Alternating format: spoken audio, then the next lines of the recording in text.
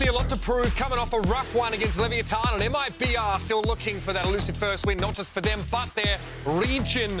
Like we discussed, it's Lotus. Last time MiBR on this map, 10-13 with a loss, and you can see Fraud really trying to get this team hyped up. They've seen Sentinels, still a scary team on this map.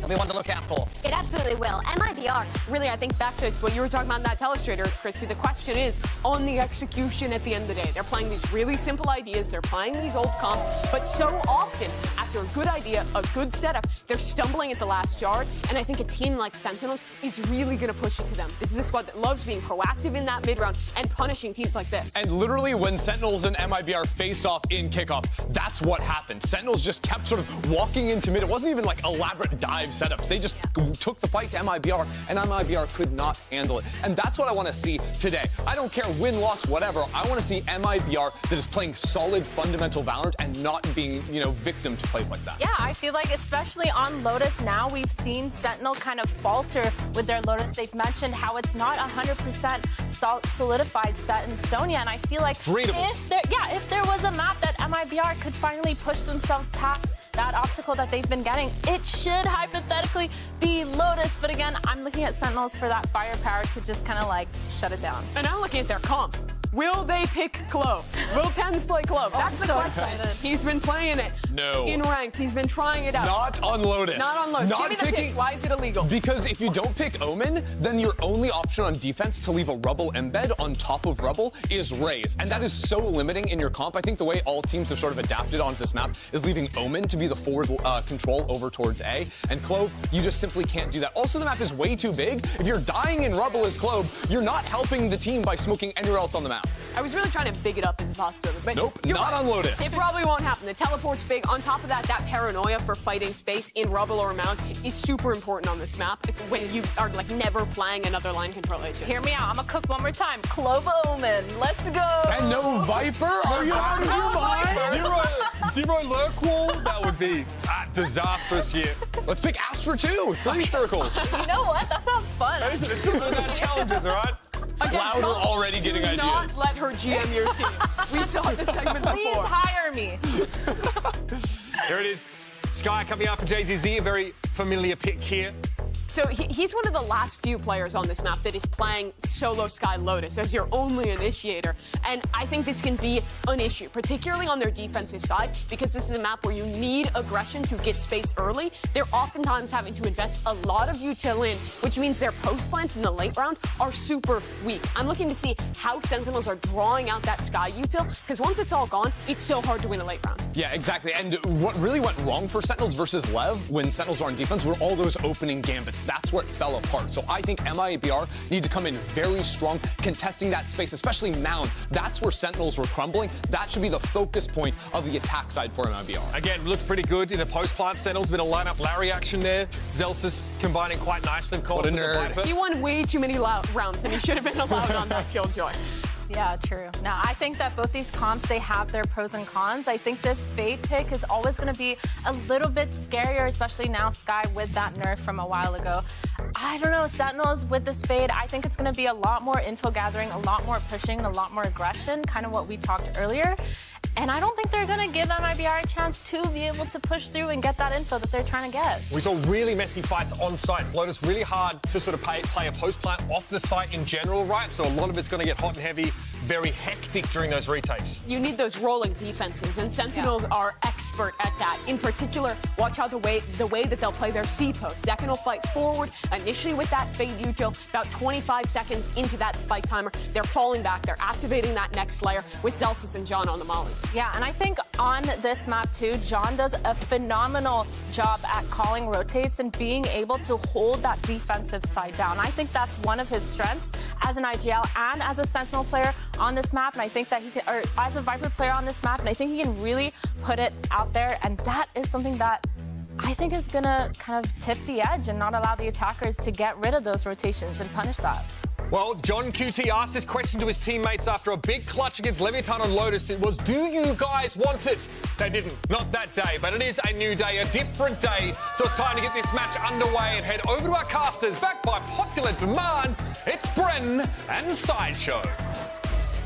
Thank you very much, guys. Let's get this one started here in the Super Week. Bit of a slow burn, Josh, honestly, for the opener here. Sentinels versus MiBR. But something with a lot to prove, I think, for a team like Sentinels. Because like the desk have been mentioning, you know, they got off the back of that loss versus Leviathan. And they should have that fire lit underneath them, unfortunately, for MiBR. Yeah, and it's a rough one for MiBR. This is Super Week. Our teams are playing much more than they usually would. And MiBR's schedule is to play against Sentinels and then NRG. Now, that is tough. That's tough. That's like getting shoved in the locker. And then, I mean, NRG's coming knocking for the lunch money after. That's a rough one. On the other side of that, if you want to cope for MiBR, SEN might not be prepping as heavy for this game because they have to balance it out between the two matches. Later on, playing against EG.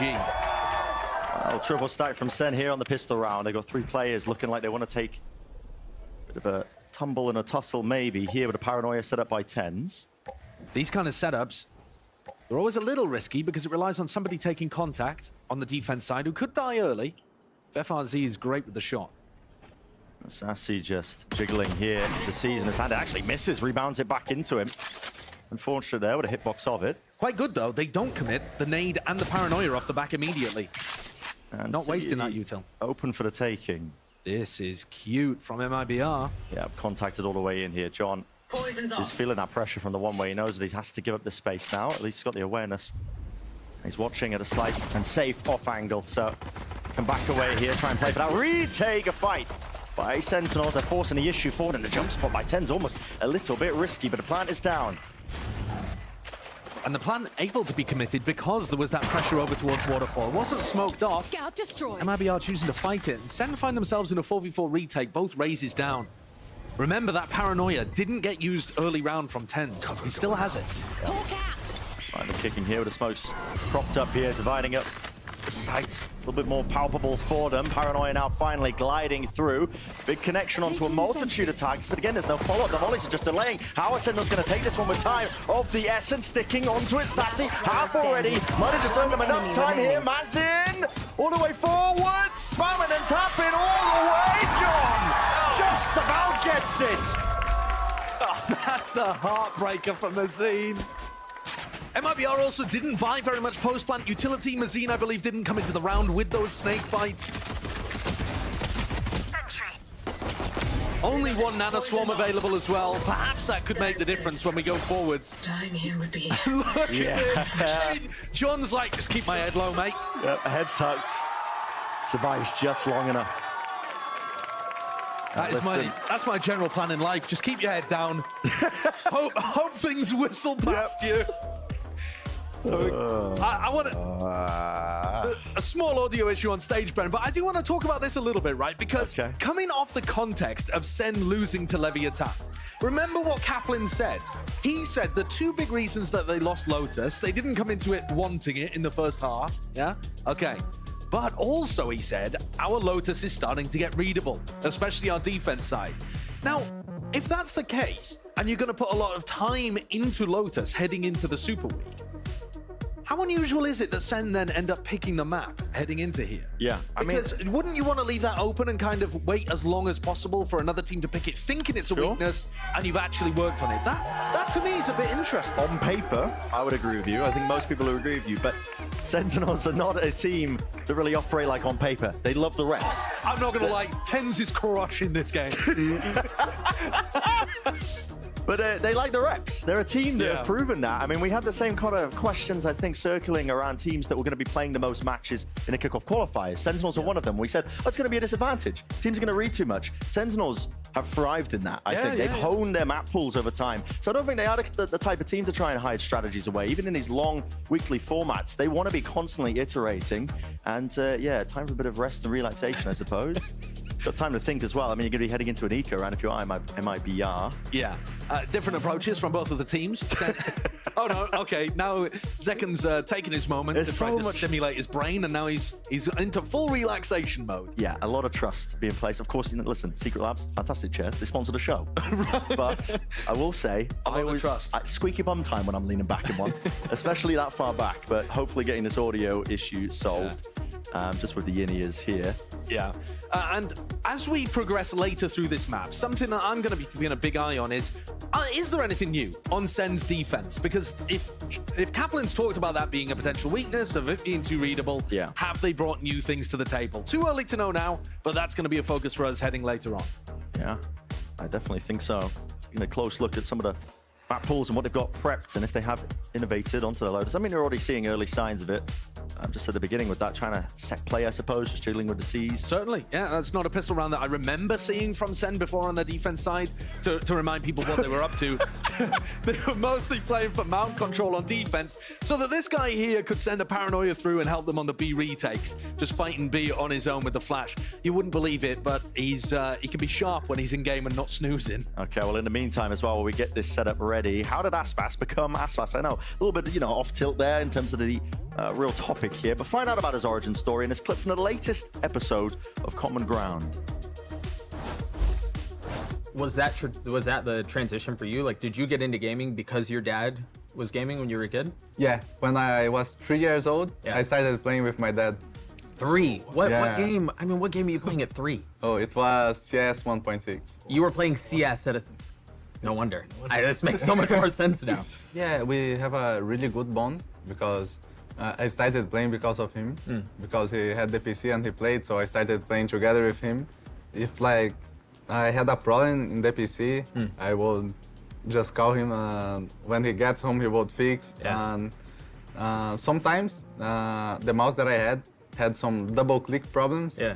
And I would ask him, he would open the mouse and fix the problem as well. Oh, that's amazing, dude. Yeah. So if I had any problem, he would fix.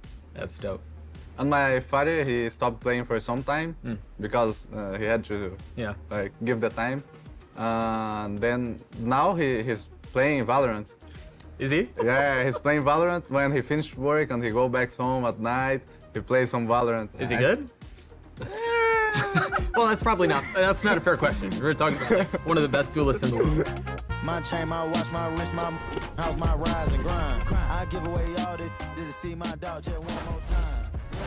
But they're still currently working on it, as you can see from the players' positions. I mean, they are all well rested, sleeping. They are. You need to get your break. You need to get your break at the beginning of the Super Week. It is going to be grueling. It might not feel like it now because we've just started, but this is 5 days in a row. For the teams, it's multiple matches that you need to be preparing for.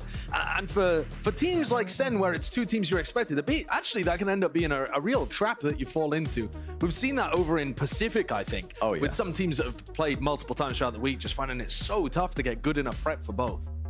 It's a lot to really just prep for, like you said, 2 teams in the week with the Super Week. I mean, we won't comment on the Pacific schedule. They've been having a Super Week every week for some teams for some reason.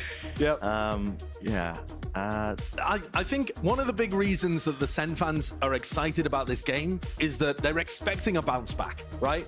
The Sen fans seem excited despite the fact that Sen just lost to Leviathan because they're thinking, we got a dub here against MiBR. And I think, listen, if you're a Sen hater, you might want to tune in and just see if something crazy happens too at the beginning of Super Week, right? Yeah, no, I completely agree. I mean, there was a bit of cope as well, I believe, on the desk as well in the pre-show talking about how this loss was good for Sentinels. Yeah. Because you don't want a team that's just winning everything and then they, get complacent and lose sight of what's actually real here, which is all getting those championship points and getting those wins that should be easy for you, that should be winning. I was watching the Sen, the vlog series that they're doing on the YouTube channel, actually, which is excellent. Shout out to the people at Sen making those. And one of the things that Zelsis and John Cutie were talking about when they were inside kind of the shuttle to take them to the event, I think it was the game right before Lev, they were discussing like the aftermath of Madrid. And like, I have a trophy, but listen, it hasn't filled that hole in my heart. I've still got to keep competing.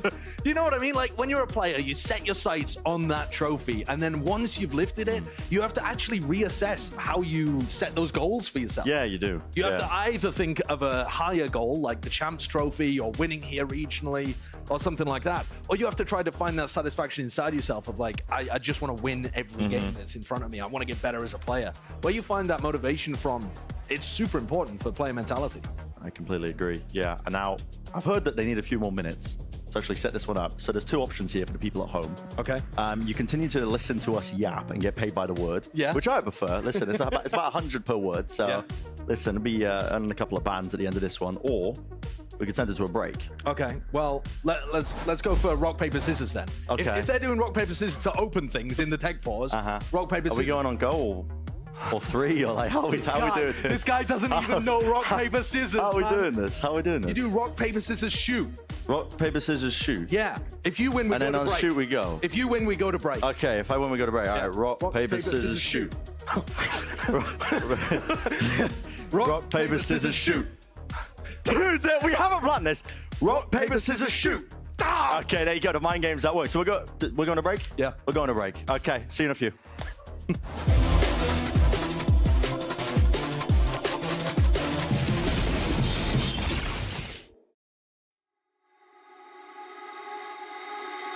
लाखों की संख्या में श्रद्धालु पहुंचे अयोध्या। बरसों की प्रतीक्षा के बाद हमारे अयोध्या का गौरव लौटा है। नहीं तो पहले टेंट, टूटे घाट, गंदगी, कोई फैसिलिटी नहीं। और अब काशी देखो, केदारनाथ देखो, उज्जैन देखो, सोमनाथ देखो, सब भव्य, दिव्य। और मोदी जी कहते हैं ये तो बस ट्रेलर है, आस्था का परचम लहराता रहे। ये है मोदी की गारंटी, इसलिए हमारा पहला वोट मोदी को। ये है हमारी भी गारंटी। कमल का बटन दबाएं, भाजपा को जिताएं।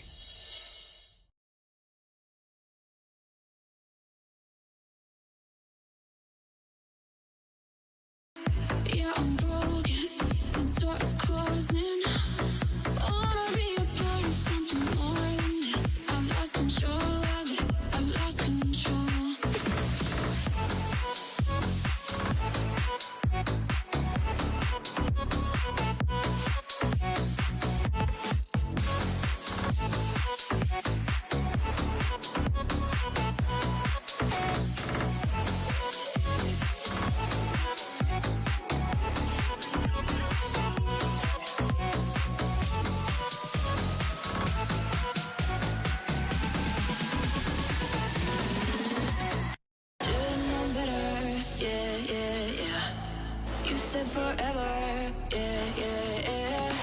I burned your letters, and I'm just forgetting about you. I'm just forgetting about you.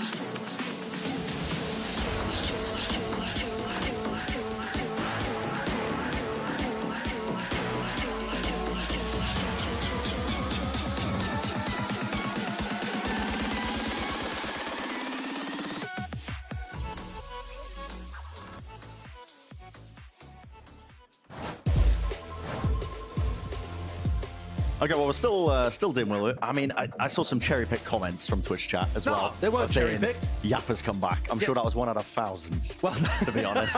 I honestly, Godspeed to production finding those ones here, but we are trying to get this one resolved, obviously, as soon as possible. We want the game to start as much as you guys do. Yeah, and so do the SEN players as well. Yeah. Zelsis has been very vocal on stream before, talking about the fact that he had some audio issues recently and he was frustrated by the process.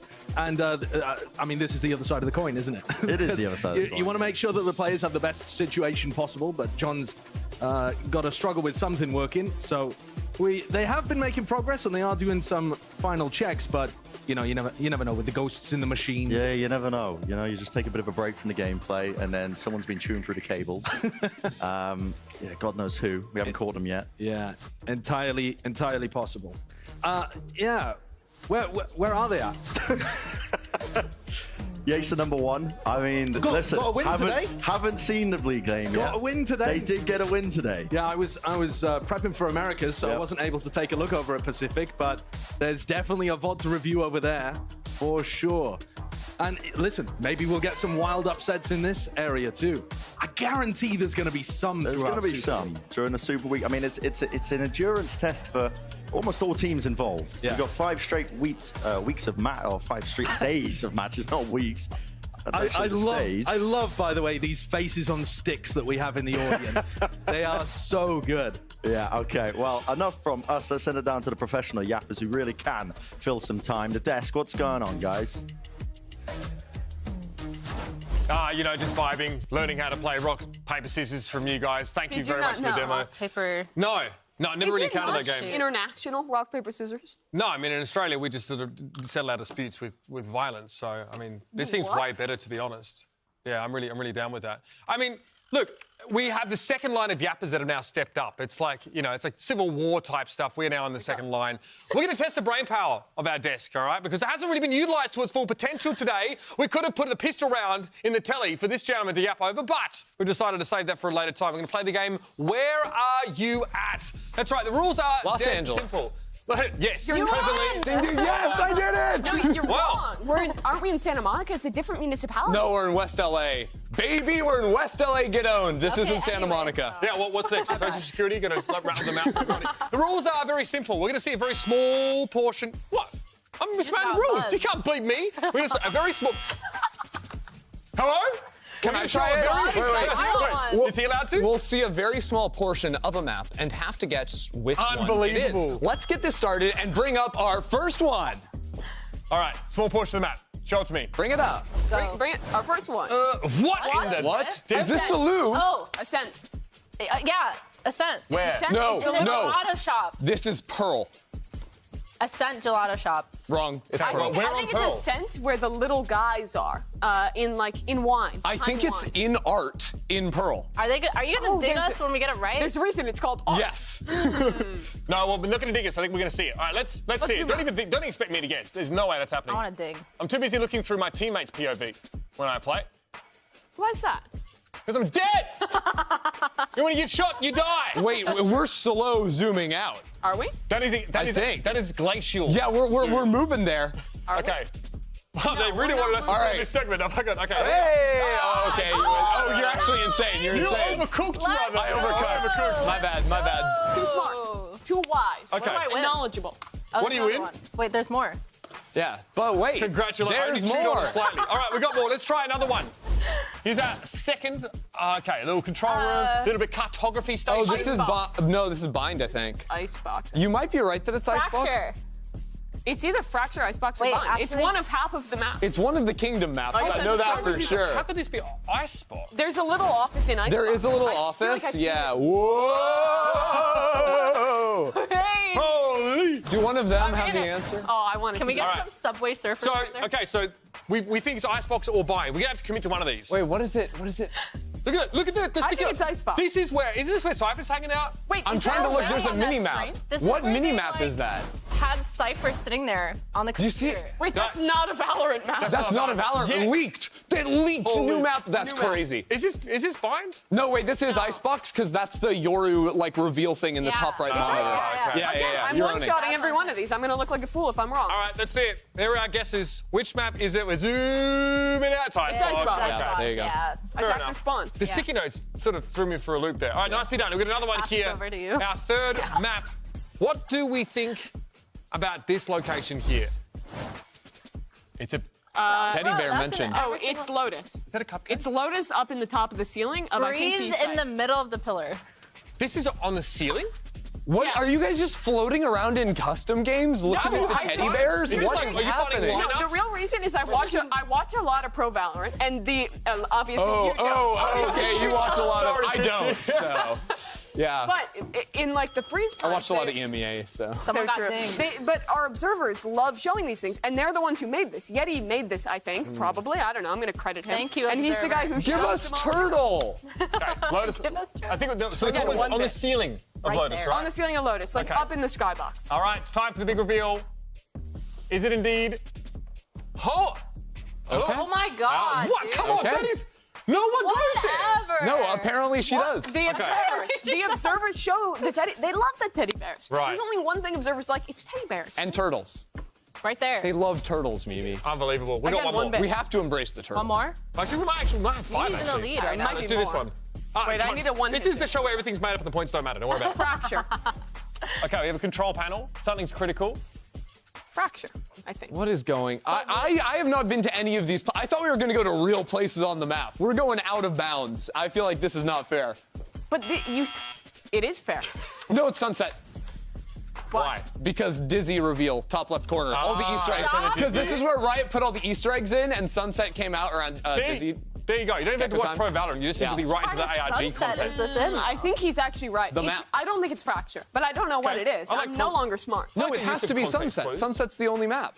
In the pool? No, yes. I mean, according to our that. teams, everyone picks Sunset here in Americas. All right, let's show I'm it. down for Sunset. Is this in fact Sunset, given the presence of Dizzy on the monitor?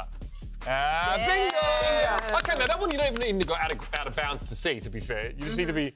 Yeah, but when I'm holding in a post plant, I'm not looking into the wall. What are you doing? Yeah, it's your trophy. We'll hold it. Congratulations, yeah, you're now the bearer of the... I thought she was trying to kill me with 2 fingers. No. I wouldn't in the... Nope. Nope. I'm anti-killing. Killing is bad, actually. All right, okay, yes. Unless it's in game. Thank you very much for that ratification. Let's talk about our last little spot here. Where are we now for our 5th location? Oh, split. It's Heaven. Be Heaven. Yeah. You look up, you see tower. Okay. Yep. That one might be pretty quick and easy. We're locking in B Heaven on split. Show Give the it to reveal. us. God, it's like I'm there right now. I mean, great to see. I have another game we can Great play. suspense. Do you want to play rock, paper, scissors with me? Come on, we go on shoot, okay? Okay. Come on, fair game, all right? Yeah. Rock, paper, scissors, shoot. I thought you were going to take it off. Owned. I thought you were going to take it off. How do you lose? How do you lose? I overcooked. Well, you see, I thought too much about it. It's still in a tech pause, unfortunately, but let's make the most of it instead. Turn this into a tech pause. That's P-A-W-S. Oh. Yeah. Like pause, like pause. I don't write it. Okay, yes. We want you to send us pictures of your Valorant loving pets with the hashtags VCT Americas or VCT, and we'll share them to everyone here. That's right, we're into pet content, folks. That is where we're at in this particular tech pause. We have a wingman right here. That's our pet. That counts, right? That does count. I can't believe you did that. I'm to me. working. How did you lose rock, paper, scissors? Because I just assumed there'd be something subversive going on. Like, you just rip it off. No, see, I was playing like Oxy. Just don't think. Just, do. I'm too jaded. Like, I could have just taken you see at how face they value and had an zoomed in easy on dub. you? That's unreal. That's Man, funny. We live in a society. Phone on set. truly That's are. crazy. Yeah, like, I worked. That's crazy. I gave content. You worked? Did you see pictures? any pet?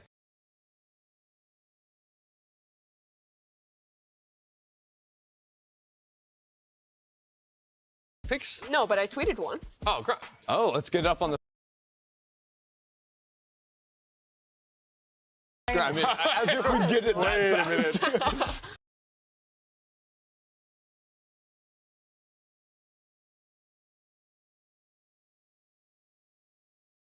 We will at some point. I can't wait to see how that sort of pans Anyone out. willing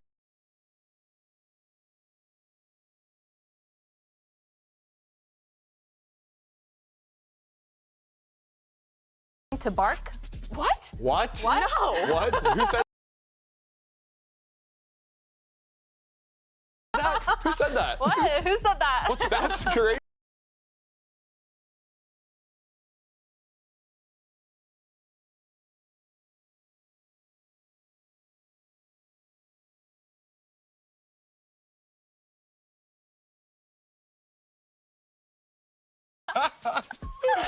Oh, okay. Good There's heavens. more, though. All right, we are ready for the game, believe it or not. We somehow bought just enough time treading water. We're ready for the game. Let's head back.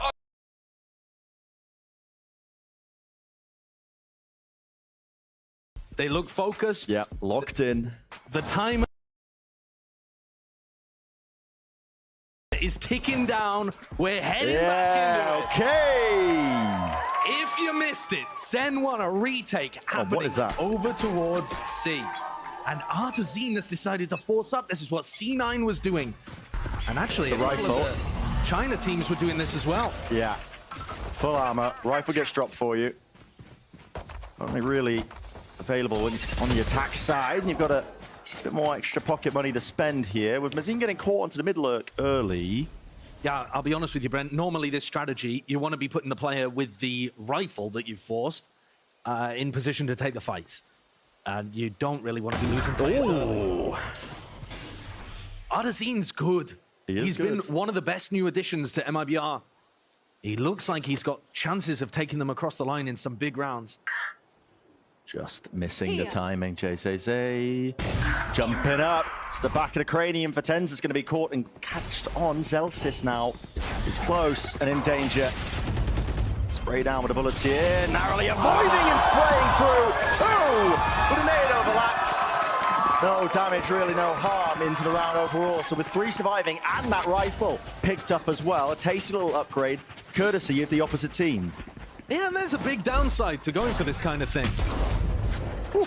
especially when they're peaking at the beginning. I just don't really understand the way that FRZ and Mazin were playing that, when Artazine is actually the player that can make the difference. So you come into the next round and MiBR are not going to be able to afford a rifle on one of their players. tenz still has the Outlaw. That can pick off 2 of the players on MiBR, Artazine and RGL. This off angle is a brutal one. Anti-flash position, look at it. And there's Artazine, he had light armor. He goes down in 1. Full speed ahead though, with the door opening up. We'll force out that util, now that Prowler. Proactive by Sentinels. That was just to set Zekken up into this forward position. Look at him. Sat there with the judge, and he could turn them into mincemeat at a moment's notice. FRZ, if he dies or goes down to a wide face, it's wide enough that he will survive to the solo single shot. There's a little bit of a gamble involved there, for sure.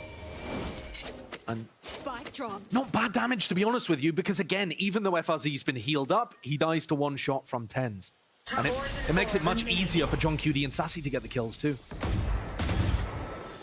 This is nice though. Pressure towards the alarm bot on C as they start to work their way in on A.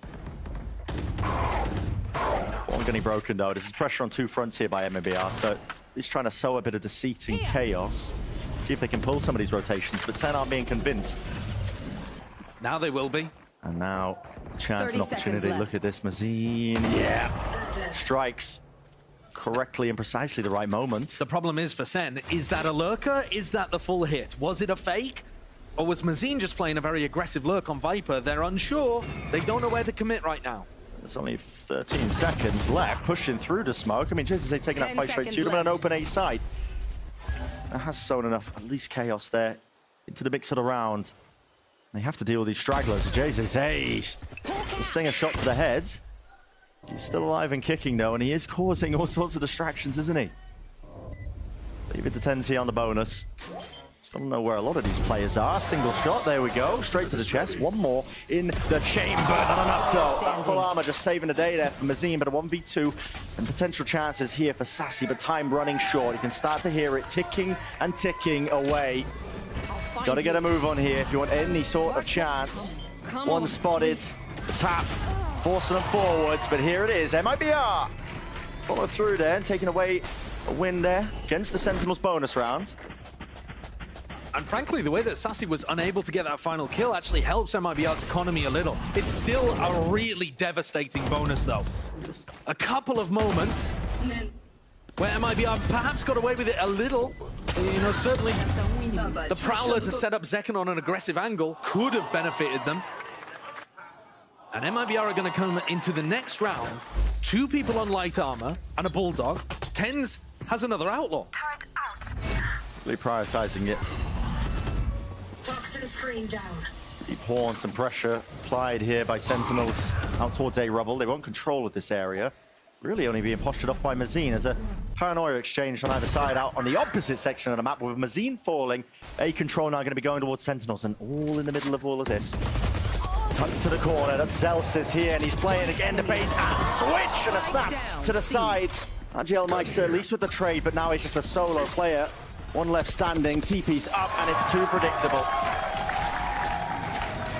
MiBR in the previous round playing both avenues of the map, creating pressure on C and A at the same time. Well, SEN just did it on their defense side. They made it feel like it was heavy pressure over towards Rubble when Mazin dies at the beginning of the round. And in fact, they've actually got a bait and switch set up over towards C as well. Now, there's a few things going on here strategically for MiBR. One is they're putting a heavy emphasis on trying to lurk into C if they're given mount control. The other is, we've seen players just walk into B at like random mid-round timings. They've been heavily punished for that. So I would expect MiBR to not be trying to take those timings as much anymore. We'll see if it instills that level of discipline. MiBR only sitting themselves here onto the halfway round. Artazine with an ult and a Bulldog. I have to spike. Real tools at their disposal. See if they can apply some pressure. That one maybe with a pick. Might even think about offloading the ult, but for now just farming them up. FRZ getting 2 away. Thinking about the next rounds. Yeah. And like I mentioned earlier, I'm really paying attention to what SEN's defensive setups look like here, because that was the thing that Kaplan had identified in their match against Lev. Drop down to 10 HP again there. Valama saves it. Yeah. Oh, with the amount that Sen have been using the Outlaw, it doesn't seem like a bad idea to go for it. Here. The A pressure now, we're going to be sending all of their players out towards C. Haven't actually got rid of any of this setup. The Nano Swarms, significant amount of damage there, but just offering the upgrade now with the kill. Found. 30 seconds 4v5. That will go down. Yes, it will. Might be a kill, though. Yes, with the util flushing RGL Meister out into the open. Straight into the rifle fire, but it's just an exchange of hands here. Now the showstopper really being afforded to use. They're trying to buy enough time for JCC to come around, and Sassy's watching for it. It's the awareness by Sassy. Just expecting that could be a possibility. Of course, that noise was made a little bit earlier and prior. Haunt taken care of, but not enough there. Can't level the shots. So Sentinels, a really good win for them, in all honesty, as well. I mean, 4 players surviving and getting some of those critical ults out of MiBR. Yeah. And they even have the option with the defuse of whose ult they wanted to try to get up towards the end. They've chosen Zekken, so that showstopper's online for Sentinels, but they could have gone with Sassy just as easily. You can see that both of these teams are making micro-adaptations to each other. MiBR choosing to go with some more of the full armor, realizing that it's just ridiculous, the amount that tenz and Zekken have got outlaws pointing their way. But now we get to more of the real game, where things have started to stabilize in the economy, although this is an eco swing round for MiBR. But there is a bit of economic stabilization, and this is where ults are starting to get online. So now you get that extra layer of the mind games. And all of the things that MiBR are trying to do, there's only one that's really worked for them, and it's that smoke they're putting on C that's allowing them to get past the turret and creating pressure in that kind of way. Yeah. Everything else, the like walking in on B, the rubble fights, Sen have been very easily shutting down. It's a little bit half-baked from MiBR. Yeah, I think to give them as much credit as possible, to be as generous as possible, I think MiBR have probably looked at old footage of Sen playing Lotus, and I think in mid-round, or early mid-round, we can walk in B, because they just don't play people B. It's an alarm bot or a turret and the wall, and that's it.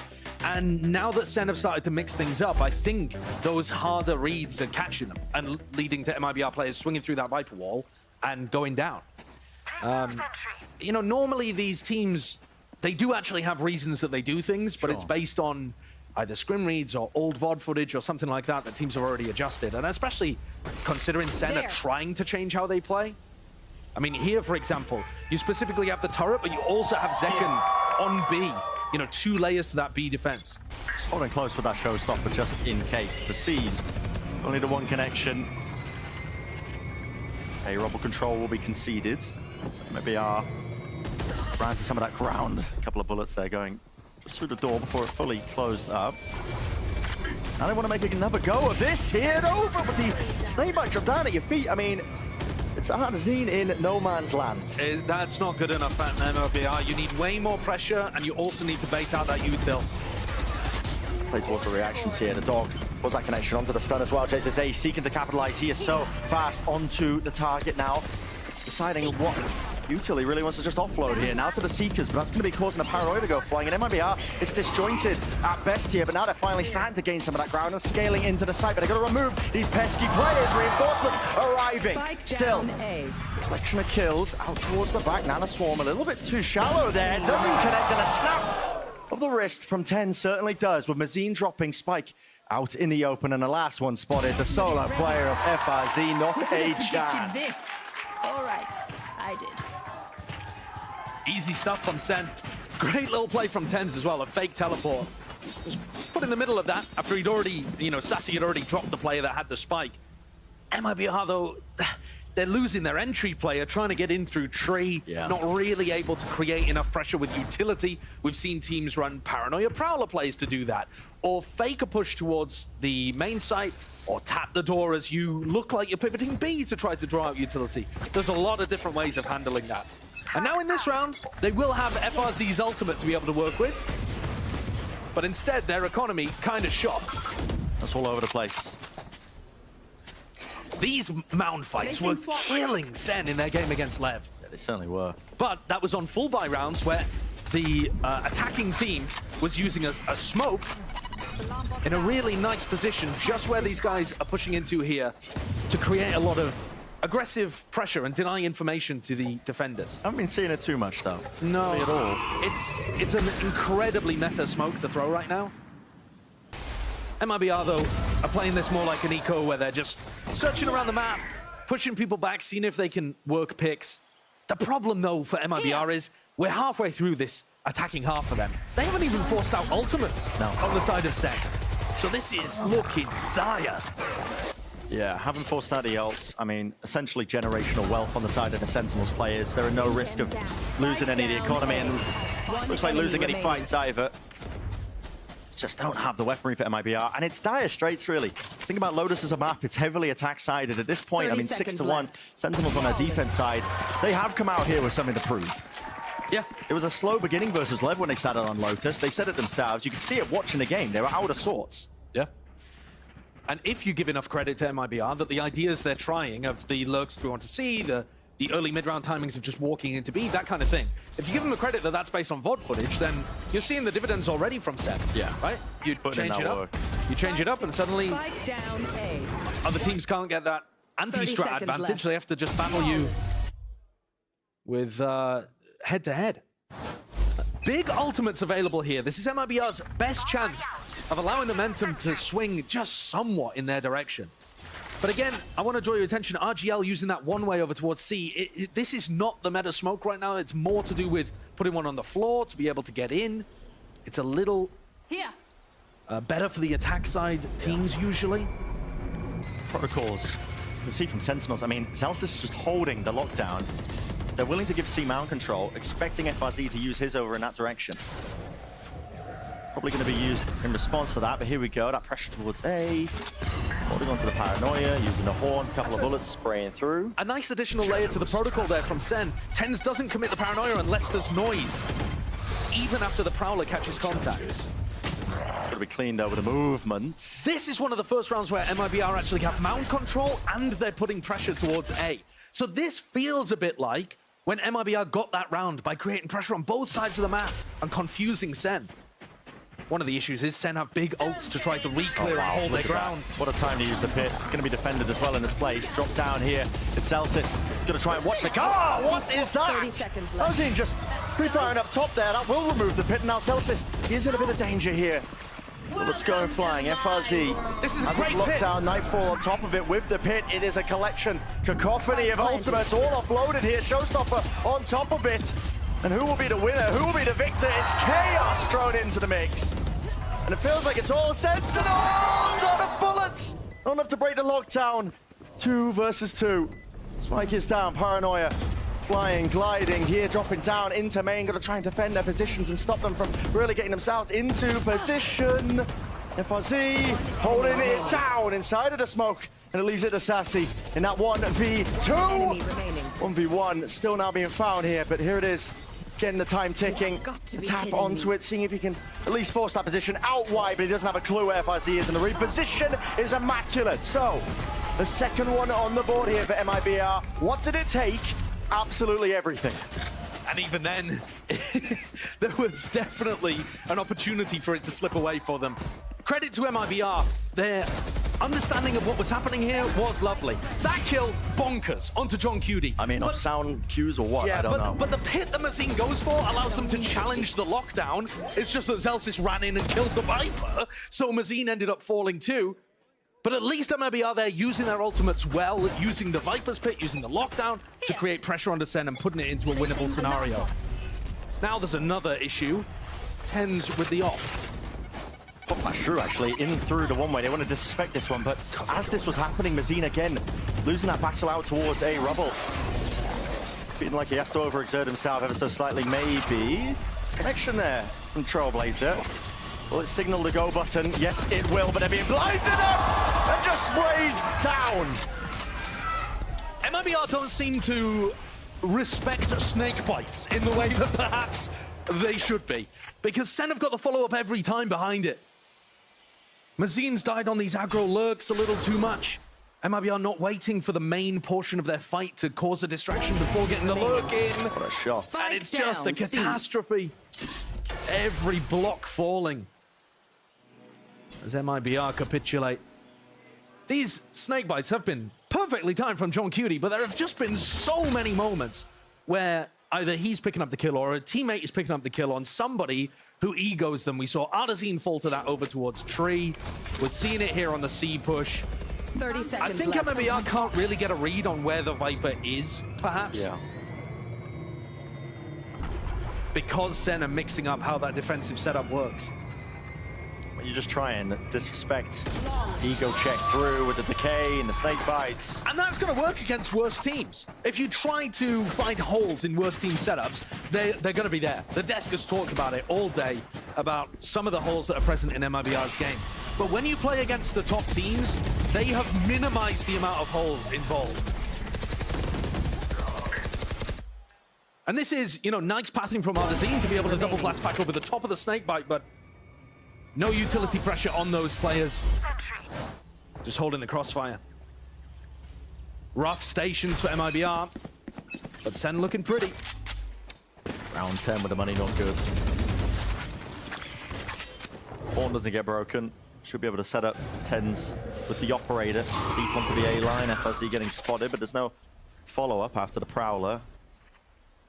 And I like the fact that MiBR have more passive lurk players here from FRZ and Mazine. The problem is, this is an eco round where arguably you want to let them off the leash a little more. Yeah. Should probably be reversed.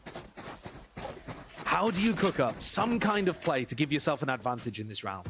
Are you relying on Artazine hitting a crazy sheriff shot? Because you don't really want to invest the showstopper 5v5. You want an advantage before you go for it. Folks heard. Sentinels want nothing to do with it, actually. I mean, there was an option there for tenz and Second to fight it. He was definitely in position to nade the close corner. One of the first times we've seen MiBR end towards B. Oh, and the timing on that is just perfection.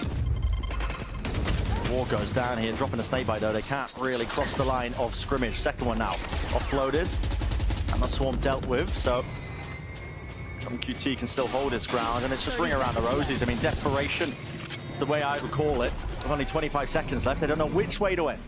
No, but they've dragged out both snakebites and the Cs, so MiBR can get in a lot more easily now. Shots aren't necessarily clean here. Showstopper. The fuse run out. It is buying him that crucial time.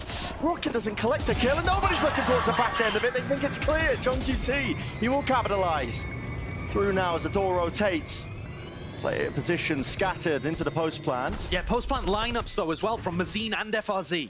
And this is how SEN play their post plants here too. When will SEN get a bit of a read on this one here? Because time is going to start to run short. Here it is, snakebite, SEN flying, and yes, the kills are being collected. Sassy with half onto the fuse, sticking it all the way. Where's the lineup landing? It missed! Onto the ceiling. Maybe just in feeling a bit rushed and panicked, I suppose, into the round, but that was one of their best chances to get a win. Yeah, to be honest, you normally see those clutches happening with a nano swarm lineup anyway, not a snakebite. There's not enough kill pressure there most of the time. But you see the desperation that's creeping into MiBR's play. They're in a 5v5, and they choose to use the showstopper just to kind of keep the flood defending back. Yeah. Did they have a chance? Yeah, but not a large one of making that round work. Heavy rubble fight here for SEN. Again with a snakebite. This time they are just corralling, collected up. See if they can take that gamble and that fight together. The Sentinels are the ones who are entirely favored, not willing to give up that space. That's a utility combo again. SEN have not fought with 4 players over this side of the map. And they MiBR certainly not expecting Zelsus to be tucked under mound there. But yeah, SEN are really mixing up their defense side. They haven't gone for a heavy rubble fight. Playing with your food, perhaps? Really getting fancy with it, at least. Spend everything.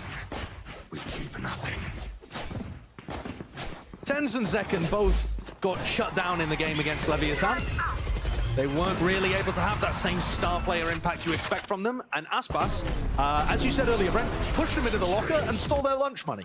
And now they've come back and basically hurt people. Yeah, they do.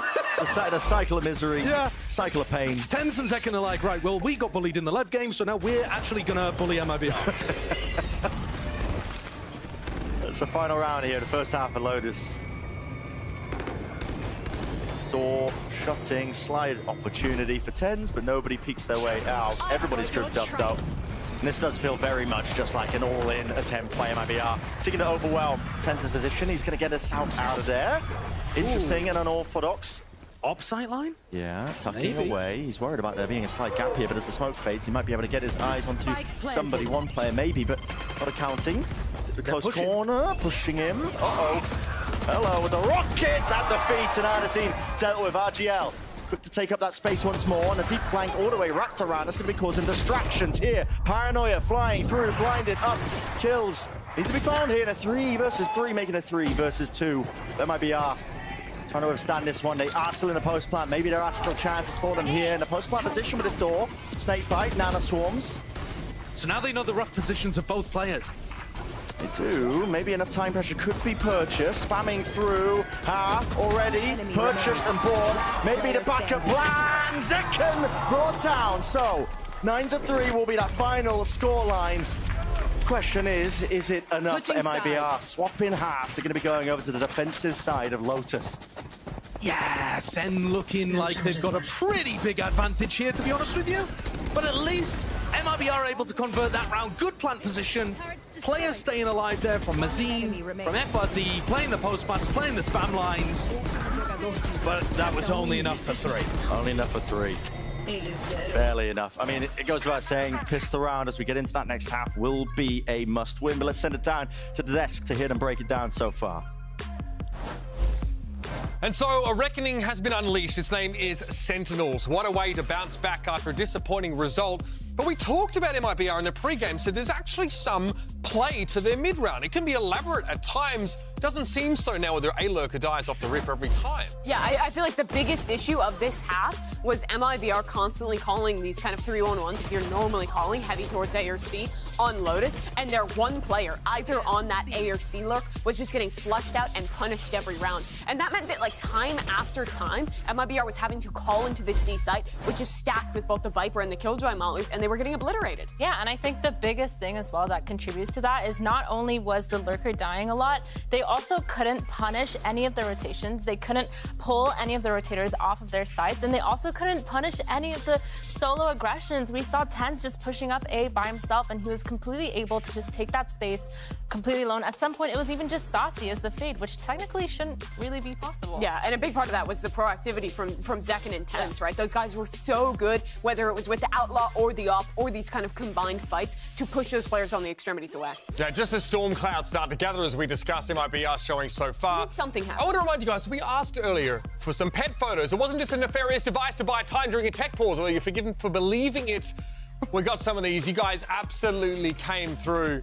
Also with some puns. I appreciate that. The chains are so cute. That is so... that a rabbit in a cowboy hat? Wait, that is so cute. I've never seen anything better in my life. Wait, these are some new... How has this been staged on such short notice? Oh, look at him. What a That's me watching then your Chungus enjoying the game. Hey, yo.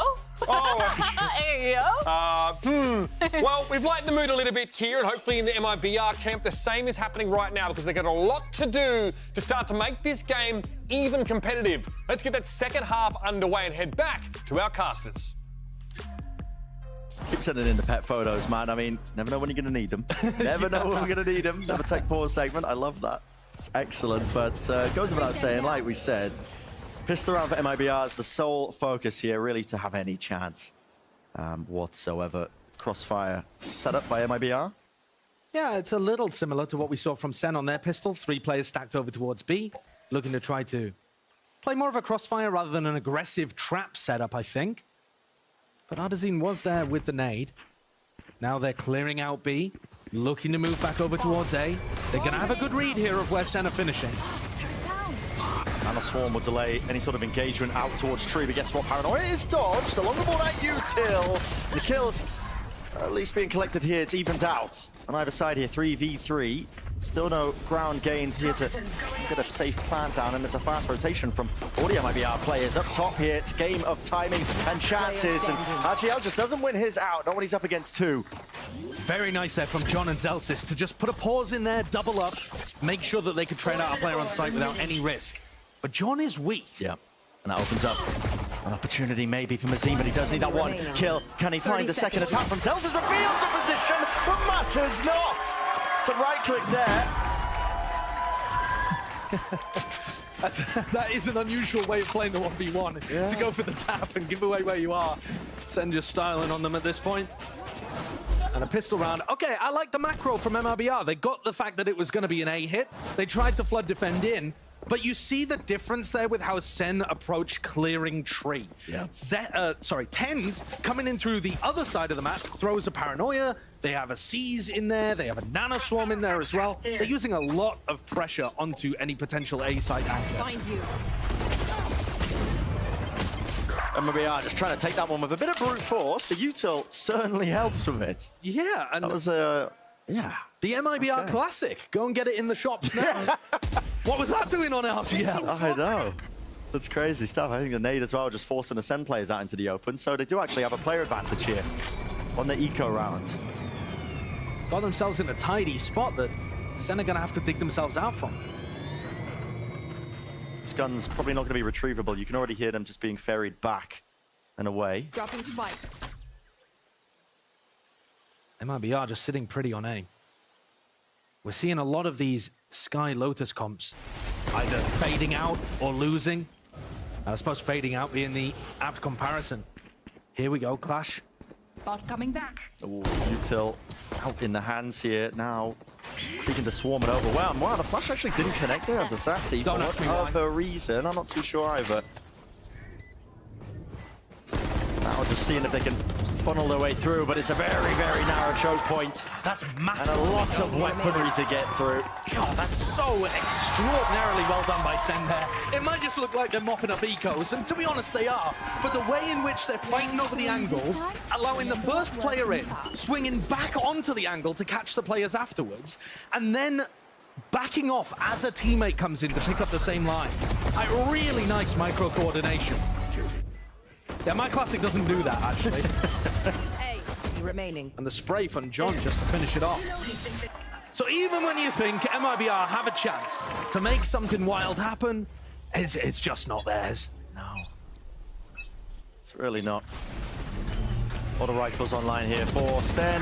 Clean movement from second. What is that, man? I mean, just understands the angle, even though it's smoked off. Just spraying down. Position that players do like to play. Hello, might be getting a bit overzealous, but it is traded through. Hop in, and that's a bit of disrespect, isn't it? tenz. Unlikely contender of the space, but he does eventually take it himself. Yeah, we're getting the sloppiness in here now. Oh, yeah. SEN want to finish it out, you can tell. But they found themselves in a 2v2. Health disadvantage. No plant down just yet. Snake bite. Elsis is low. It's going to be forced wide. Yeah, he's going to go down to it, in fact. Pick your poison in that spot. The post plant, though, tenz can play this position. He just needs to isolate these flights! And they drop like flies! Match point. It's not a good day for Brazil. It's really not. Great day if you're a tenz fan. But every time MiBR get into a spot where it looks like they should be, you know, I mean, this is so sloppy. It is really sloppy. You're supposed to jump the player through and then swing afterwards, but SEN, they're up so many rounds. They're just letting some of the small things slip, and still, player quality pushes them over the line. Ridiculous from tenz, very similar. He had a similar clutch, actually, playing the post plant against Lev. Yeah. I mean, SEN against Lev, they were pulling out some wild individual moments. Here's that smoke that we were talking about, by the way. On the attack side for SEN, makes it very difficult for the defenders to fight over this area. Wow. And FRZ tries to swing off turret contact, doesn't realize there are two SEN players pressuring B instead of the more standard one lurker, and they get punished for it. Liberty's being taken entirely by Sentinels. I think you're right. It's the details, yeah, man. The vibes from Sentinels right now, we're just being so loosey-goosey. Yeah. You can feel that they want to just try and put a stop to this map. Now, they have called a bit of a pause in the play here into this round after pressuring towards front B. Here's the flash. Ooh, does actually catch info onto somebody. That's Azine. I mean, he's set up wide here. Actually, how much to by his side. looking to take the fight there. Maybe expecting there to be only one player, but they fall. Anyway, two left to stand and pick up the pieces, maybe forge something of it for MiBR. Jesus and Ardazine can need a miracle. Yeah, I think have a little chat about Bind at this point. 2v5, 12-3. Sen. Here. I don't see how they lose this one, but it would start with JZZ getting a pick. Paranoia is good, delaying and buying a bit of time. But they need way more kills where that came from. And how did they set it up? Flash. Connection. Zekken cleared. 3 left to stand, and tenz is low. But now with the smoke popped up again, it just gets that much more difficult time working against them. And this is for the map as a reminder here. Crumbling beneath them. And it will have to be heroics. But I don't think it's in order. Not for MiBR right now. Not for map 1. Full focus. Set your sights onto Pine. But the Sentinels, they've come straight back into this. As Uber said earlier, with a reckoning here. Biblically accurate Sentinels on display. Looking strong here early on, and at least in this series. Yeah, they have smited MiBR on map 1. And MiBR are just going to have to go back, lick their wounds, try to focus on Bind. It was Sen's map pick. They showed us some new stuff on Lotus. It was interesting from that point of view, but not a close map at all. Certainly not here for MiBR. Will have to be.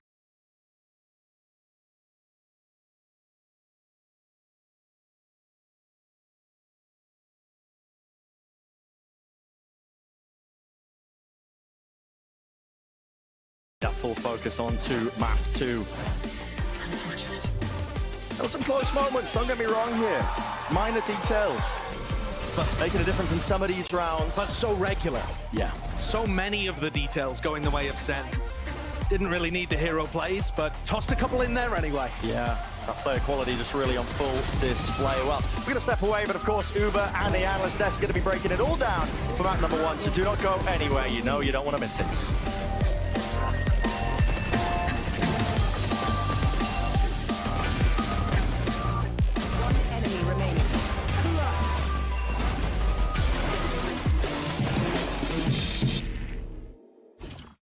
Excuse me, would you mind taking a picture of this? Oh, no problem. Thanks. Ooh, yes, problem.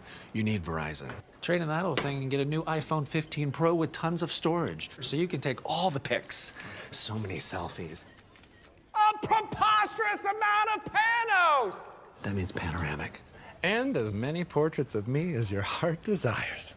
How about none? None, yeah, none feels right.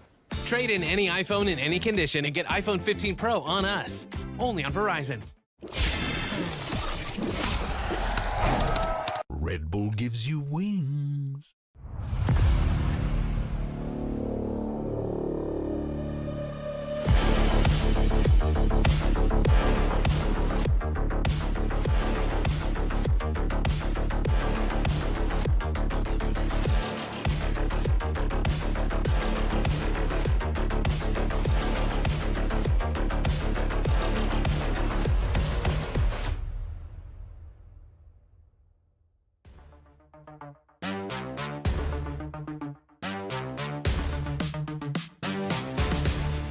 Step into the ring.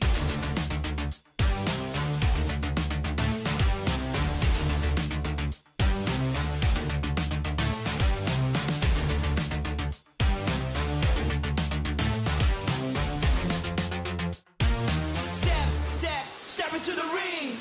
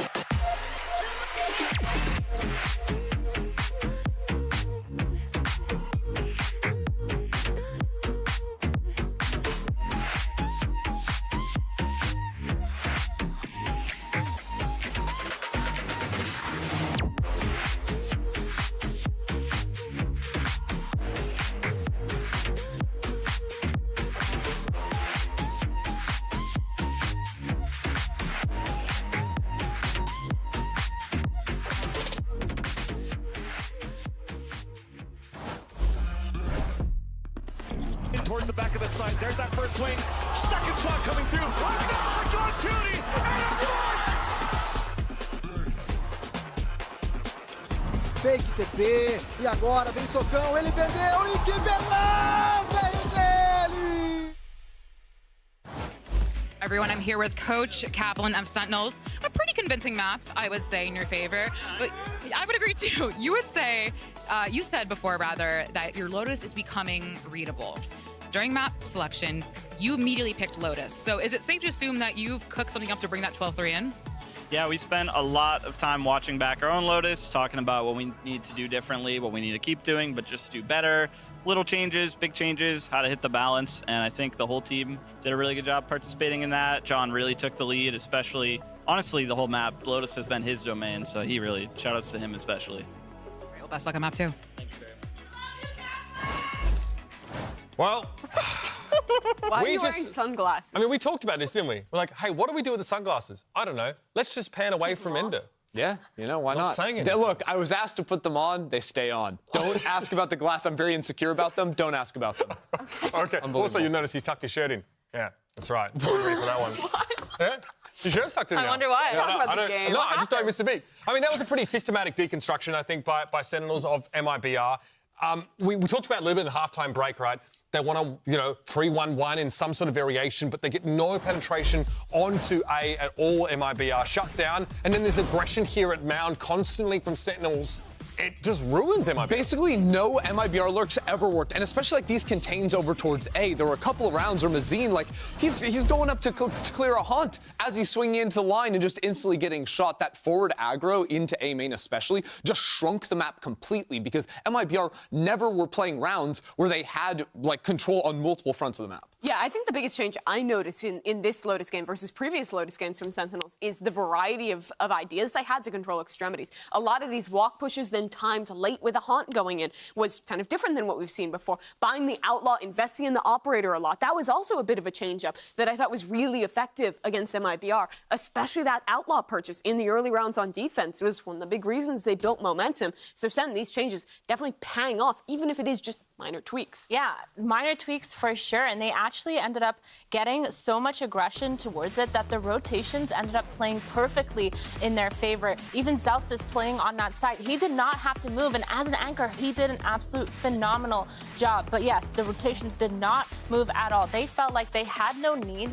They weren't pressured enough to move off of their sides, give up any sort of loopholes within that map. And so it ended up being like this solo aggression was winning them these lines, and the rest of the team was just set. Like, their defense was solid. Yeah, their movement, especially around the C site. You know, we saw the early rounds, there was like that trap in front of Mound that Zelsis was a part of. But then, once the execs are coming through and he's re-swinging through Viper orbs around that waterfall area, that site dance they did was really well coordinated. Yeah, the way he dances with John QT on that site is really sick. The waltz. Yeah, they just have great synergy together on how they're timing their mollies, switching up their positioning on the site. It's the reason they were punishing MiBR, even when they were facing kind of those big number hits, like 4 players coming for them. Now, there's a small chance here for our coaches to maybe look inward a little bit, and I'm very curious to hear about what MiBR's coach has to say ahead of this map number 2 after a brutal opening.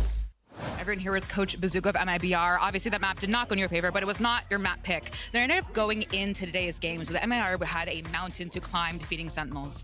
What's going to happen next map? How is MiBR going to win the next map and bring it to a map 3? Just doing ourselves. I think we practiced a lot during this week, and we are ready for that. Well, best of luck.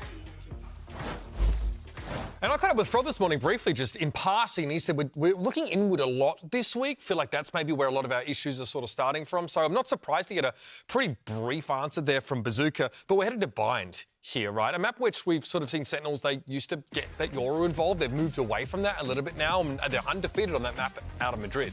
Yeah, and honestly, I think for MiBR, Bind is a map where their sort of desired playstyle works really well. I think this team works very well when they're separating in sort of like 2 little clumps, when they're, playing to get a little bit more forward space slowly, as opposed to just going for full execs, right? This is a map where you can play, both extremities of the map and teleport to rejoin later on. Yeah, I'm hoping that they have some sort of plan kind of picked around this, especially because this is their map pick. Sentinels, on every single section of their gameplay, it looked like they they had some sort of plan. Whether it's aggression, retakes, protocols, anything that they wanted to do, even trap plays towards that door area, they were so set. And so for MiBR, I feel like I really want to see some sort of plan going into it. And maybe, I hope so, on Vine, they have some sort of creative. Yeah, maybe they have an actual plan that they all seem to be cohesive on, because that is something that I miss. I think the trouble is, though, that Sentinels have a ton of different ideas of how to play this map. This double initiator comp they've been playing with the Gecko and the Sky in the mix gives them a ton of options, especially on their defensive side,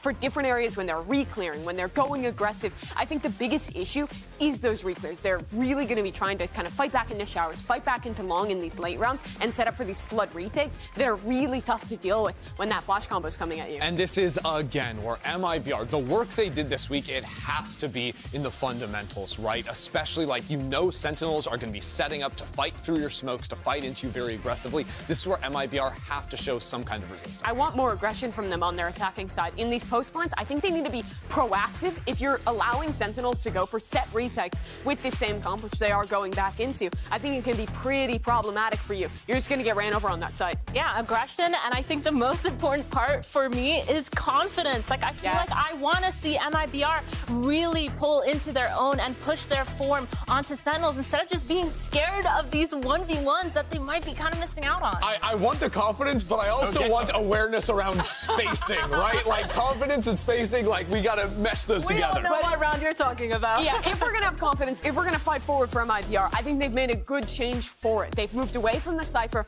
They've switched over to this double initiator. You have a lot more info, not just relying on those sky flashes, but having a lot of cross-map knives that can be really disruptive. I think this is a solid change for MiBR. Yeah, moving away from the Gecko are MiBR. Let's find out if we can have a bit of a game here. Let's see if we can make it a map 3, ideally, and send it back to your casters. Glenn, me too, and Sideshow.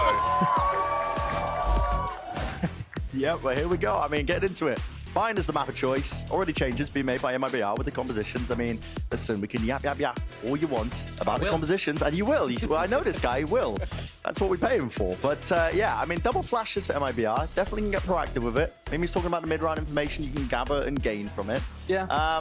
But still, it's going to take more than just some creative ideas, I think, to get it over the line against a team like Sentinels when they're in this kind of form. Yeah, and that's part of the issue. Your ideas have to be really good, and they have to be well executed, I think, to bridge what is clearly quite a big tier gap, actually, between where SEN and MiBR currently are at.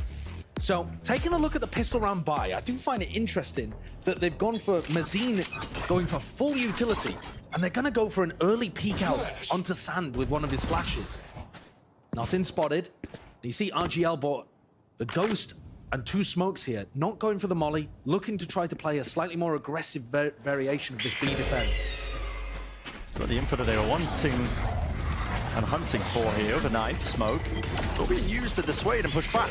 Any sort of approach here, underhanded flash as well, seeking to refight, but it's just stray shots at least onto Zelsis. He was separated from all of that prior util. Yeah, maybe a bit of a comms issue there. Zelsis thinking that they were going to commit to the site here. The rest of the team calling the cancel. Hello. Uh-oh. Uh-oh. Artsin! Time to fry. Time to farm as well with a spike drop down into his lap. That is an amazing double kill there with the Ghost. Zekken almost walks backwards into JCZ, just dodges it. But this spike is down in an almost unretrievable spot. It should be MiBR getting off to a great beginning here. Toxins going up. Almost unfathomable that John and Zekken could recover this situation. Especially with such little time remaining, too. Yeah, 30 seconds. I mean, he's poking around, seeing where this player is. The Artisan was... 30 seconds He's hit left. forward position. He is. He's hidden in the TP. So, okay, Boombot opens the door. Wait, did it timing it? Oh, there we go. Revealed. Well, off that cue, Artisan seeking to really do some damage and more. But a nail into the round.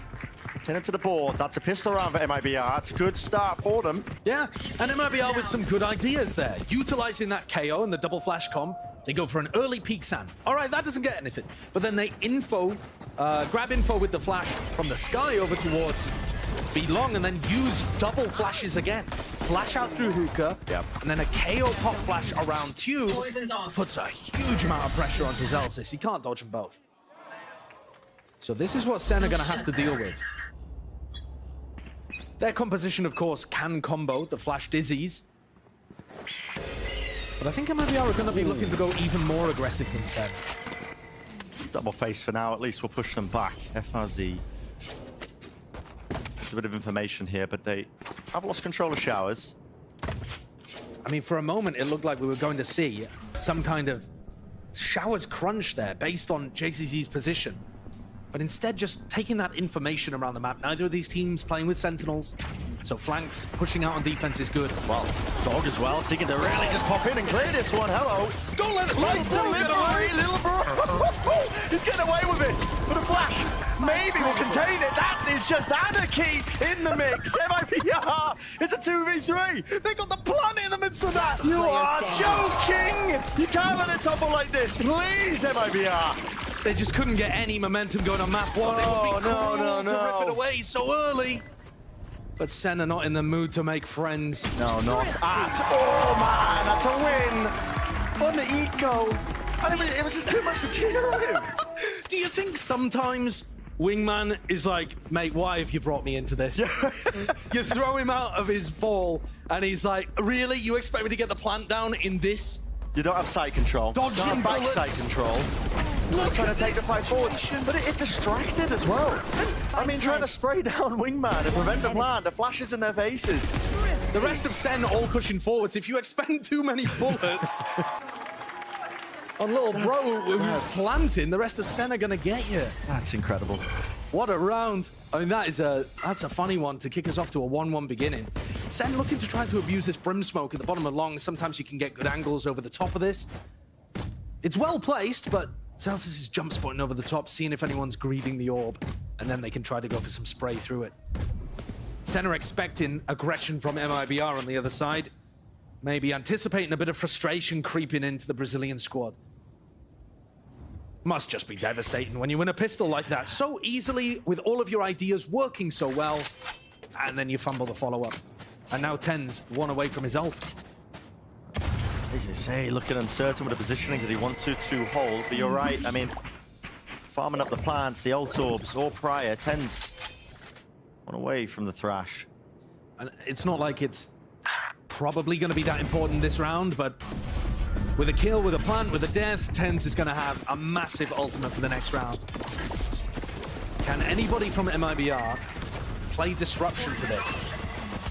Dog clears the path, smokes down. Ooh, flash over the top as well, just giving them an idea of where RGL is playing. Disrespectful by Zekin. I mean, he's overstaying his welcome there.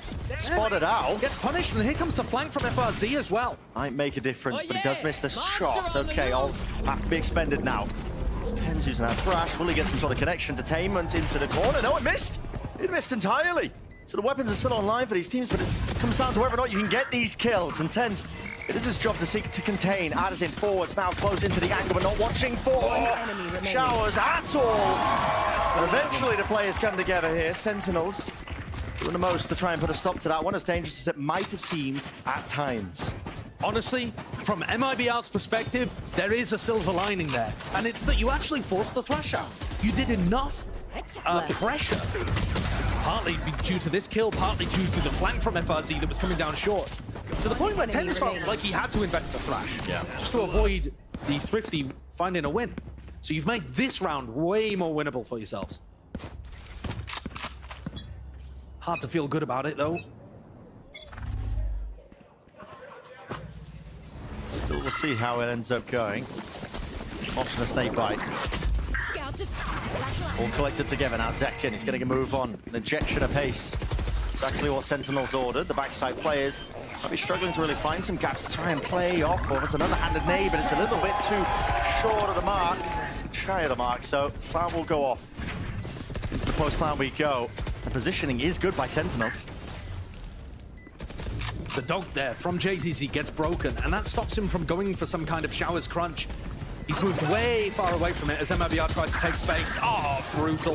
Wingman, at least a dizzy pointing forwards here with the rifles, trying to take the fight up close.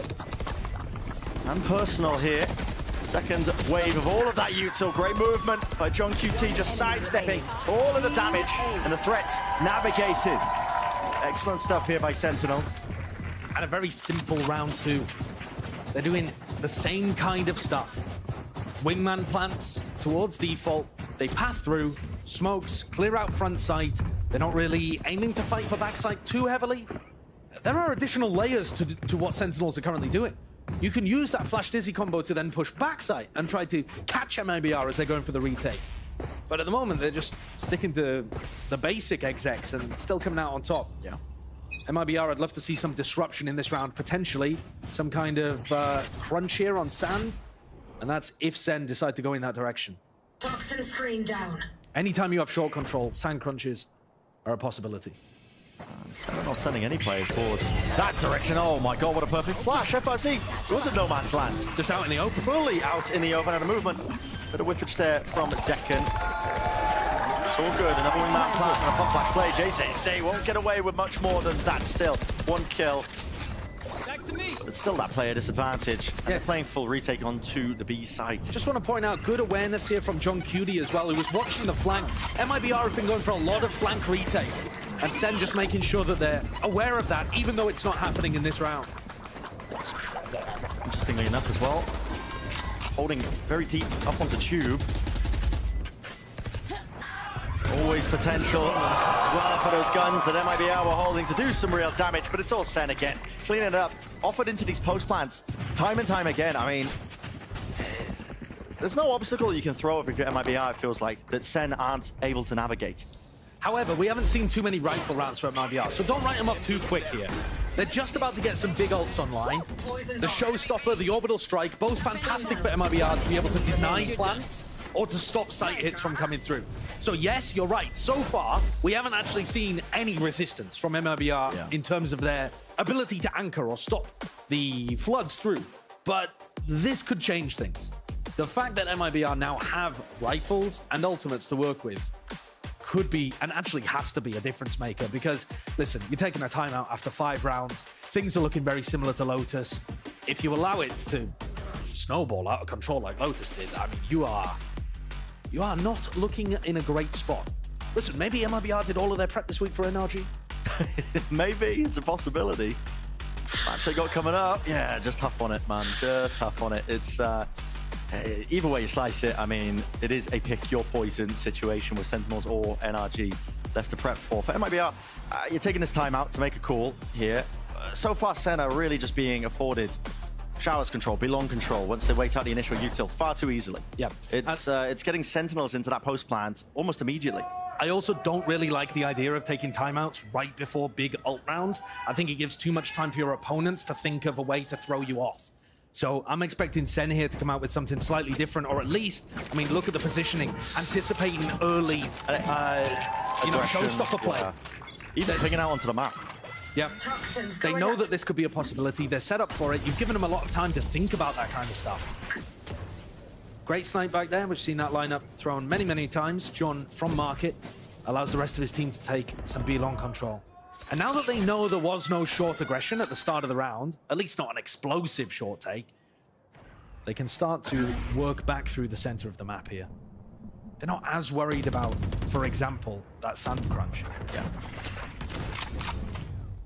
Knife tags too. Addison, he's in a close position.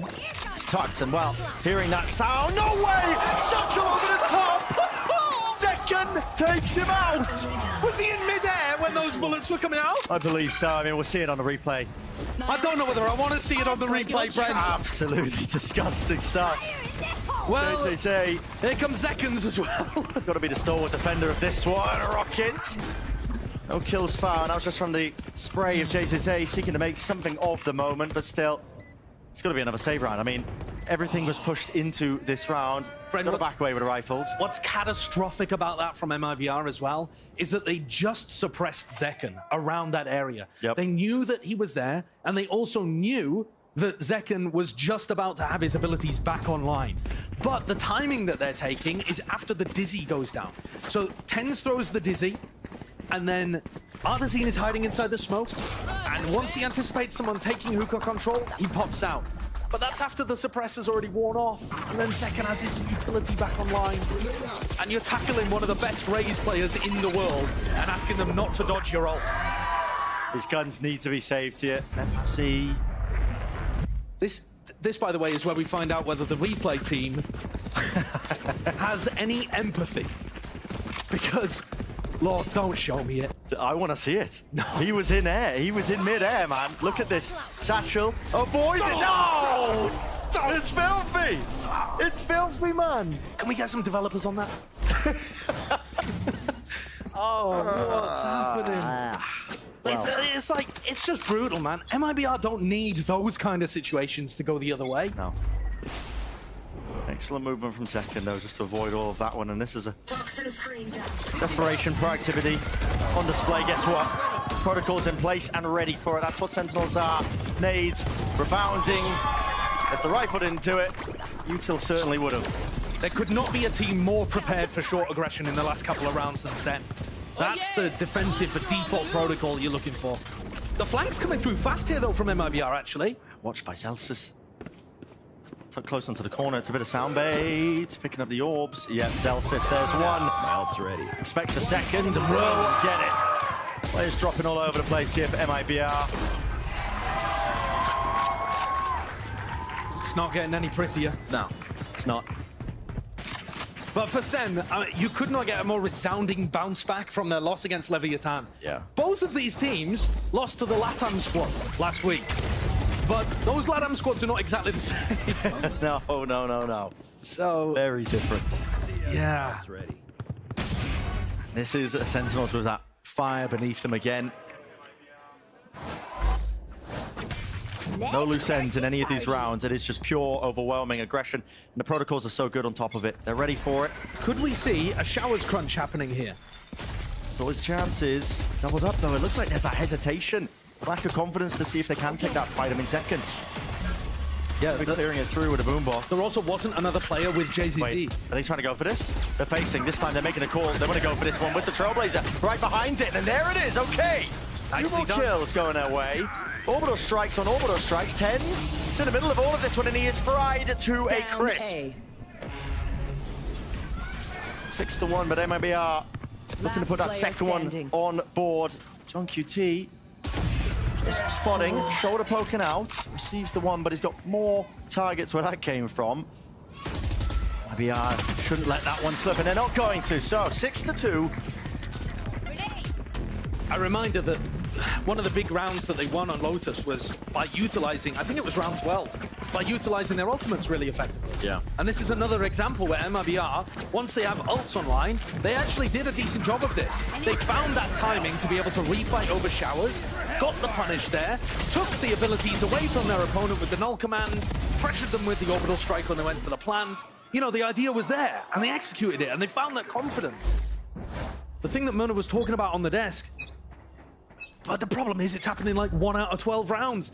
We need to see that from MiBR more often. They are capable of it. But crucially, 7-1 avoided. That's important. That's important in the grand scheme of things. I mean, how have you managed to slip that in when it's a 6-2? It's just avoided. Dreadful. We are going to keep this one going, though. Got the rifles in their hands now. Standard take here from Sentinels, just with the boom bot, but the snake bite does well to push them back and away with the mollies. Oh, Zeka does not care about it, man.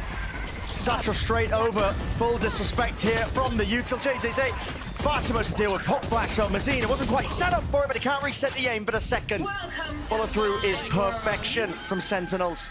That's an immaculate take as well. There's actually a brimstone molly from Zelsis that lands in elbow to keep JZZ trapped on site, so he can't fall back there. So many layers to put pressure on somebody who's going to be playing around Garden and somebody playing around Hookah. So well played by SEN. A couple of teams are going to be stealing that. Oh, yeah. So well timed with it, revealing everything. Well, the pit will drop. That's big. And RGR backs away here. Maybe some time. Space being purchased here from Artisan, but now reveals his position out open. Now 1v1, but time starting to tick. And that forces the issue. Unfortunate again for MiBR, they get into a decent position, but that on-the-fly thinking from SEN just a little bit too good. Smoke from Zelsis allows them a bit of spare space, and he doesn't smoke Garden, he smokes on-site, gives them a spot to play around. Cool idea from Zelsis as the pit drops. Look at this, though. The flash catches onto the hookah player. At the same time, look at this. That molly in the corner. What can JCC do about that? He's stuck. He's flashed. He's flashed again by his own team. He gets one. Good work getting one in that spot. Beautiful stuff from SEN. They've put some serious time into this version of their bind comp. There's too many just little things added into these executes, into the takes to deal with for MiBR. You can't really prep for this. I mean, you saw it there in the wide shot. You know, when JCC just couldn't withstand, you know, his ground. He couldn't retreat into Elbow because of the molly. The supportive util of Mazine, he was throwing these long-range flashes in just to try and help out these players. But it's still not enough. The timing's just ever so slightly off onto it. And also, Mazine's throwing the flash there, assuming that JCC is going to be able to play inside a smoke at Elbow, whereas he can't. And what I'd like to see, though, from MiBR a little more is, if you're getting isolated and picked off one by one, let's try to either add something aggressive in, so you re-clear B long, for example, with some of your utility, and try to find that mid-round timing to do a play like that, or you try to double up a little more. Don't just play one hookah, one long. Try to double up into hookah and really dominate that space, or double long and fight for it, instead of going for the re-clear. There are different ways of approaching this. Their default defensive setups, though, are getting picked to pieces. Viper's Pit might hopefully offer them new lease of life here. Locks down the A short angle, and they are playing heavy towards B long as well, but they've given up showers as a result. I actually think this could be, or could have been, another round where they could go for that showers crunch. You've got Artesine in a spot where he could go forwards, and they did have RGL and JCC with Seekers that could have popped through the TP, but they've decided not to go for that. Here, a long-range KO knife clears out B. Clears out A, so they know there's nobody showers anymore. This is going to keep that three-player stack towards B, so MiBR got a good idea with their macro of where this is going to end. It's not the macro that's really been the difference maker, though. This is a... Oh, they want to refight this. Call's being made. It's a dry swing. No, not quite. There's a left click flash from Mazine, and it supports it up elegantly. And Precision will lock that round away. And we just discussed it, Josh. We talked about it. That refight, you've got the double flash comp. It's the bread and butter. It's what the comp is good at. Yeah. And they put it on display. I think that's a great call there by Bazooka to add in a different way of approaching B. Don't allow SEN to get into their exec space. Instead, fight them for it. And yeah, it was that re-clear. It wasn't actually perfectly executed, but listen, we won't talk about that. We'll take it. They peaked a bit before the KO flash came through, but it still blinded up all of the SEN players. And it got them the win. 10 seconds left. And that's what MiBR were going for. Good read on the fact that it was going to end B. KO knife over to a showers to confirm that fact. Kept the three players stacked. Nicely done. Yeah. The rounds that MiBR are getting on the board, they're playing well. It's just about getting more of them and not having to take 3 or 4 lost rounds to come up with one good one. There is a chance, though, that you can keep this at a competitive half if MiBR win the next 2. Well, certainly. 7-5, and yeah, beautiful work there. Free camera shot, just catching that flash. And yes, the swing was a little bit too early, but still, the idea was good. The idea was good. And the execution was good enough as well. 12 assists for Mazine, definitely playing that supportive KO, as you can see with his setup there. Yeah. New beginnings into the round here for Sentinels, but pretty standard stuff, to be honest. I mean, they've been second and tenz, just holding this ground. They're actually going back to their old B setup here. Yeah. Thrash this time to cleave its way all the way through entertainment. There it is, sitting duck, FRZ. There's no help, no respite, and that's because of that molly again, you see it. No chance of a pop flash player, anybody else that can support them through here. Zelsis now with a plant, and Zekken, extra weapon in his arsenal. It's that showstopper. Sitting ready and pretty, ready to be popped off at the first signs of life of MiBR. Trailblazer to be met here with the Thrash, leading the charge right into Elbow. Entertainment there, showstopper on top of it. It's all combined it. It's overwhelming at its core. You don't stand a chance. So coming off the back of MiBR with an excellent re-clear of B long, we then go into the normal setup again. And SEN are just given too much space. They get a great combo off where they're able to get value out of tenz ultimate. And it's game over. Once you allow SEN to get into these exits and the post plants, MiBR's retakes have not really stood a chance. They're just barreling over Mazine in heaven. the economy's not too bad here for MiBR. They're still going to be able to get some guns online. But unfortunately, after winning the pistol, only 2 others have gone the way of the Brazilians. My ult's ready. That brim molly over towards elbow is cooking MiBR. It's making all the difference. Normally, your Sky play, if you're trying to defend that position, they play inside the smoke, they play anti-flash, they flash themselves out to support and relieve that pressure from the anchoring player. Same B setup again. Yeah, no changes. And maybe SEN are going to mix it up at this point because they've been focused on B quite a bit. Tenz even picking up a lot. Yeah, final round of the first half, so you've got the extra pocket change to work with. Might as well make the purchase. He's probably got a rifle sitting somewhere nearby. MiBR doubled up into the smoke here. Surely you don't just contact your way through this one. It's being watched for, but sleeping a wheel ever so slightly there. Sassy not expecting it. Yeah, and it's also difficult to place your crosshair well when there's a smoke there. Yeah. They can come out of it a few unusual positions. Orbital strike for RGL. Okay. I don't think they were expecting an op. No. Posted up onto the position here, but the smoke up in their faces. Right there. It feels like a lot of these defense setups are based on where the KO is playing. They don't have as much proactivity on the other side of the map. RGL can't even find a timing to use the ult. Let's find a time for the kill, but his back's going to be open wide and open. Okay, eventually kill claim there for Zelsis. And that's ult online. Post-plant molly. Zelsis is going to be able to delay this defuse for so long. MiBR need to get a move on here. Tempo needs to be increased. First wave of that util, you can see it. Line up Larry. On for it now with the molly, dropping it down. That just buy them even more time. Bodies out in the open. Desperation. And a 9-3 half. SEN are going to be really pouring themselves towards here, but it wasn't really arduous, was it? I mean, looking quite clean all the way through. Some great setups from SEN, but MiBR, I think, just not adapting well enough. They knew what the problem was, but they couldn't figure out enough solutions to it. Absolutely well.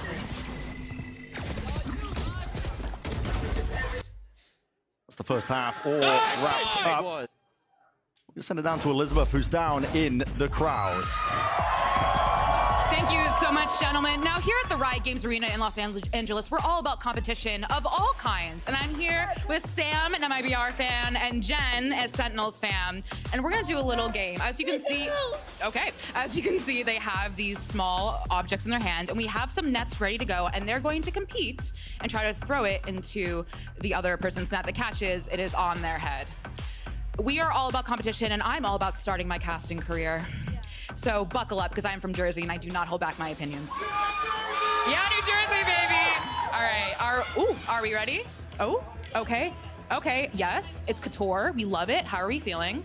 Oh no, not Couture yet. Okay, warm up. How are you feeling right now, Sam? I don't know, I got these balls. Oh, I got these, That's what they are. Yeah, I got these balls in my hand, so let's see how it goes. Yep, all right, and are you nervous?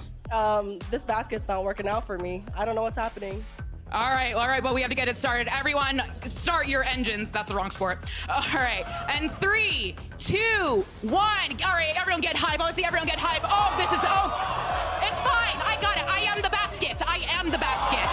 There is nothing here. Oh, yes. Oh, wait. I'm gonna cheat. Never mind. I can't cheat. Okay, this is, Kaylin Clark would be so hey, we got one. There we go. Okay, yes, okay. Are we out of, no, come on. Okay, yes, come on, you can do it. Okay, hold on, this is your last one, isn't it? 2 more, all right, last 2. Who is this shot for? It's for my boyfriend, he's sitting up there. Go.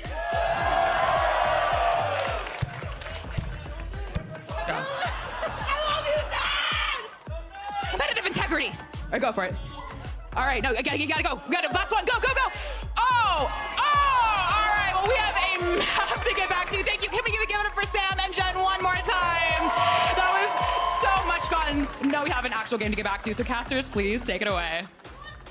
That is excellent. I mean, honestly, we'll give it a run for the money, I think, with these kind of hits happening in the arena. I mean, if SEN end up winning this game fairly quickly, we're gonna have to make sure they don't trip over just the balls all over the stage.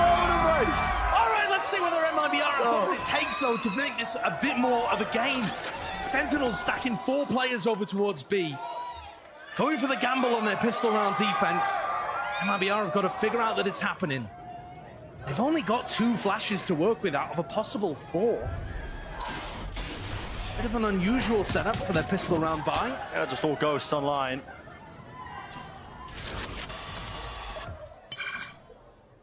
Tripled up now, out towards B long. And at the minute mark, getting fairly decent information that it's not going to be a mid-round take of B long. So this is where you start to see tenz moving his way over. Oh, coming back now, actually, towards B. This is probably because Zekken isn't really seeing anything in this sight line that we're now watching on short.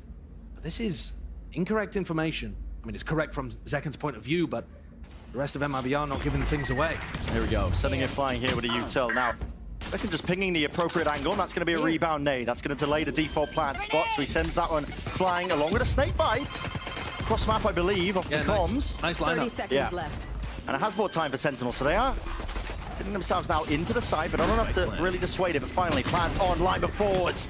Space taken, scaling now on a flank here of Zelsis. Right behind them, can't win out the fight. Mazine just tucks it there. Shoulder peeking out, but now a clearance now into lamps, no connection, not for the flash. RGL. Beautiful shots with a ghost, ringing true. Defuse, half from Wingman. Hello, anybody? So you're gonna stop this? They do, eventually putting a stop to it, but has time been porch on QT. Put to bed here. So, another pistol round for MiBR. Been saying that one quite a bit. Yeah, the problem is they got the pistol round over towards the beginning of Bind, and they couldn't get the conversion afterwards. It was a heartbreaker for them. So they've got to be able to convert here. RGL hit some great shots on the players trying to come in. What is that? Okay. Great stuff. Reminiscent of what Artesine did actually on Lotus.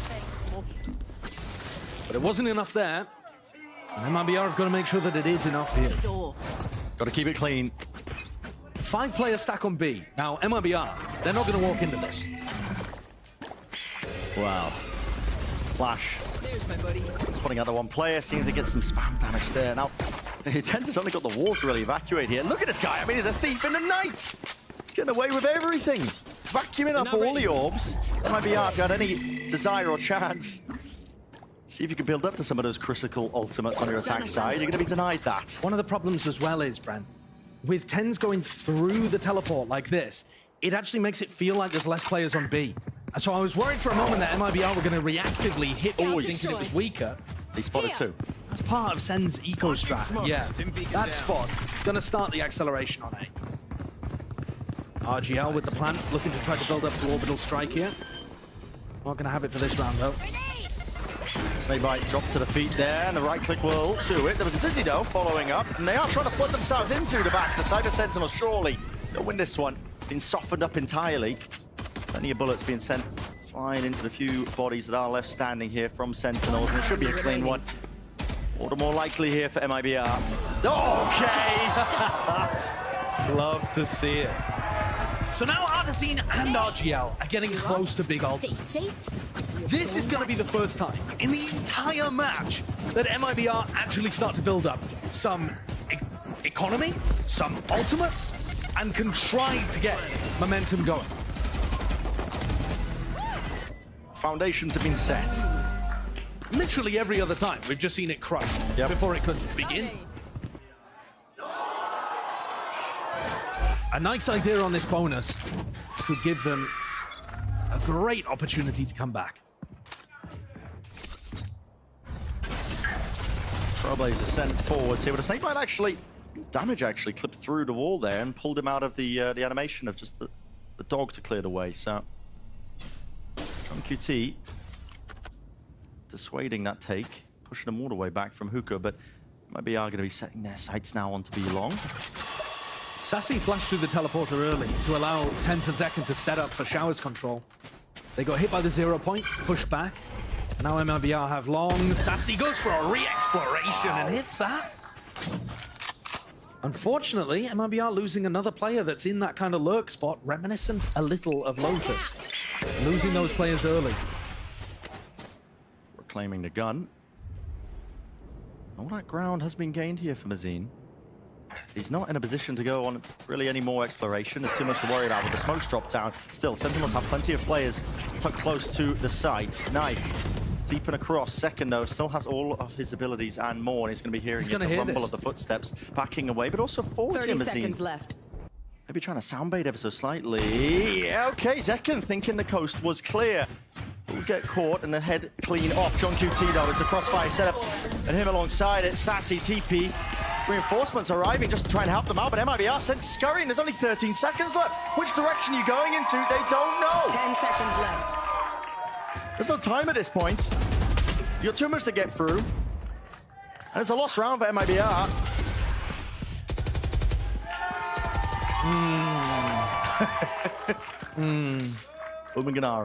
What's on your mind? That's a puzzling one for me, Brent. Okay. Because if the idea was to try to soundbait to work a pick towards short, where's the decision to cancel? You've left things so late, you literally have to knife-out run, stomping your way towards hookah, giving away the fact that it's 100% ending on B. That's just too easy for SEN at that point. They're calling all the rotates. Right here.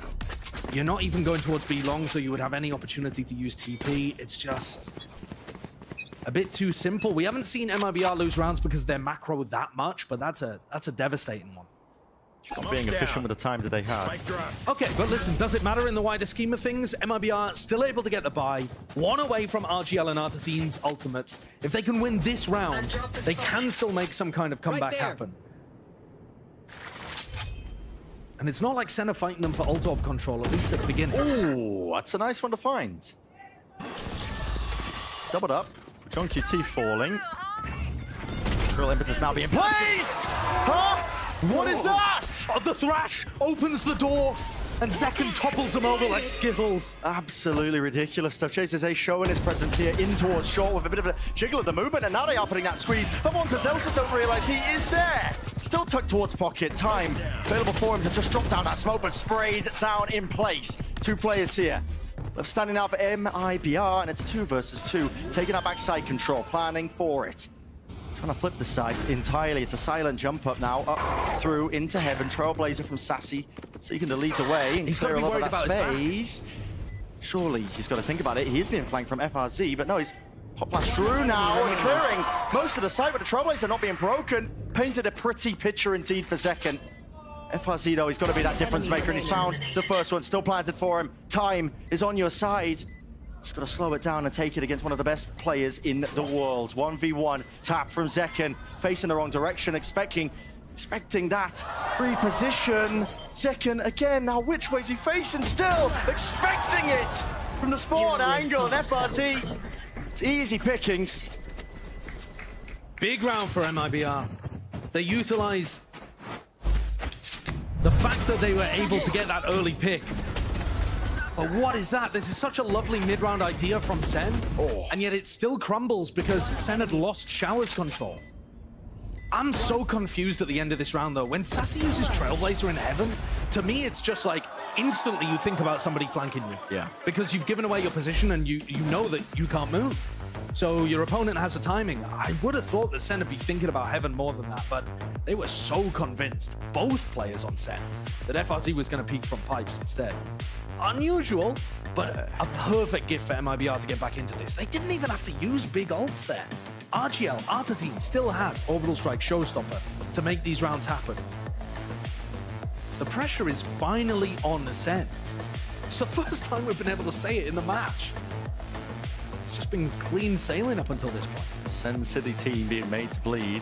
Saw it in the previous match in stage 1, but this time against MiBR, they are at least holding a candle to them. Obviously, there's a big round differential of still 4 rounds sitting here, but instead of taking a timeout now, they are feeling that pressure. The economy was even in question, but they are scrambling together a bit of a buy. It's a judge in play from Zelsis, still opting into it. Yeah, and there's 2 spots that you're going to normally want to play with a judge, one of which is on top of this box, and the other one's going to be as short where Zelsis currently is. You're playing inside the brim smoke a lot of the time, catching people as they flood in through short. Definitely got chances of catching Artisan because that's one of the most common areas that he would use the Showstopper. One suppressed. A lot of early pressure there onto Sassy, stopping him from being able to play B long. Standard combination. Look at all that space for MiBR. Deep smoke contacting through now with the underhanded flash popping. Along with the showstopper, a bit of spam through the wall. No kill to be claimed here, but it does clear out the site, so MiBR should be happy with that one.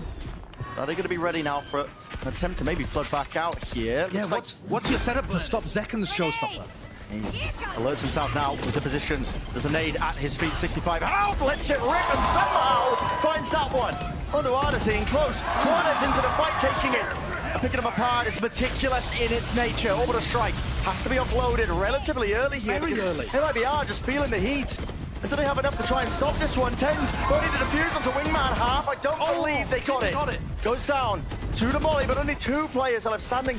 And they know exactly the positioning of them. Sentinels going to be ready now to try and face them no matter what. John holding it down onto the diffuser. The rest of his team cleans it all up. That extra layer, just not quite there from MiBR. They thought if they could hold passive and utilize the fact they had the orbital strike, they'd be able to get the job done. But unfortunately, by holding so passive, you allow Zeken's ultimate to take all of this space. Yeah. Sometimes, the best thing to do against a showstopper is actually just run your face into it. Because at least then you force it out early and you don't allow the other team to take space off the bat. There, Zeken just pops the showstopper and allows all of his team to waltz through. Sure, there's a 0 point, but he even finds a kill off the back. And now, where the pressure was on SEN, suddenly MiBR, they're hurting for money. 3 sheriffs. Massive answer back. On the other side of the timeout. Showers contained and held down here. Defense by tenz. He was a solo player, and there's really no picture in their mind of how they really wanted to try and earn themselves around for MiBR. It's just wandering around the map, hoping that they can be offered a few kills maybe with the sheriff. I mean, there was a flash there. Mazin tried to sync it up with a bounce flash off the wall, but they weren't expecting people to be on the off angles. They're thinking they're just holding a default crossfire. Small adjustments, and it gives SEN the round almost assuredly. Ooh, spotting possibly on the box there. tenz knows at least that they've lost control of this one. Yeah, even if FRZ was able to get a kill, get the plant, they still don't have the spike. SEN get up to match point. Pressured a little more here on Bind, but not much more. So far, pretty fundamental dismantling, I would say. Nothing been slipping on either of the eco rounds, making sure it's nice and contained. They've got good game plans. This whole series has really just been MiBR, unfortunately, being 1 step behind. Yeah. Yeah, I would agree with that assessment. Round 19, here it is. Sentinels launching smoke. Chance for them to really close this series out now in a 2-0 fashion. Doubled up out towards Showers. ADS in action. And it's a double setup on top of it, so if anybody does wander into it, RGR Meister launching smoke. Might have been punished, but just picks that timing here. And with John QT falling, that's really deep into the back of the B side. Seekers had to be popped early there. Looks like it was a fantastic shot from Artisine onto John Cutie, who was holding up top. Sassy's thinking that all of that pressure was in Hookah, so he's going to try to re-clear it. Almost dies to Mazin. And now Sassy's in a really bad spot. Yeah, shot from B long. He's really just trapped here. Or is he? I mean, where's the swing? Where's the trade? He is just taking these duels, willing them into existence. Wants to try and take the fight. The nade won't clear him. Satchel though, and the what is going on? Oh, it's silly and it's messy. Might even describe it as whimsical, but it does grant MiBR at least access to the site. Second, 1v2 now, 5 bullets left. Gotta play for the reload. Boombot. Believe shot down, so everybody healthy now and slow down. Take a bit of a breather if you are MiBR. It's the series on the line. Second. There's no pressure on Zeken. No, he's just taking it in his stride.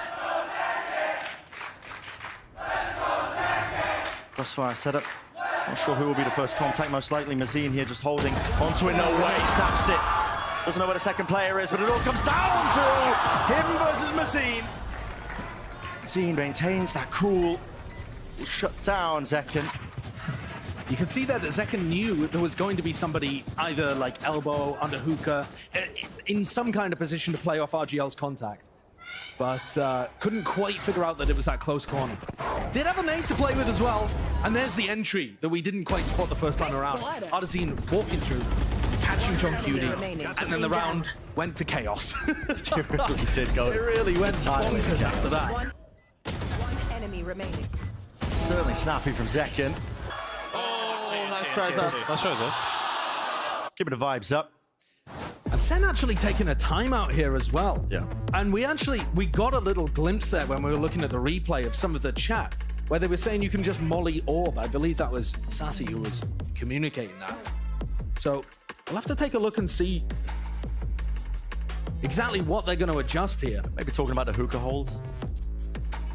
Yeah, I mean, I think as possible. I mean, I'm thinking more like they're looking to re-clear the short lurk. Yeah.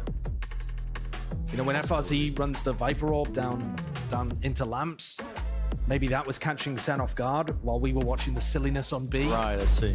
Yeah. So that could be a possibility. But the teams communicating stuff with each other. There's something that they don't like about the way that MiBR are playing the attack side. And we've seen this a couple of times actually from Sen, where they full gamble on one side of the map at the start of the round. Well, not quite. John just leaning over to throw that line up, and now he's going to be back over towards B early round. But it's still a very heavy gamble at the start here. And previously, we've seen Sen mess with the teleporters in these kind of situations. Yeah, just throwing that disorder into the round if it comes to it. Pretty passive hold, even though they've stacked it. I mean, they're not making any effort to try and take control of showers early. Just holding with a setup. Most players towards backside, probably a double flash retake. They got both their Sky and the Gecko playing here, but that's not where MiBR are looking to take it. I mean, there might be a chance here. Oh, Zekken. Did they get spotted onto the minimap, maybe? And notice, no Sentinels defensive utility to re-clear that potential Viper lurk. So maybe they're thinking about doing it for the second round. Sassy's just egoing it. Hasn't used a flash, hasn't used the dog. They're just, right, there's nobody short. They've gone and contact re-cleared that area. The fact they haven't seen anybody short, I think should make them think that Showers Trailblazer is a bit of a fake. The smoke's coming through as well. MiBR are trying to sell them a serious A-site hit. But they have no control of B. Still, it might not make a difference. 30 seconds left. Deep knife now to no command in case there are any anchoring players. Now we know there's nobody defending this. Center entirely off the site, so it's going to be a freebie for MiBR, but they are fast. Look at it, straight for the TP, and trying to flood themselves right back into this one. Behind them, Zekken and tenz coming together, spray through, and it's an open sideline. It's not smoke for that kind of tempo injection into the round here with the Viper's Pit. Maybe enough coverage onto the side to try and provide some level of safety. But it's a player advantage for Sentinels, and when they're put in this spot, they capitalize. They can feel it, they can taste it. One more round will make the difference. Mazine, he's fully blinded up there. We're breaking it. First layers of it. Still 2 left to stand here for MiBR, and the pit is still up. No more snake bites, though. Another tap. Zekken out in the open. They know where FRZ is. Do they? He's made himself noticed, surely. Evacuation, but not enough to evade. Just few stray shots. And it's all Sentinels now, 13-7, map 2. Defenders, don't get me wrong, they were pushed and tested in various ways, but they got the job done. Sen with a fairly comfortable beginning there to Super Week. It only gets more difficult for MiBR as they play up against NRG next. But Sen, I think your comment at the beginning of this cast actually, Brent, where you were talking about the fact that Sen want to match test some of their ideas. Yeah. They're a team that enjoys playing games and getting real match and tournament experience. They were able to test out some new ideas on Lotus. They've got that VOD footage now to look back on. And I feel like on Bind as well, we saw some new stuff there. Yeah, making improvements. Yeah, they're running some of their old setups, but also adding some different ideas into. We saw that really effective Brim Molly from Zelsis on the B exec, some cool hookah crunches on the defense side, and generally speaking, indicating that there is a tier gap at the moment between the top teams in Americas and those struggle. Who knows, that could shift over the course of the week. We could still see upsets, but here today, Sen gapped them. They really did. An expected outcome.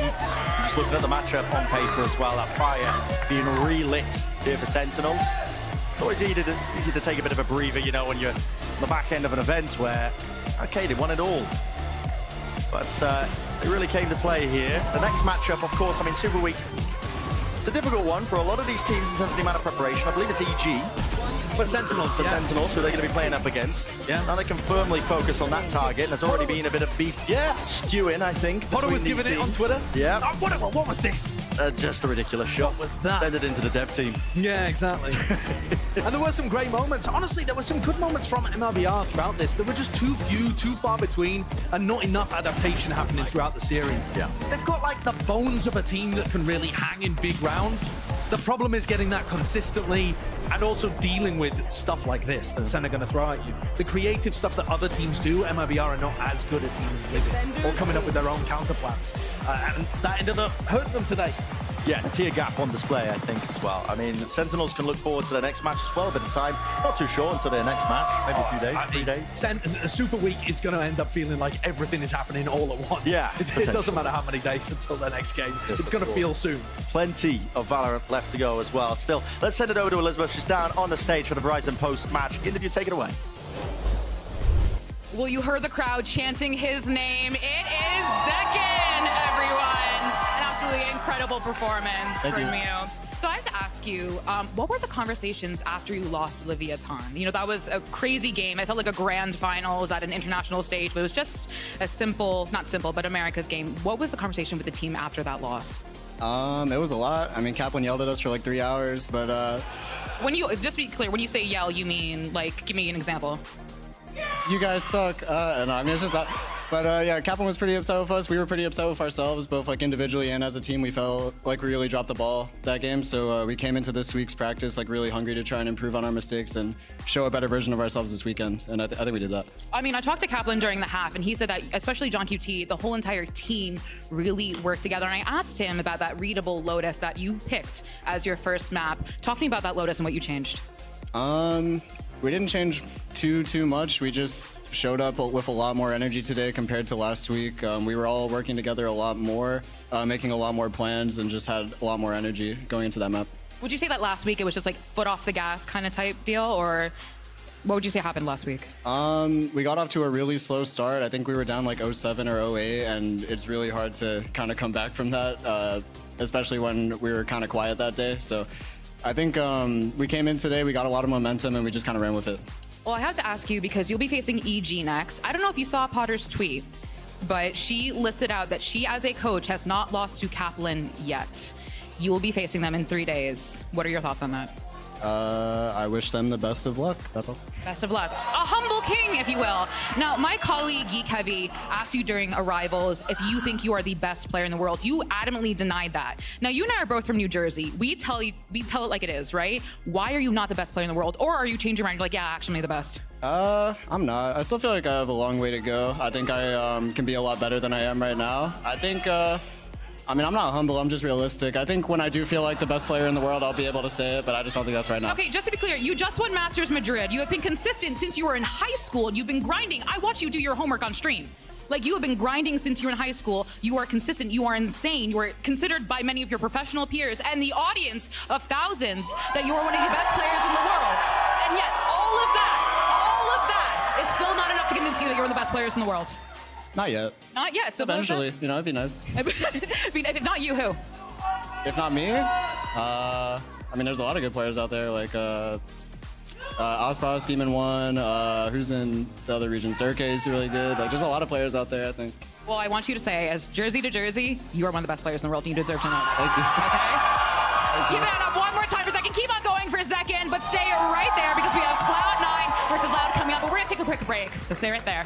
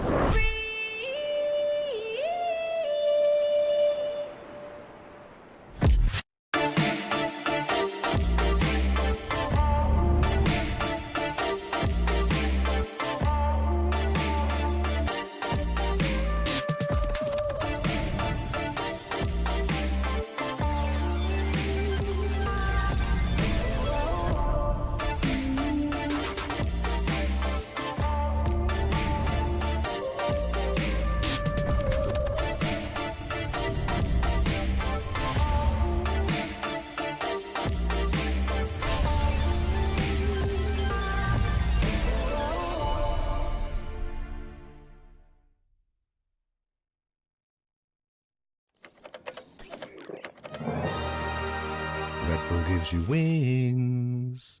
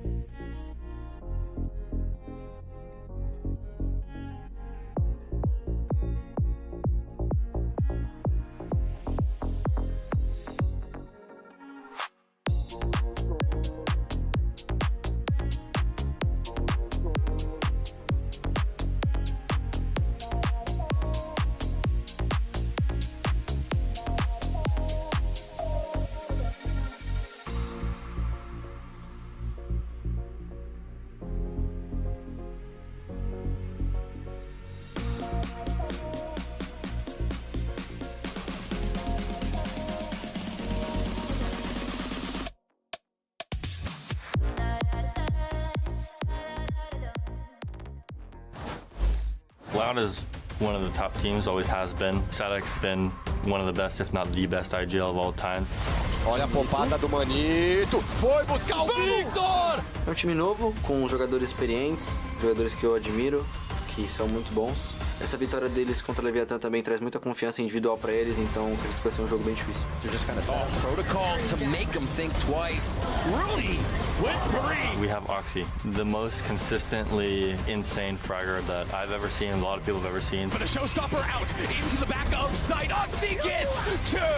As long as we just let him off the leash and let him go kill, he's unstoppable. We should be fine. Welcome back to VCT Americas and day one of the Super Week. That's right, we've stretched MiBR off the stage and it's time for our second match of the day. A little bit of Cloud9 versus Loud. I'm Uber, here standing in front of the wall this time with Ender, Mimi, Athena. Great to have you guys here. Really love the suggestion to move around the room, stretch our legs a little bit. I love as if we weren't already standing. One of my favorite locations. We actually do have legs, chat. Yeah. That's right. I had to wear actual shoes now. We're in front of this wall. Let's get right into it, though. We'll talk about Loud, right? Because they finished fourth in Madrid, like really strong showing, definitely reminding everybody just how deep the Americas region is. But coming back from that, it feels like they were a little bit lagged. The travel definitely took its toll and maybe didn't have as much prep time as they would have liked. I mean, they just didn't. It's a fact, right? They were coming in late from a flight, getting back into America, and had practically no time to turn around. A lot of these players talked about being literally jet-lagged up on that stage, and it really showed in the gameplay. They were struggling, especially on the second map. It was a 13-3 trouncing by NRG. Yeah, I mean, you can always argue that losing to NRG, which is arguably one of the better teams in this stage 1 right now, is definitely a big thing. But being jet lagged sucks as a player. Not only are you tired, your performance is lacking, your comms are lacking, everything. It was brutal, though. Yeah, but it was brutal. I'm ready to write it off, though. Yes, because they just had a week off to prep, Yep. and they're coming into a new patch. And yeah, that's the biggest thing, right? Is we only saw them the one time. It's now been 2 weeks since we've last seen them.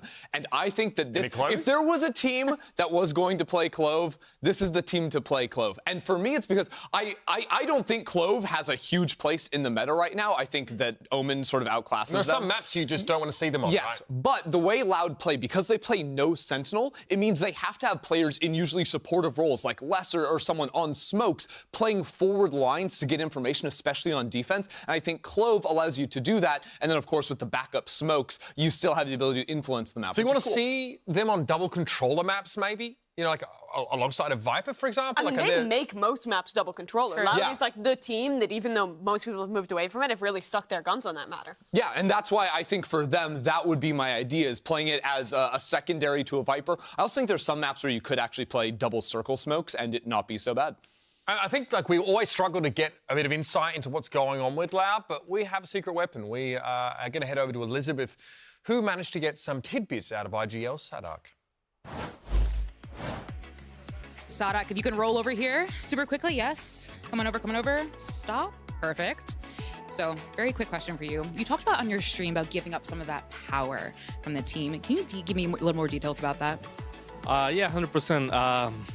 Well, this split, we're trying something different. We're giving all the power to the coaches. So composition, strategy, is all going through them first. And they have the final decision. And I'm just a captain in IGL now, which is what I love. Yeah, I mean, it's going super well. We practiced this couple of weeks, and it was super interesting. It was super good for the team. So yeah, I'm pretty excited to show everyone what we've been working on. All right, well, see you. Best of luck. Now roll away. Don't speed. Roll away. Look, some people, you just got to be the little spoon from time to time. I mean, okay. Seriously, though, it does feel like maybe that the coaches have earned the players' trust in a big way, which is not always common, especially when you have like these seasoned IGLs, these captains on teams, you can be reluctant to give over the reins. Yeah, absolutely. I actually am kind of surprised to hear it, because for me, when I had in my mind for this team, this was the year where Sadak has talked about his whole thing was like, I've always hated Sentinels. This is my read on the game. The agents, yes. group of I mean, agents actually, in a post-game interview with Kickoff, he did say, I hate this guy, I want to beat them, so you know put it out there. That's fair. But yeah, it was like his idea that I was seeing when they were going for these comps with the Phoenix Breach, with these Sentinelist comps. It seemed like it was very much his kind of direction. But now heading into kickoff, they're making it change. And with a new meta shift, with that week off, it all seems perfectly aligned to see kind of a new edition of Loud here. If you're reading into it a little bit, it might be, hey, you know, after Masters Madrid coming in and then losing against NRG, this team wants to make some stylistic changes. Because I also think the more Loud have been playing their particular style, the more people have been vocally not loving a lot of like the Phoenix ideas and stuff. And for me especially, like, I need to see this team be able to play maps with a consistently high level jet, because I genuinely don't think that you can be the best team in the world without an elite jet. Go down the list of all teams that have won international events ever and tell me a team the last time someone won without an elite jet player. We might have a chance to circle back to QCK, because I think that's definitely worth discussing here. I think Les, though, has really been a standout player on this roster. In every single match, he seems to be having an outsized impact on his team's fortunes. Yeah, I mean, he has been playing insane, and I think a really big thing that Loud has been doing is, even though they stick to a lot of the similar things that they know, they've been working on making their fundamentals so strong. And being the Sentinel, being able to play on that side, I mean, Les has been able to put up these numbers and clutch a lot of these rounds for these teams. I mean, for Loud versus NRG, a lot of the reasons why they actually got a lot of these rounds was because Les was there on the side, just clutching out. Yeah, and that's the ridiculous thing, that this team wins so much playing these weird comps, playing this off-meta stuff. The reason is because QCK doesn't really tend to be the star in most of their games. Instead, it's the second entry in. It's their lurker of less. It's players like Cow and Zine who are the guys who are kind of forced to step up and really take that role in these games. And Loud has good enough players to do that. But again, it goes back to the question around consistency. We saw them get outclassed by NRG. Well, look, I'll give up on the consistency and say the question about Clove, because if there's a guy on this team to play Clove, I think it is less. That's my hot take. Do you think he moves away from Viper, though? Because he's a Viper addict. I know he's a Viper addict, but he also, maps. like, when he plays the Viper, like, especially think the Ascent, he is always in charge of, like, B main control, taking forward lines. So if you want to be taking forward lines on a Smokes agent, I think the Clove makes some sense. But it's almost always on the lurk when he's doing that. I almost think it might be a Cowanzine to, or sorry, Sure. 2Es to kind of pick up some of those ideas, right? Because he was a prior duelist player when he was in Tier 2 Brazil. They switched him over to the controller role when they picked him up. And even when he's playing on the primary smokes role, he is still hyper aggressive, especially when they play these no dive compositions. Well, I think the consensus is we're happy to sort of write off that result against NRG because of some of those outside circumstances. Yeah. Still, Loud are looking to rebound after that match and find some strength here in this Super Week. On the other side, we have Cloud9 that right now are very good vibes, right? Coming into this stage, obviously managed to get that win against Leviathan, and I mean here against what was it, EG, they are feeling very confident, very upbeat team in general. Oxy's been unleashed. Seems like things are clicking. Yeah, I mean, this iteration of C9 has been looking amazing. We know that Oxy has been talking a lot about turning his brain off and just allowing his team to kind of call around what he wants to do. He's the greatest. He is, it literally is going so well. These new additions of Rooney and Moose just kind of feeling like the environment has changed, that Oxy feels like he can actually genuinely just brain off, hold W, go do things. Yeah, and they're like, you've got Vandy dropping him, Guardians in round 2 after they lose Pistols. Like, the team is fully bought into this guy. Yeah, they're so committed behind this individual, which is such a contrast because you can see, like, all of their comps are built around the dive agent, be it the Jet, be it the Raze. They're putting tons of resources into him. Like you said, they're buying him guns. And that contrasts to Loud, which is, for the most part, stayed away from playing dive agents, from setting up one individual at all. There's a big contrast there. But you've definitely seen it pay off for Cloud9 with Oxy's performances. Yeah. I love a good stylistic mismatch, and it's for sure present. It feels like a really intentional departure from that for Loud, right? Who've always said we don't replace Aspas. They're not like the other girls. Right, exactly, yeah. Oh, goodness. How could you not be happy, though, when Oxy's on your team? So, like, being set up as well, we saw it a lot on Sunset, even, like, he's running through mid, the market door gets open for him, so he can catch a timing, catch people off guard. Like, so often, he's being sort of set up to do work. But the Rooney and Moose conversation, I think, is an important part of that, because it seems as if the bandwidth strain for Oxy is being relieved elsewhere. Like, Rooney seems always good for a kill, especially on these Sheriff rounds. Yeah. And Moose had some big clutch moments. But, you know, Oxy is still Oxy. Yeah, no, Oxy, the timings he takes especially is what shocked me, because obviously, you know, he's hunting down for some eco kills on those rounds, but, like, in a round like this, like, he is just blitzing through market. It's freakish, the timings he's looking for, and I don't think that when you go into a professional match, you're expecting a player that is not hesitating to this extreme. Like, he is hitting you so long before you're ready for it. A lot of teams kind of do the cope of, oh, our duelist player just needs to dive in and be a member of the team and take space for us and be great. And that's true. But what's beautiful about Oxy is he does that, but he's also massively fragging while doing so. And he can take these risks because the guys behind him are so good, Myrna. Like Moose coming up from Tier 2, Rooney coming back in. Both those guys are incredible riflers to follow this guy. Yeah, I feel like when it comes to moving up to another tier as well, they have a lot to prove. So Rooney and Moose are out here putting on their best. I mean, face. especially after how Rooney's season ended last time with Cloud9, like 2 really bad chokes back to back. And now he's just like putting himself out there, making sure that he proves who he is as a player. And I feel like right now,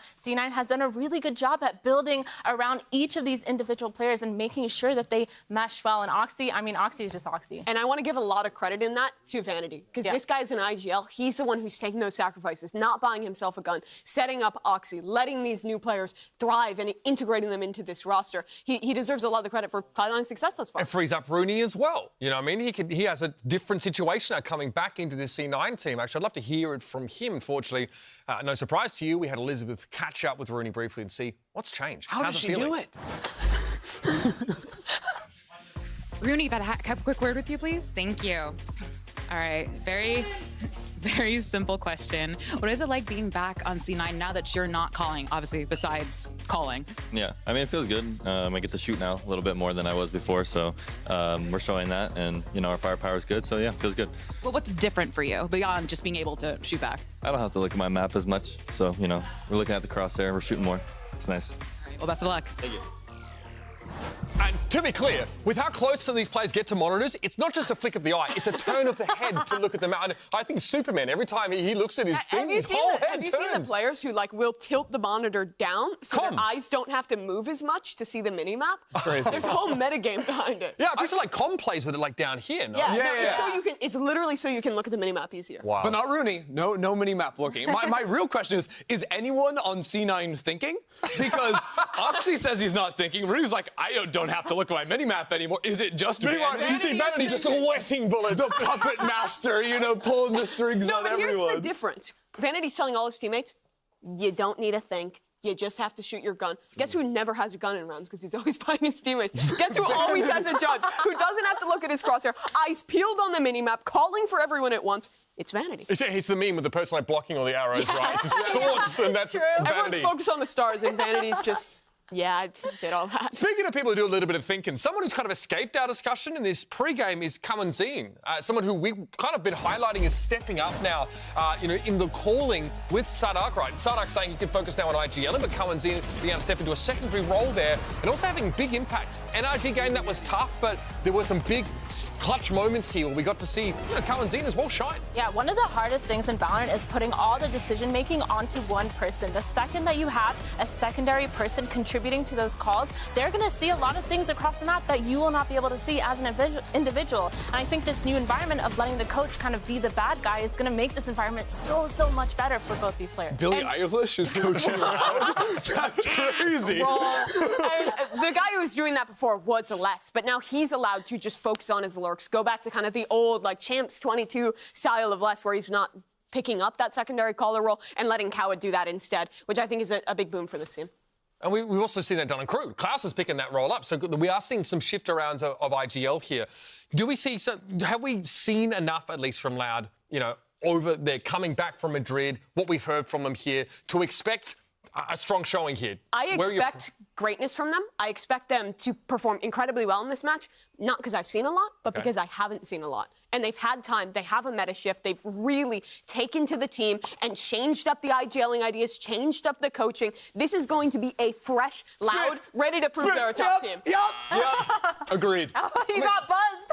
I'm right. Wait, what are you doing, production? That was a great buzz of agreement, to be fair. But that was fire. Come on. What's the Preds? What's the Preds? It's allowed 2-1 because C9 always want to get 3 games. They drag their opponents down to them. Agreed. All right, let's go to the stage. It's time to get this one started. Cloud9 versus Loud. Riot Games Arena, put down the nachos just for 1 second and give it up for Cloud9!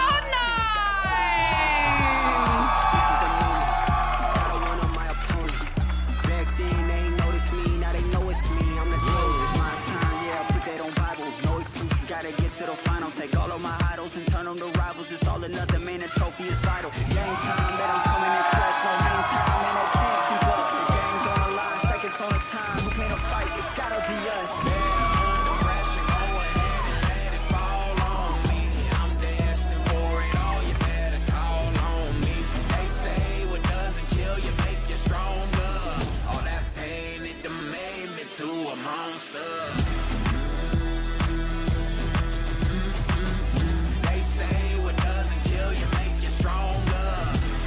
Eles vêm descansados e preparados com vocês, Loud!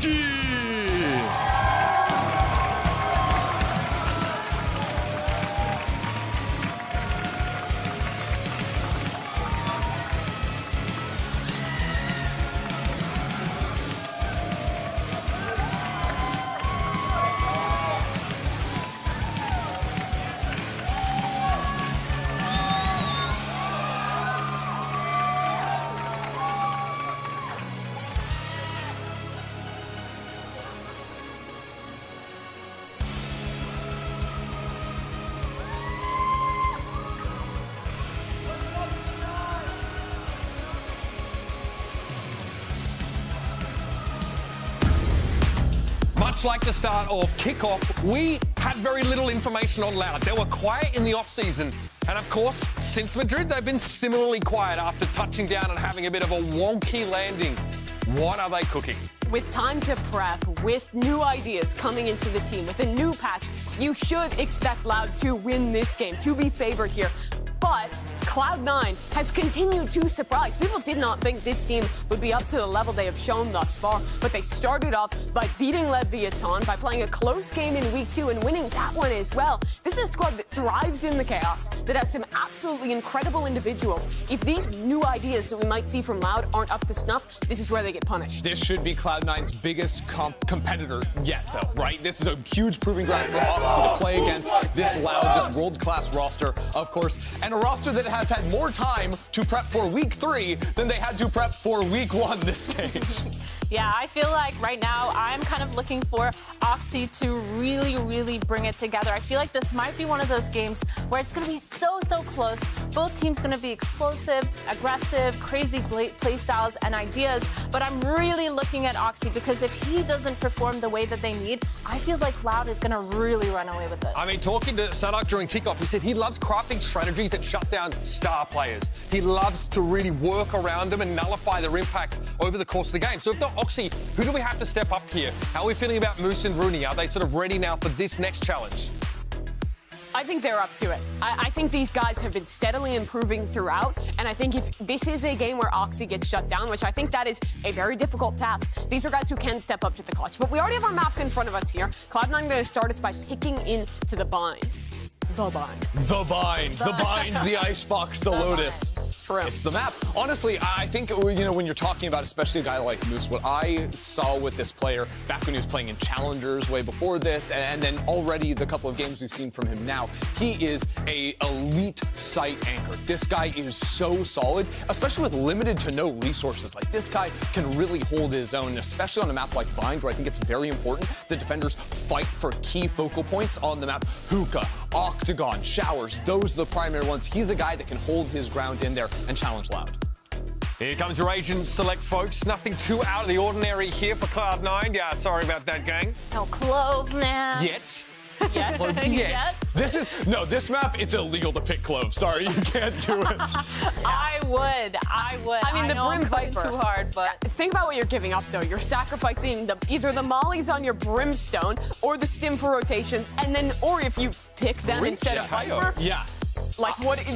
You're sacrificing the wall. The Breach KO, though, is so strong in Exex, though. Like, turning off a Cypher, the multiple flashes, the reach you have, the ability to bring down Viper while Cypher util. That combo is nasty. It has a lot of the same tools as the Breach Phoenix, but you actually have a dive agent. All right, yep, as they're putting us back in our box now, it's time to see if Loud have been able to adjust. They've adapted now. They've been home for a while, had some time to prep against a Cloud9 who've been off to a hot start here in stage 1. And today, our casters, Doug and Baby Bay. Thank you so much, Uber Dre. I think there's a lot to be excited about for this match. Okay, I've been wondering since we got to the studio, why on earth he's wearing sunglasses. He won't tell me. I'm half convinced it's because of what day of the year it is, but either way, I digress. The truth is, we've got a massive question that has to be answered here, right? Like, how do Loud shut down Oxy if it's even possible? I think they've had a lot of time to honestly watch C9 play as well and see how Oxy's been performing lately. And he's been unreal. Let's be honest. He had a star performance the last match that he had.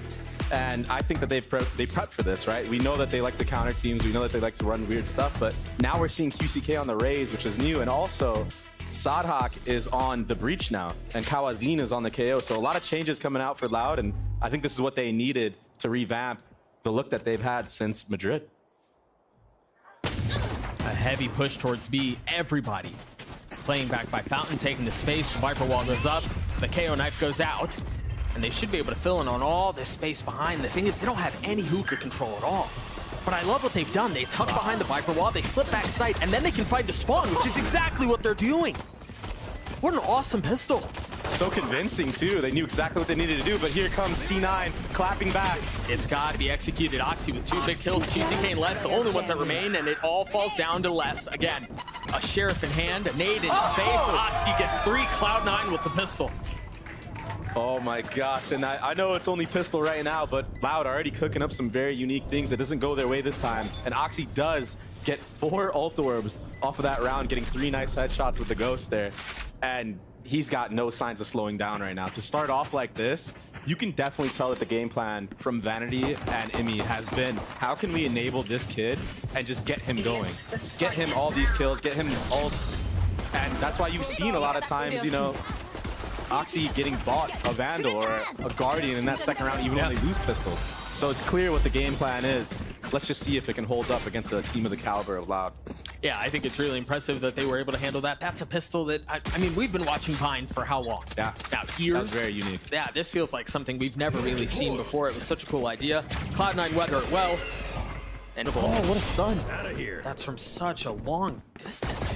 That was from Hookah. That was very cool. Or excuse me, that was from short. I trolled. I lied to every single one of you. Forgive me. The point is, it was still cool. And the heads-up awareness from Vanity to actually step in front of that line, understanding that that stun will come out. He already like did his prep work against this breach. And this is pretty smart here from Loud, just to retake that shower's control, understanding that they heard the smoke there, and it's probably clear no one's holding it anymore, so will be free space gain, but no orb. Another one over to 2Es. This is the right site. Yeah, you're still at such a deficit. The one thing is, Moose is the only one on site, although Vanity is hot to trot close by to judge. 2Es dies on A, or on B. Everyone else crumbles on A. Cloud9 get another. And they do so relatively cleanly. Oxy still has a Guardian, didn't take any damage. Zappa's not going to have to buy armor either. And he grabbed that orb as well. So clear plans here from the side of C9. Good read, and that's what I was talking about. Vanity stepping in front of that breach stun line. So just already understanding how the default works for Loud when they take that shower's control. Getting ahead of it, and this is an early tech boss. Yeah. Oh no. What was the bit they did? They just showed like animals on Twitter for as a tech pause. Get it? Pause, because it sounds like the pause on the. You don't get it, dude. Bro, I don't know. No. It's going over my head. You know, might be the day. Might be the day. Quick tech pause. I'm being told it's an audio issue. As soon as it's rectified, we will get back into the action.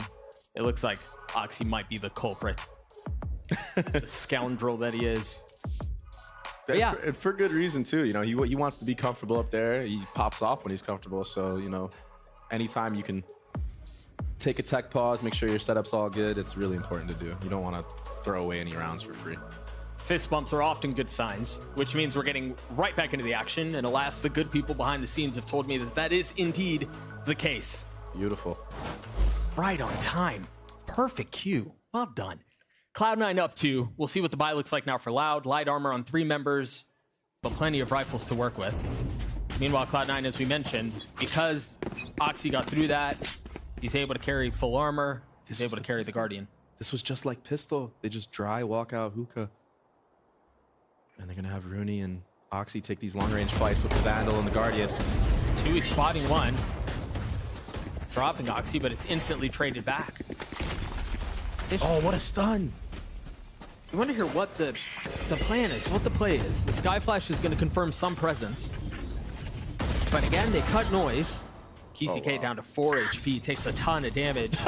That'll do it. That's a sad way to go, but that'll do it. And once again, Moose is going to be called on to hold the line on his own.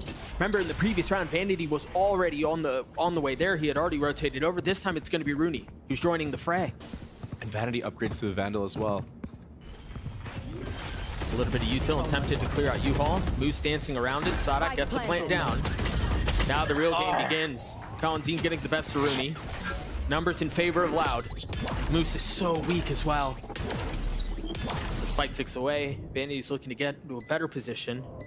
See if he can take off any heads. There are ways in U-Haul from that last round as well. Nice. Moose is down. Vanity left alone. Another molly kill? Surely not, right? Vanity gets one, but that's all it is. Louder on the board. Wow.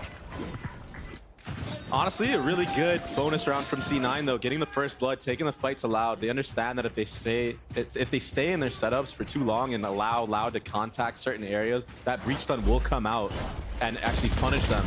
So I like that they're being proactive in here, and really good heads up play from Loud to already be rotating towards that A side of the map after all that contact was made. basically gave them a free side against that Cypher, who they knew how to judge from the previous round.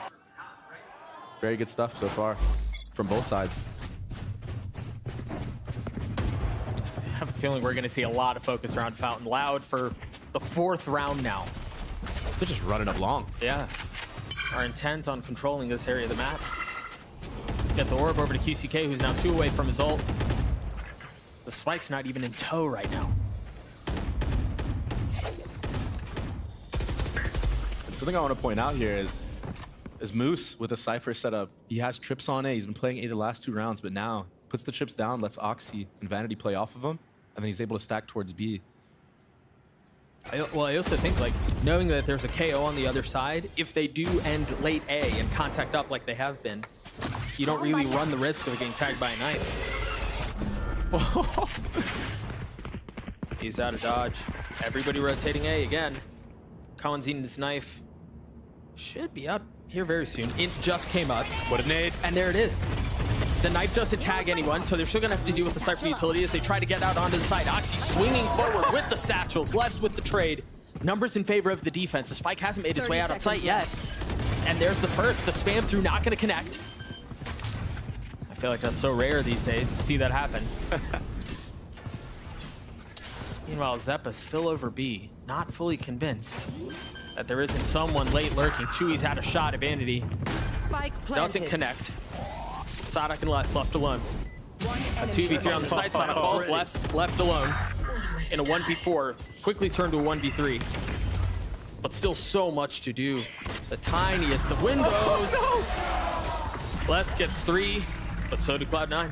I got scared there for a second, Doug. I thought Les was about to do another 1v4, 1v5 scenario. That little sliver, that little window that he had. He looks so smooth when he does it, but good job from C9 to get the trade. Smile from Moose. He's chilling. But I really like how C9 is playing this. Like the proactivity that I was talking about earlier. It actually gives them all the info on that long B side. It allows Oxy to stack this A, get back site, be ready for the showers tick. So it was really good from C9 so far. They have a really good understanding of how Loud like to play this map and his default they've been doing.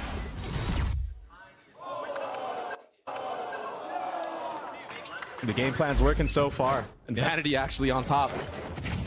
5-3 and 5. By committee. Sadak can shoot. That was so sick. Yep. There. And the thing is, it's the same space they've been fighting for every round. This time, some value found. QCK able to upgrade a weapon. Thank you to the observers. That's how you know it's not Prius. But look at the mini-map right now. Look at how far Vanity is pushed up. Oh, that molly's good. The satchel forward. The ball gets to. Tries to satchel out. 40 HP, stays alive. Gets away with murder. Moose connecting onto 2Es. Loud crumble again. It was 2 rifles in that round. Pistols the rest of the way, but Cloud9 still get it. Jeez. And yeah, a little bit of a scrappy buy from Loud, but again, C9 with the hard read. Vanity. Oh, timeout from Loud. That's a crazy shot. That's a crazy shot. But to finish my point, after that kill on long B, Vanity pushes all the way outside of shower, wraps short, allowing his team to lean all the way over, and that allows Oxy to, you know, go for a re-clear rocket again, like we've seen them do so many times. Loud, really opting to try to cut noise after they take certain space, and C9 is just ahead of it so far, just being proactive on the spots that they like to hold and give when they're cutting noise. Oh, and you rocket got too. Well, and you wonder here on the other side of this timeout if we see a change, right? Yeah. If there's no more cutting of noise, if they're a bit more decisive with how they approach taking space and really committing off of that. I think they've done a really good job of trying to play the map in its entirety and really kind of feel out what Cloud9 are doing, but Cloud9 have just been a step ahead of it. And of course, it helps that Oxy's playing as well as he is. Yeah. And Vanity is calling a really, really nice defense side right now, or whoever is calling on defense for them. I know some teams like to switch the calling, but I think it is him. And I believe so as well. Just the reaction of just pushing out showers there, he knows that Loud doesn't have a senti. Coach reactions from SDK, the GOAT. But yeah, understanding that Loud's comp doesn't have a sentinel, and they haven't checked any of the flanks so far, right? So finding the gaps and rotating off of them. This is an important round here too. You see on your screens, 3 ults online for Loud, and the other 2 are just 1 point away. And the thing is, there's a luxury right now, right? Because you can make a ton of, a really compelling argument for Kawanzin's being really important. You can make the same case for Sadax. They've got a lot of tools here, and you imagine that's why the timeout comes through. You really don't want to let this opportunity go. Yeah, they're about to have 5 ults online if they play their cards right in this round. This is that dedicated V-long control that we were talking about. More aggressive of a hit this time. Formula hasn't really changed. Oh, hello. That's going to do it. Ah, but QCK doesn't even get it off. Now they drop the Brim ult, but they've managed to get past it, and it's going to be traded with 1 in kind. Moose has to wait. Now he can push his way forward. Meanwhile, Sadak looking for any sort of space and solace he can find to commit the spike down into the sand. Kawanzin waiting, Moose playing in the smoke. They don't really have anything else to kind of hustle their way out on this. Yeah, and Kawanzin's able to hold the line. 3 on the round, the 4th falls. So does Moose. It wasn't the way we thought it was going to go, but Loud get their round. I was so scared for Loud in this round because they invested the Brim ult into Hookah early on after that knife tag, once they got the trade onto Zeppa. And I was like, oh no, it didn't get any value. Moose did a great job of just tucking there. But the trades, and Kawazin on that KO playing more aggressive than usual. Keep in mind, he's been on breach most of the time on this map. So the fact that he's actually able to use his aim, and he's a great aimer, by the way. Yeah, Abood can shoot. Is really good, so they invested 2 ults into that round, but they still have 3 to work with. And now we see a completely different early approach. And it's interesting, too, from Cloud9, I think, given how much Cloud have leaned B, for Rooney to use his pit and showers right at the beginning. Yeah, we were trying to predict a change of pace, and it was correct. Yeah, they were right. So, oh, these trips are still going to be up. I don't think that KO hits all the way in the spawn. Well, they've been cleared now. Oh, they took their time on it. Yeah, Sada committing to the plant. Zeppa's fallen. They've cleared backside, or at least attempted to, but no. Oxy falling, Rooney does too. It's just Moose and Vanity now. Both starting to rotate over while Loud have returned to full force. Cloud9 really have no way to get out through this. They don't really have a way to push forward. They don't have flashes from Zeppa to get past the smokes. They just kind of have to sit back and watch. Yeah, this is a hard save for Moose and Vanity. You just want to try to get an exit here, try to get a gun, and save as well if you can. Hopefully somebody pushes CT, but Loud, too disciplined.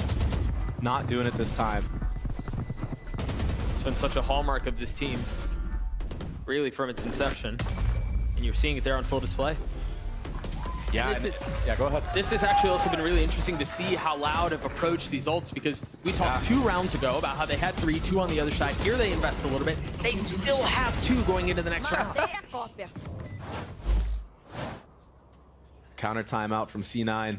Trying to slow down the momentum, maybe make changes of their own, understanding that Loud now, I know you spoke of it, you know, that they could change their play style, and they have. They're grouping up more together. They're more committed on the site hits, actually, and they're just faster with it, and they're doing things as a pack, not allowing Oxy to get 2-3 before he dies. They want to get the trade instantly, and I think they're going to need to keep doing that moving forward.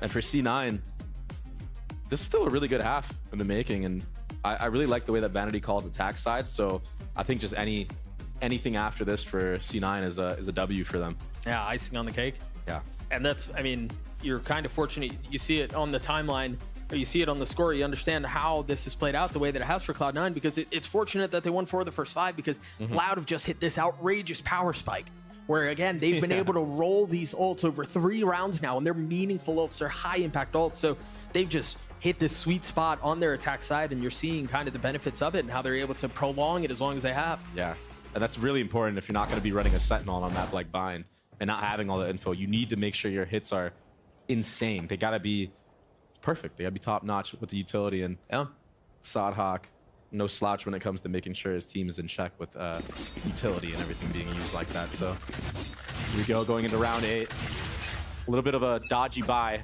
from C9, but Oxy is on that Vandal again, like I was saying. They like to buy him up. For good reason. I get it. I'd be buying for him too. We'll see how Emmy controls his troops on the other side of this timeout. Loud bunched up A. And here's Oxy, the man of the hour. Oh my gosh, what a molly. But he still has a lot of space here. And he's got the cam to... Oh, I thought he was going to get more. Oxy just gets one. Cohen's there on the trade. And now they continue to trample forward towards A. You see all of the smokes that have been dropped out onto the site, create a little pocket for them to control showers, to still have a little bit of backside, and to force Loud into rethinking this. My gosh. The IGLing so sick from Loud. Earlier in this round, they threw a knife towards Hookah, and they Roomba'd it, and then they go into an A hit right away, clear out Oxy, and then they tap the bomb and go back. But they're missing their window. They need to go now, and that's why you see them running. They understand the timing. They could be in sight by now. The thing is, too, for Cloud9, the dodgy buy that you mentioned at the beginning of the round kind of forces them to roll deep, right? They can't really split themselves 30 apart. seconds left. Much more strength in numbers. No one likes to get ecoed. I love seeing the utility come out from Sadak here. Flash and a stun, making sure nobody gets cheesed. Yeah, no stone left unturned.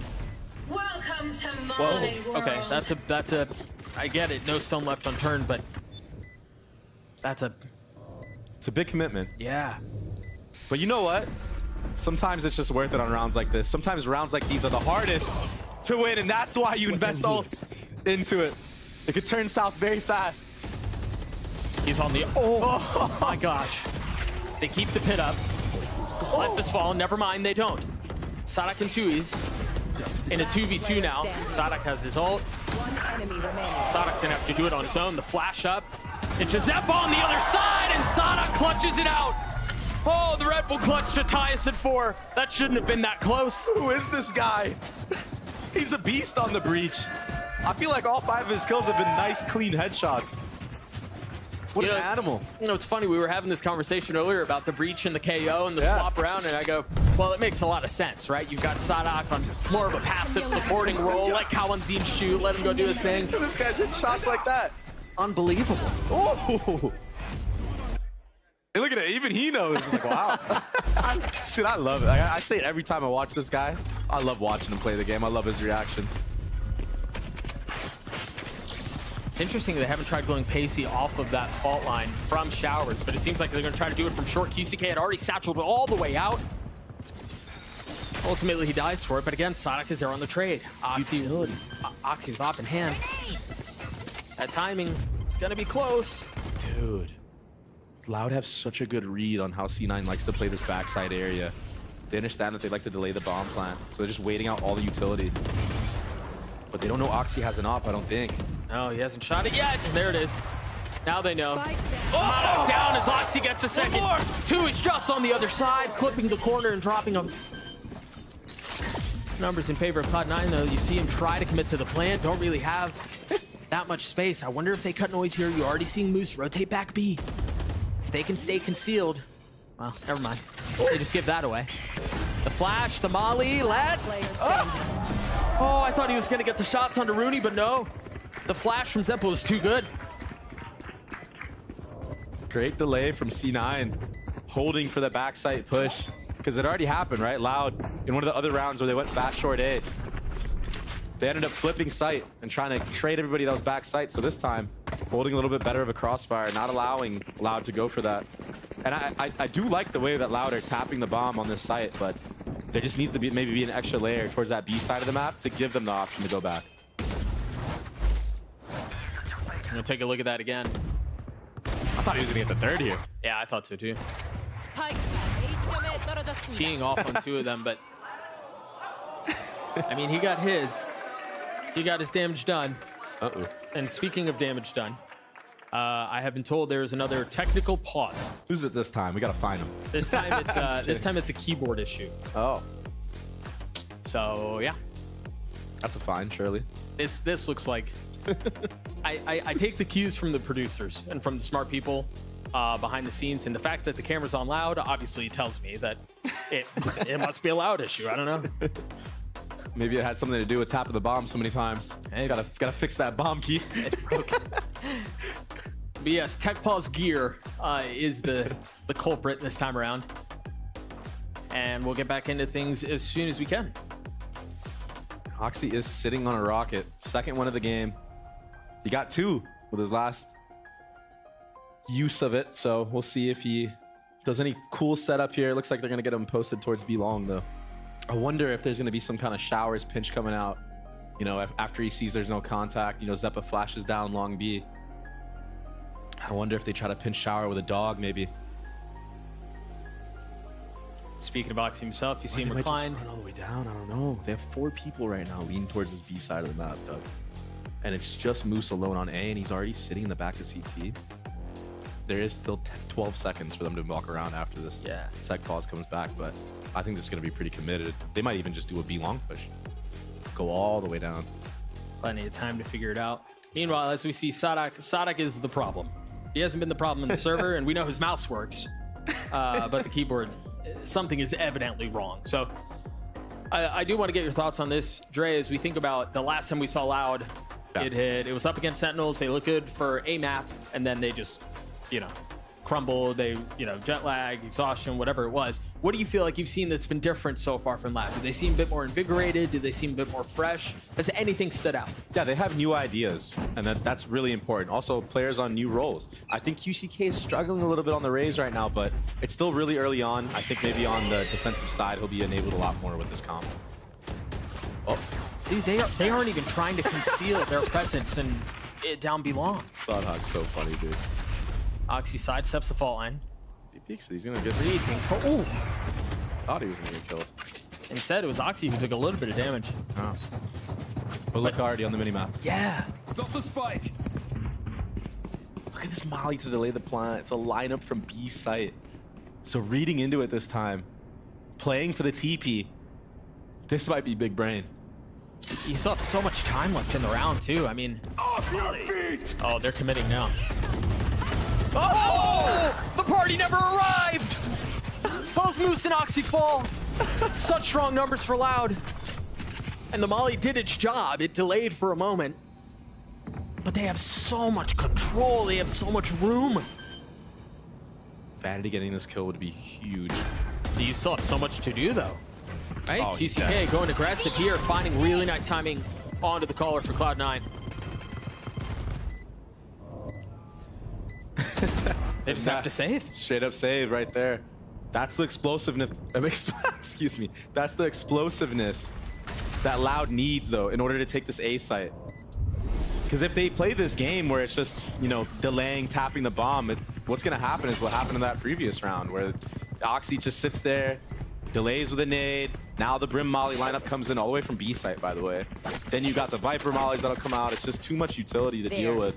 The Cypher trips. Yeah. Yeah, it's miserable. So you have to take the fight to C9, fight that back site, and that ends up allowing them to kill Oxy, who popped Rocket. That was tragic. That's always such a bad feeling, bro. Yeah. The voice line isn't even done. I know. You don't get to shoot it. He got dunked on. He got dunked on. Bringing Goomba Stomp. We get to look at it again. Actual Goomba stomping. Yeah, that feels bad. And it's tough because there's so much utility coming in. He can't exactly hear where the Raze is satchel. Yeah. And it's his job as a duelist to just go, right? You're going to force space. Either you're going to take it or you're going to create it. But his job is to go, and it just doesn't pan out for him. Tied at 5. This time Loud leaning towards A. Oh, Vanity here. He's so close. Judge in hand. Vanity again. He's going to get it both, isn't he? Yeah, he is. This gun is too funny, man. It's always in his hands, too. They knew. I mean, they tagged him with the dagger. They understand that Vanity is the type of player that uses the Judge quite a bit, especially on Ascent, so... Oh, and the kicker is, too, the only other IGL we see use it that often is Sadak, and he's sitting across the stage. Yeah. They didn't read into it this time. This is such a... That's a crazy trip, yeah. Oh, he almost got taken out. It's up there when he was on his dog. Barely missed. This setup from Moose has been so good. Yeah, he's done a really good job of avoiding the KO daggers, especially. And he's saving his cages, using them reactively instead of just setting them up at the beginning. We saw the first one a couple of seconds ago thrown into hookah, now one towards Octagon. Yeah. He's playing his utility masterfully. They're not trying to give Loud any chance back into this round. First trip finally cleared. Cam will be back up too to spot if anybody walks in if he decides to use it. Ooh. Doesn't need to though. Ooh, nice shots out from Tui's. gonna team. Oh, does he not? Okay, he knows. Oh, no. He knows now. He should know. Oxy gets the best of Sada. Vandy still a judge in hand, isn't gonna get another shot at it. Cloud9 gets a 6. Clean. Last All round off of those in the judge half. kills from Vanity. Makes it nearly impossible. Yeah, it just throwed like so. It just threw, not throwed. It threw such a hard break on the round. You could see for Loud, the options were taken away from them. Yeah. It just made it so much more difficult. The round, honestly, the round was probably lost when those kills happened. That judge, brother! I'm telling you, bro, Francis. That judge, brother. Unbelievable with it. Doesn't have it this time around. Last round of the half. This breach stun needs to be a little bit closer, I think, if they want to get value from it. Managed to get away, just barely. They've taken the space, but the question is, what do they do with it? So used, Doug. They use so much into that. And they really haven't gotten much, have they? No, there's 4 people here, and they're gonna re-clear shower. QCK's ult. Oh! Kaladin with 2. They tried getting the ult out. Weren't able to do so. He fell for it. 3v3. Zeppa's still on the other side of the map as Rooney tries to dump some mollies and delay for just a moment. Now they rotate through 2P, and the problem just got so much more difficult for Loud. Zeppa creeping forward. 2, he's dropping heads. Holy. A back and forth half. Switching sides. C9, no slouches. Going up against Loud right now. What a sick half. Just fighting back and forth, and Kawazine going crazy at the end there. Look at these kills, man. That was big from 2E's to hold Zeppa back. I mean, if you lose Shower's control there, you're down in numbers. Everything really falls apart. You're done. You're just going to get choked out. Yeah. Well, let's actually take a listen to Cloud9, and let's take a listen to Rooney and get his thoughts on playing alongside the future and the truth, Oxy. Yeah, so Oxy is like the most consistently like insane fragger that I've ever seen, a lot of people have ever seen. Scrims, it's, you know, minimum 30 kills every single game, and we're just trying to find a way to replicate that in matches.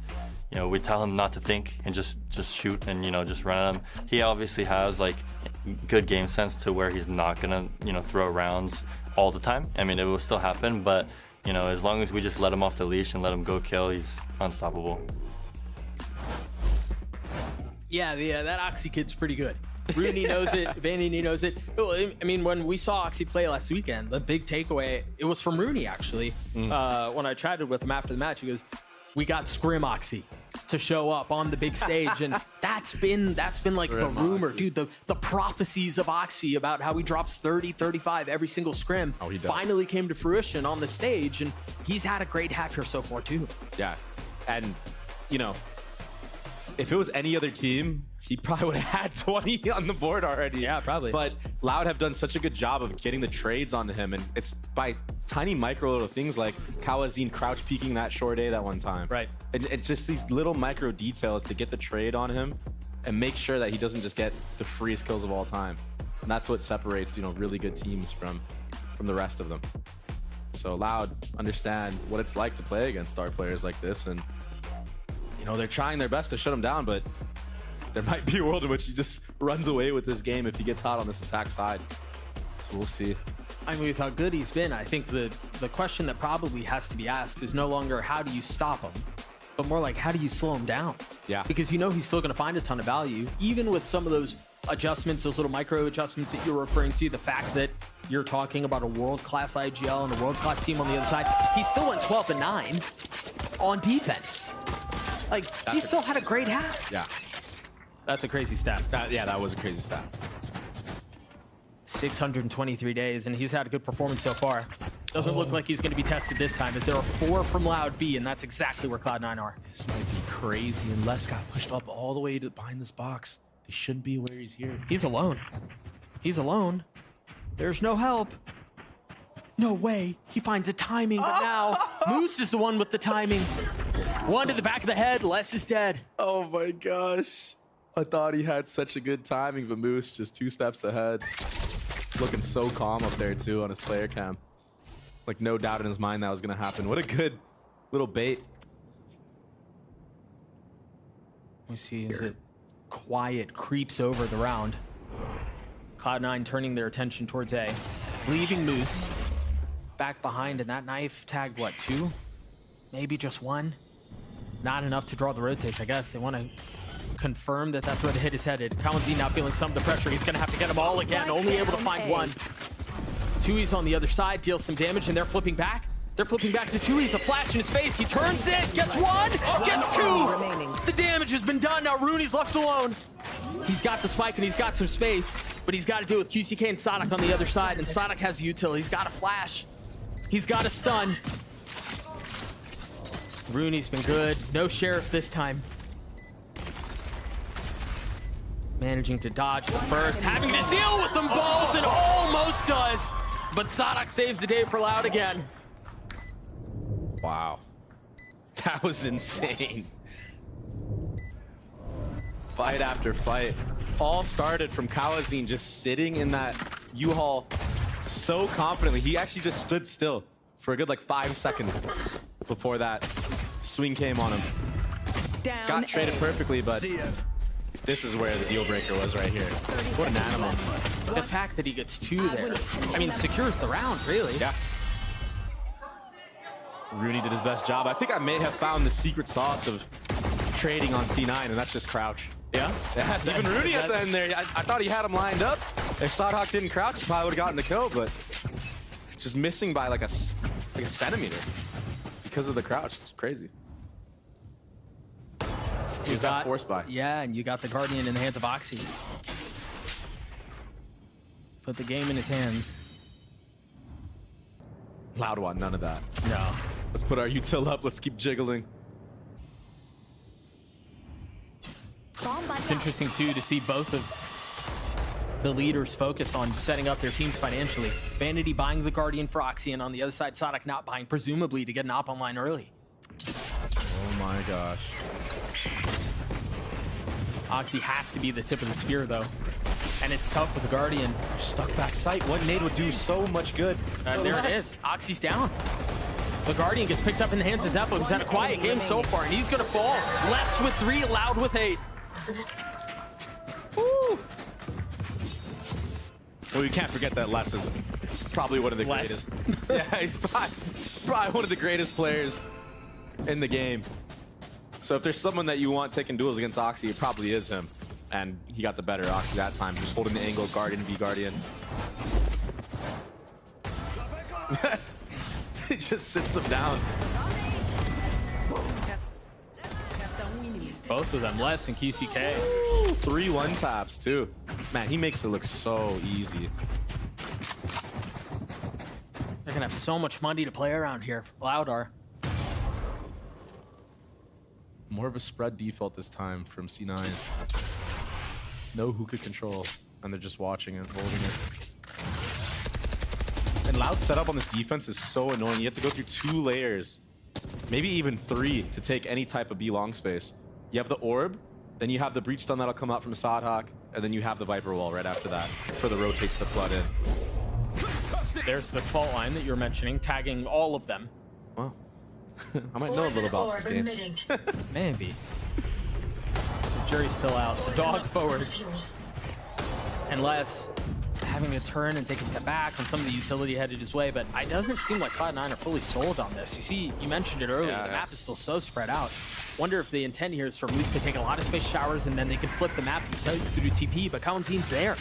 And if Kawanzin gets this kill onto Moose... They're doubling up now, too. They're going to re-clear it. But he heard a footstep. Moose heard the footstep. What can he do off of that? It's a game of cat and mouse.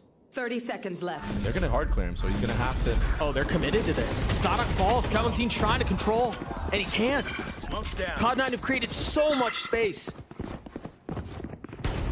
Les and Tui's are going to have to figure this one out on their own. Spike planted. And Tui's doesn't really have anything. Les is 2 spits, but that's it.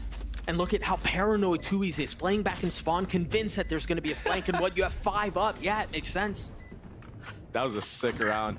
You know, I spoke about Vanity's IGLing on attack earlier. And, I mean, this round is a beautiful masterclass of just how he likes to call, you know? Doing it spread out default, showing that early B long that they did. Any kill from Loud right now is good just to do damage. This is their bonus. Keep in mind, everybody. Nothing too crazy here. Okay. C9 will clean up the round, but just a heads-up play to just TP there, understanding that they're probably creeping up on Moose and just cause that little bit of chaos.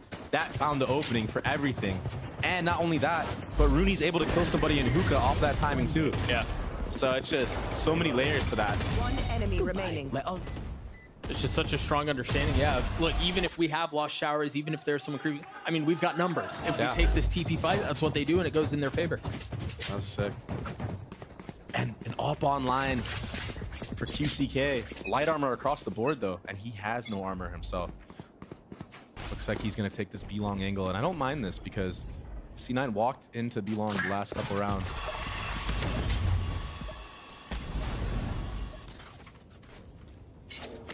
The op is posted up long, as you mentioned. I have a feeling that C9 are reading into this, though, because usually ops don't post behind smokes and shower, and A short, they're about to get info here very soon. Yeah, especially with that Viper wall up in particular. Right, if you're doing the TP wall, it's because you don't want to have the line showers. Flash forward, Oxy's gone hunting the satchel into Sadok slap, and he drops him. What an entry. Now they turn their attention back over showers. Kalanzine takes a lot of damage, but he's gotten out. The Molly gets Vanity. Oxy pushing forward, dropping less. And at this point, you're probably just saving the op. It's a glass cannon. He's got no armor. You want to carry that thing into the next if you can. Oxy's a menace. See if Kalanzine can take care of him. Oh no. 30 He's been seconds spotted. left. This is so awkward. Was it the rise the rocket, wasn't it? I know exactly where you are. Oh, this will be it. Well, that's uncomfortable. He's been watching you the whole time. Oxy gets his third. And again, I think for Loud here, QCK is not interested in taking any fights here. They're doing a really good job of buying all of this time. The freeze there from Cloud9 was great. They just now got the spike down. It's been a 4v2 for like 20 seconds. This is definitely Scrim Oxy right now, Doug. He just pushed into U-Haul against a guy that honestly wasn't blind at all. And then decided to push into CT spawn, take a 1v1 against Les, who sat him down a couple rounds prior. And wins it. And then he goes heaven and he plays it so smart, and that's the difference, right? It's Oxy go kill, but he actually has a little bit of a leash. He understands when he needs to just stop and just chill and waits for that Cypher ult. Oh, it might be Rooney go kill here. He's hunting too. He's got him. He's gonna get him. Oh, we won't see it, but trust me, it happened. It wasn't a headshot. I'll tell you that right now. And so we're tied at 8. The op has been carried into the next. Les was able to carry a rifle too, but this entry from Oxy was just beautiful. That was a crazy shot on Les. Yeah. And then the discipline to wait for the Cypher ult to come through. Chef's kiss.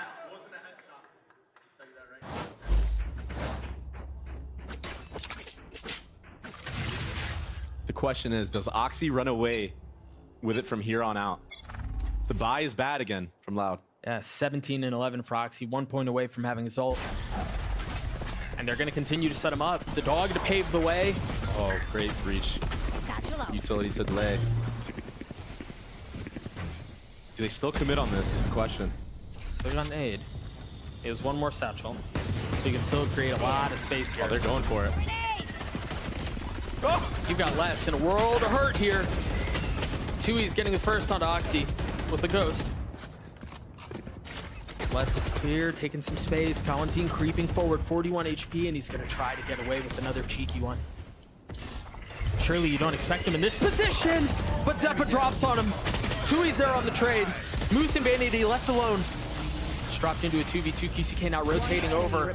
Les falls, Vanity with 3, and Cloud9 presumably with the lead. This is so hard. 1v2 with an AWP. Does he go for this? He's sick of saving, Doug. What a round from Vanity. And it's tough. It's tough. I mean, he doesn't want to save the AWP 3 rounds in a row. I don't blame him. It's a 1v2. There is a chance. But Vanity played it perfectly. Yeah, he had 4 on the round. We'll take a look at it again. Sadak has so much utility to dodge shoot. They flushed him out backside. Cloud9 really, I mean, they knew exactly where their soft spots were on the map off of these execs. And it was just too easy. Jeez. Must be the stash buff. Guys looking good out there. Timeout for Loud again. Second one. What are they gonna do to change anything here? I feel like they had a really good read into that round. They just kind of lost it amongst the chaos of C9 running out of hookah. And honestly, I didn't expect them to stay there and commit to that because, you know, you had 4 players allowed there. They honestly should have probably held that down. You know what I'm seeing so far is a lot of on-the-fly ults from 2Es, and they're not really getting much value. I don't even think I've seen a singular kill from that Brim ult, so maybe they need to start just using it earlier, maybe in the chokes even, not on the fly to help teammates on site. But a lot of ults online here for C9. We got Rocket, we got Viper ult, Brim ult. You're one off a Sky ult, so you're gonna see heavy showers control here, I believe, but a walk down short on the other end. That's not even for the pit. What are they trying to do here? Trying to grab Sky ult, I believe. No, for Loud down short. Look at what they've set up. It's going to be another firefight. Oh. It's just chaos. He tried to get ahead of it, but Oxy's ult and Vanity's ult find value.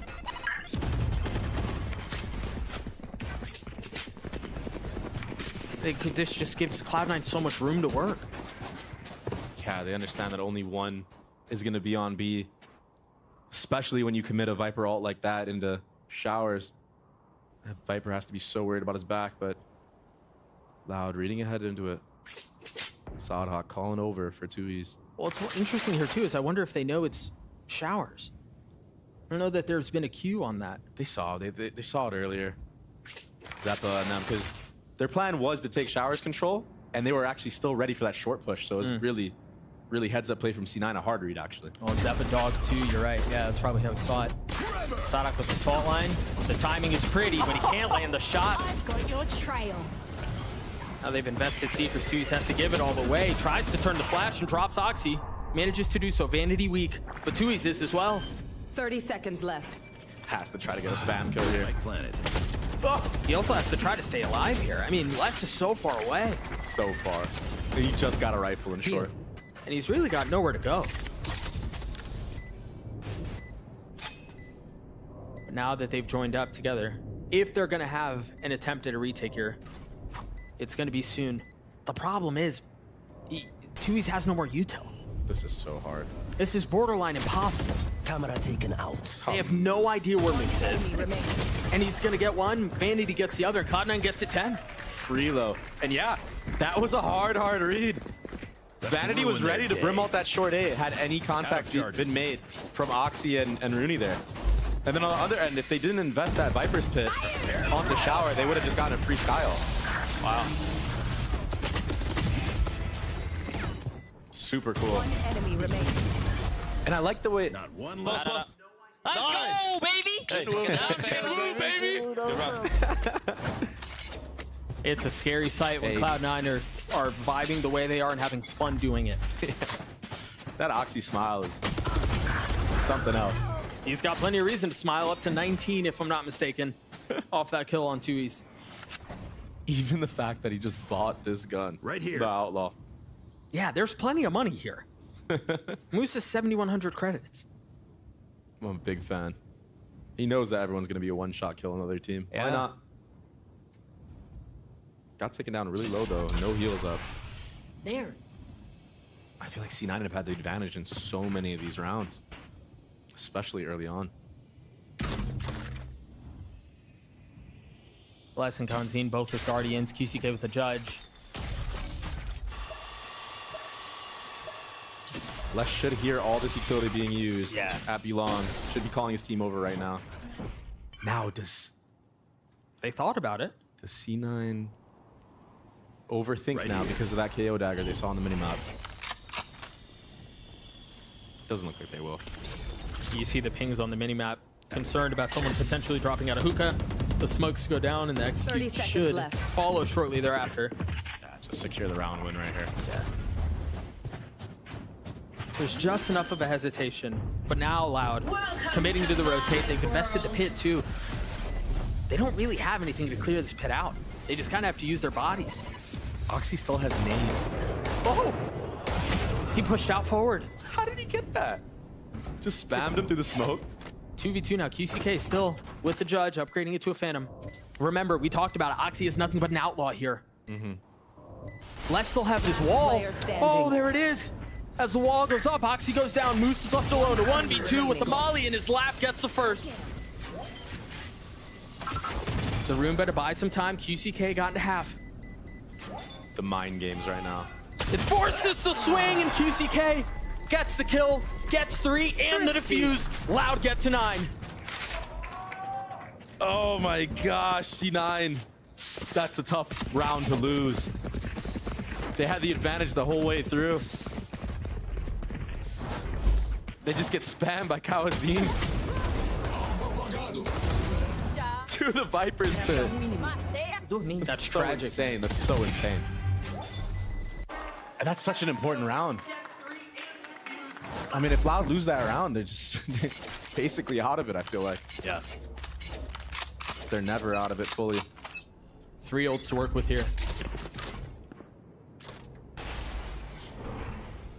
I wonder if you're going to see a lot of heavy delay on this A side and maybe wait for the breach ult for the retake. It's a fast walk up into U-Haul. I understand they've lost some of the space. QCK going forward, dropping Oxy and Moose. Whoa, whoa, whoa! That was labored. Not able to get the PC. third. Check him PC, man. Little tech timeout after this one, maybe. Nah, come on. You can't speak that, bro. 4v2, Loud up on numbers. And it's only getting better. We're tied at 10. This back and forth affair we talked about in the first half has persisted. Yeah. That's why you can't be giving scrappy round wins to Loud. They'll string a couple rounds together. Right on cue. How does he get 2 there? Where was it? Moose must have been right under him. Yeah, Moose was right under him. Oh, that's tragic. There's nothing you can do about that if you're Moose. That's so tough. I'll tell you what, my rocket does maybe 20 damage there. Yeah. Exact same spots. Yeah. Yeah. Yep. Timeout from C9. Amy's last, if I'm not mistaken. Yeah. It's been a crazy fight so far. Both teams swinging round after round. Well, and I think as we started the series, mind you, this is only map 1, but I think there were a lot of questions on both sides, right? Cloud9 coming off of a couple of big wins. How good are they really? Right? This is a really good litmus test. And then for Loud on the other side, we haven't seen you play since Madrid. And yeah, they had their one series, but there's an asterisk all over it. So you kind of wondered who we were going to see here. I think we were going to learn a lot from both teams. And I think, Dre, if I'm going to be honest with you, 20 rounds in, I don't know that we have a ton of answers. Yeah, it's tough. It's still tough. And you know what? For Loud, like, they are a team that usually tends to start off slow on the first map. Yeah, they had a great first map when they came back, being in the air for multiple hours. Yeah. But usually they tend to start off slow and then heat up more towards like the second, third map. So I feel like C9 have to win this map. They absolutely have to win this map. Otherwise, I have a feeling that Loud's going to come back really strong on Icebox, and they're really good on that map. Vanity 1 point away from his ult. We've seen how good he is with it. It also feels like he just had it. He just had that ult like 3 rounds ago. He's been playing really well. Yeah. This map so far, and calling a really, really good map. And there it goes, online. So now they've got the Orbital Strike they can play with. And this feels a lot like how Loud approach their attack half. Like, everything is slow. They're waiting the map out. They're waiting the round out before they decide where they want to go. Poison's off. And the difference is Loud isn't as proactive in re-clearing this B long space, so that allows Zeppo to just stay here and maybe throw a feint with this hookah pressure. Oh, that's big. Vanity's dead. The ult no longer online. Those are the Brim smokes too. And this almost forces them towards Rooney's utility. Run, brother. It's like you heard me. You've got to be careful here. 30 seconds They have no left. idea the showers isn't theirs. Moose falls. A great shot from QCK and the potential for more. On the other side with the flash, he has to get away. Still 2 satchels. So he's got the get out of jail card. Oh my gosh. He's just running around all back sight. The guy just wants to play the game. Not able to land the shot. Zeppa punishes. 10 seconds left. Number still in favor of Loud. Oxy not able to connect onto anything. Tui's cleans it up. Loud take the lead back. Oh no, Doug. And I think the other thing, very quickly, Sonic has had this ult for what feels like 3 or 4 rounds at this point. It feels like an insurance. Right? is. The later you get into this half, that you still have that card in your back pocket. It's almost like the value goes up over time. That kill was so crazy from QCK onto Moose in the shower. One enemy remaining. Felt like I had a triple kill right there, no lie.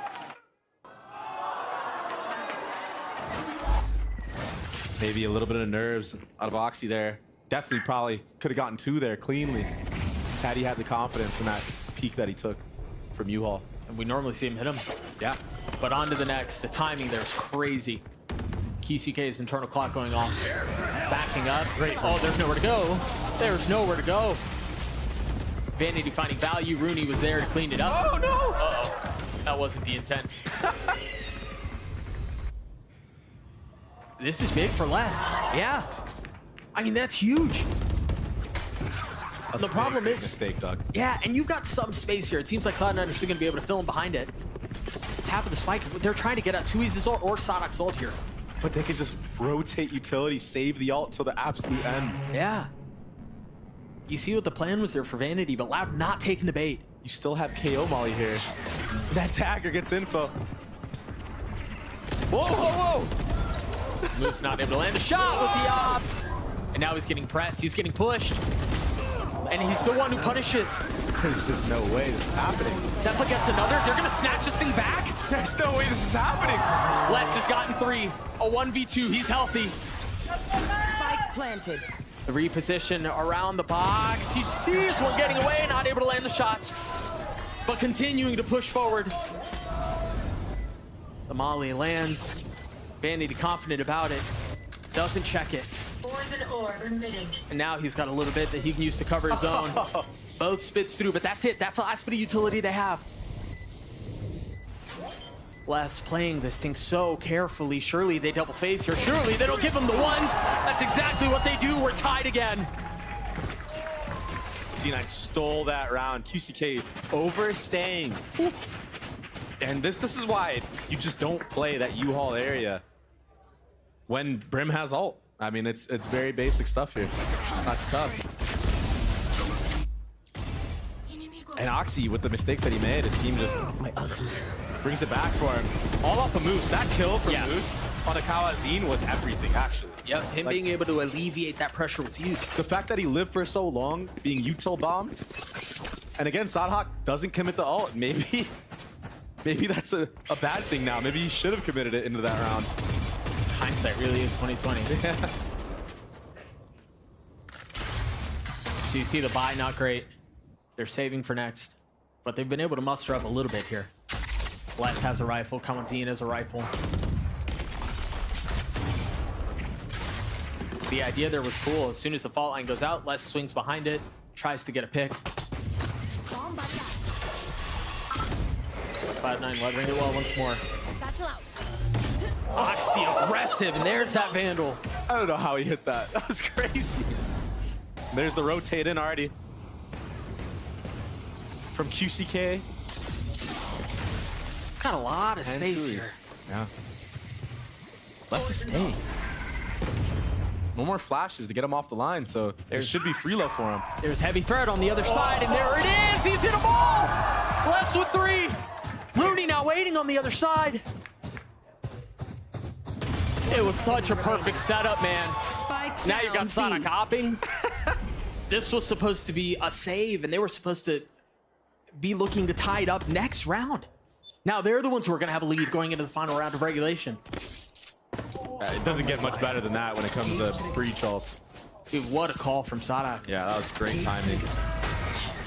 And honestly, for as much as we've talked about Les and how good he's been, how good Oxy's been, how Moose has been so impressive and continues to deliver, I really feel like, as we see some of these strikes come through, robbed of another.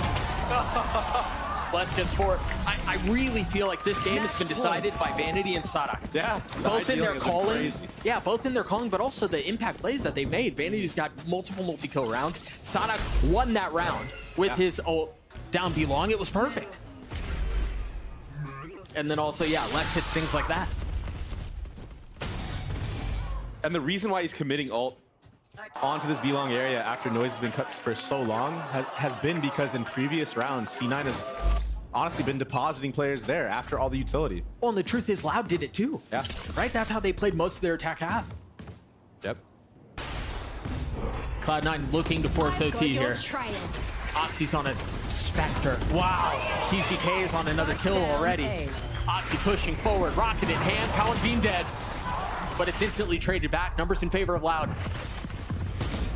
Les is already starting to rotate over as well. The spike not committed yet. In the safe and steady hands of Zeppa for now. No way. As we've equalized things at 3. Rifles up for everyone. And it seems like it's turning in favor of Cloud9. Can Les and Tui's bring this thing back? Can they put him away? It's all on to Les now. Zeppa weak! Zeppa's dead, and that's a spike! Spike down. It's out of reach. Rumi has so much work to do, and Les delivers for Loud again. The Red Bull clutches. Pine goes the way of Loud. Wow, in this specific round, Loud had a hard read. They actually had the Viper wall already geared towards that A side of the map. They knew it was going to be an A hit. And yeah, it got scrappy, but when you have a guy like Les who can close out rounds like that, man, does it look beautiful. And so many things go well there for Loud. Yeah, you mentioned Les closing out rounds at 1v2. Yeah. QCK getting the pick with the op. There were just a lot of things that went well, and ultimately they went well because of what you were mentioning, right? They knew, they had the preparation at the beginning of the round, they knew where they wanted to go, and they reaped the benefits of that. And they look good, Doug. They look really good. I think QCK still needs a little bit more time on this Raze roll, but other than that, I mean, first time on this comp, new role changes, they look clean. It's only up from here for them. Yeah, and I think the thing for QCK is we've talked about it every single week, but the truth is he doesn't have to be a ridiculous pop-off performer every single time. He doesn't have to be an Oxy, right? He doesn't have to be an Aspas. That's in the rear-view mirror for Loud. I think for Loud moving forward, you know that you can do it by committee, right? You know that Les is going to deliver. You know that Kalanzine's going to deliver. And yes, QCK is not going to drop 40, but he's going to have high-impact kills throughout the map. Yeah, and just making sure that they're doing their jobs at all times, even if they're not playing the best or whatever it may be. And that's the thing that Loud has over a lot of other teams. They're a one-hive mind. They really buy into the system. 13-11 bind in favor of Loud. Icebox on the other side of this. Keep the cheeks in the seats. We'll be right back.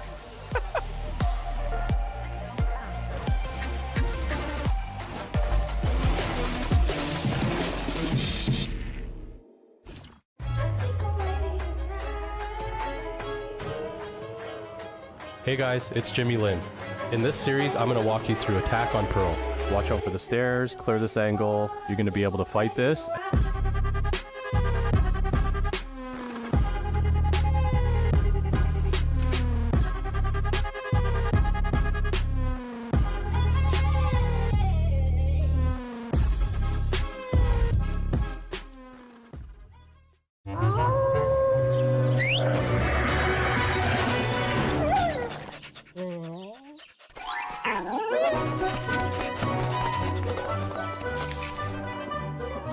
Red Bull gives you wings.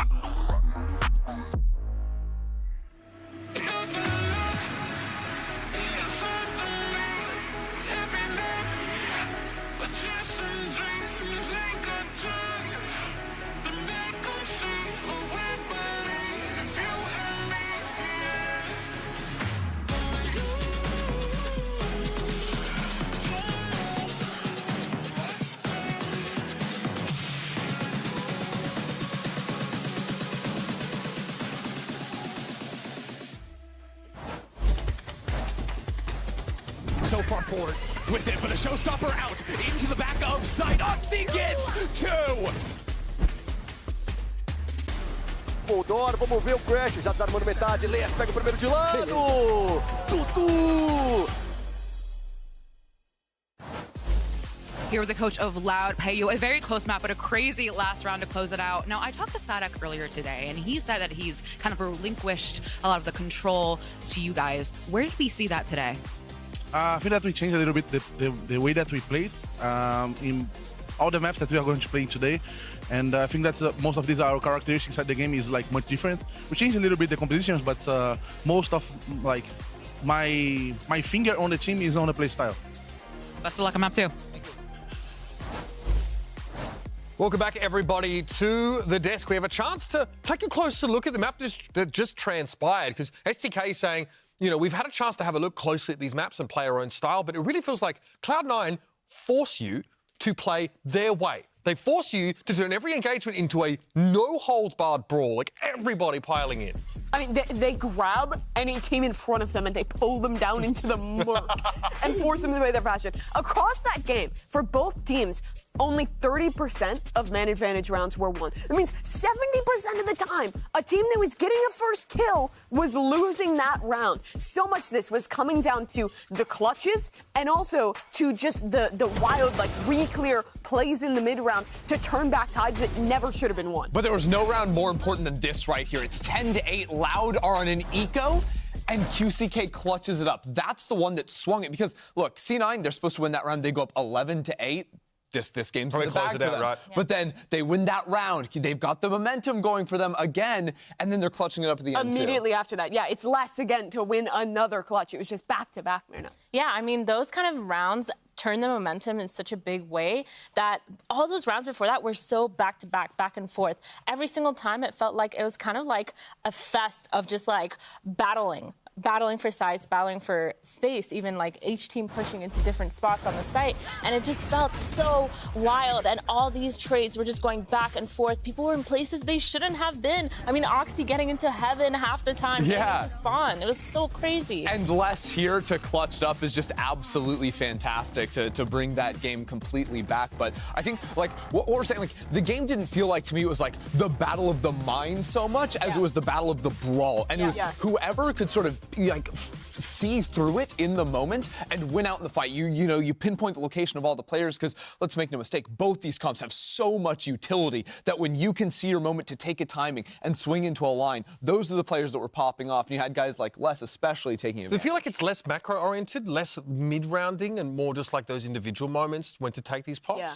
I think what's really interesting, because these two teams have a really distinct similarity in how bought in they are to the squad's idea, right? You watch a team like Loud, and every idea in the mid-round, Les is going for a play. Sidak is immediately behind him with a fault line, immediately ready to set up, to change up on the fly. But Cloud9 is really the same way. When you play, they're so chaotic. They go for so many risks, but I think they've done a really good job at figuring out their comms, their ideas in those super chaotic moments and thriving at them, actually figuring out ways to still set people up when they're going for wild stuff like that. I 100% agree. I feel like the setups have been crazy good. But one thing I do want to point out for Loud is that Les was playing really well on that defense side as Viper, because not only was he just holding down the site, making sure that no one was in there, he was taking those aggressive lines and taking even those 1v1s. Like, he was not scared to just walk down long B, get all that information and causing the rotates to go crazy. And actually, earlier in the game when he was on that attack side, he wasn't scared to walk up down short and take that space either.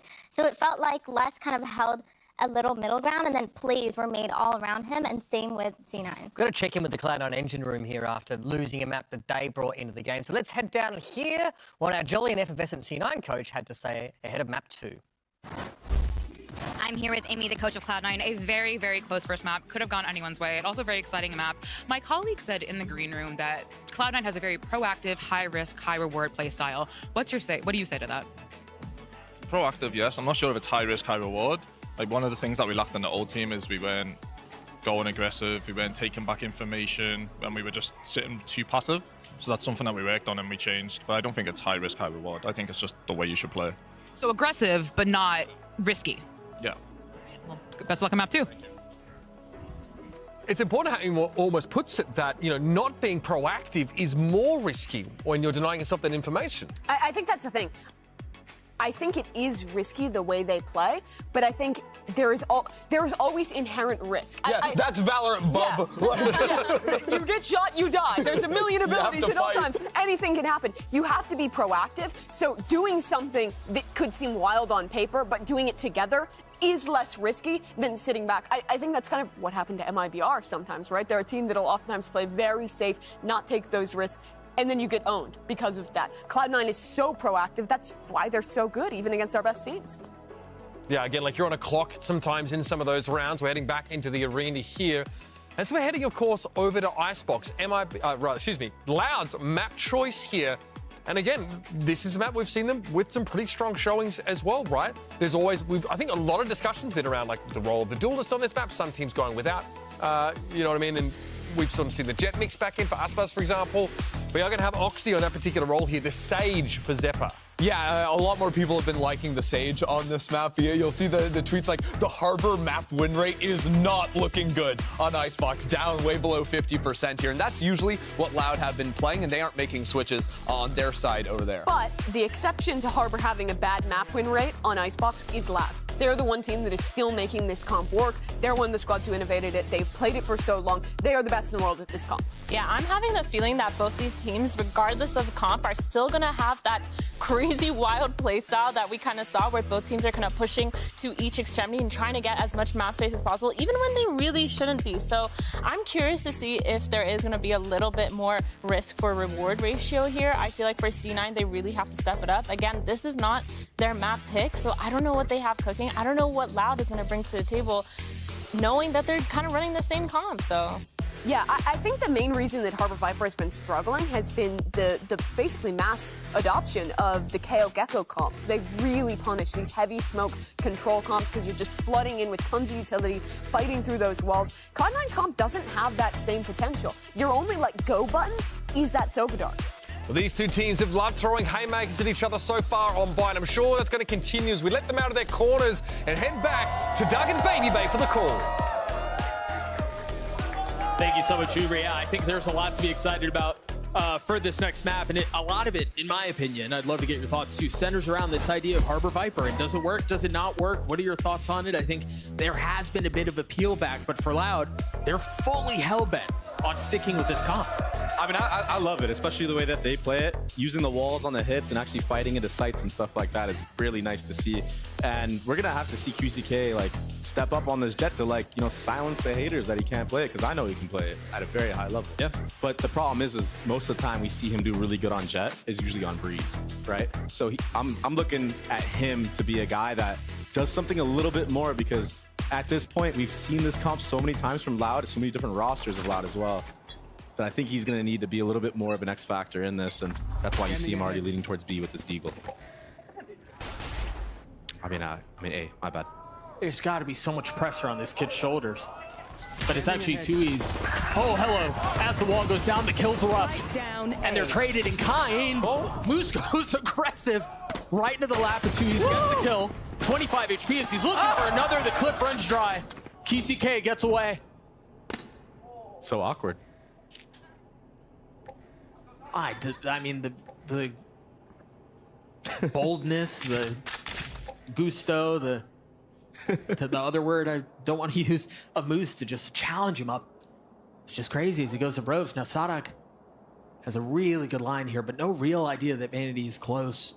He's so weak, and there he goes. Vanity falls, Oxy and Moose remain.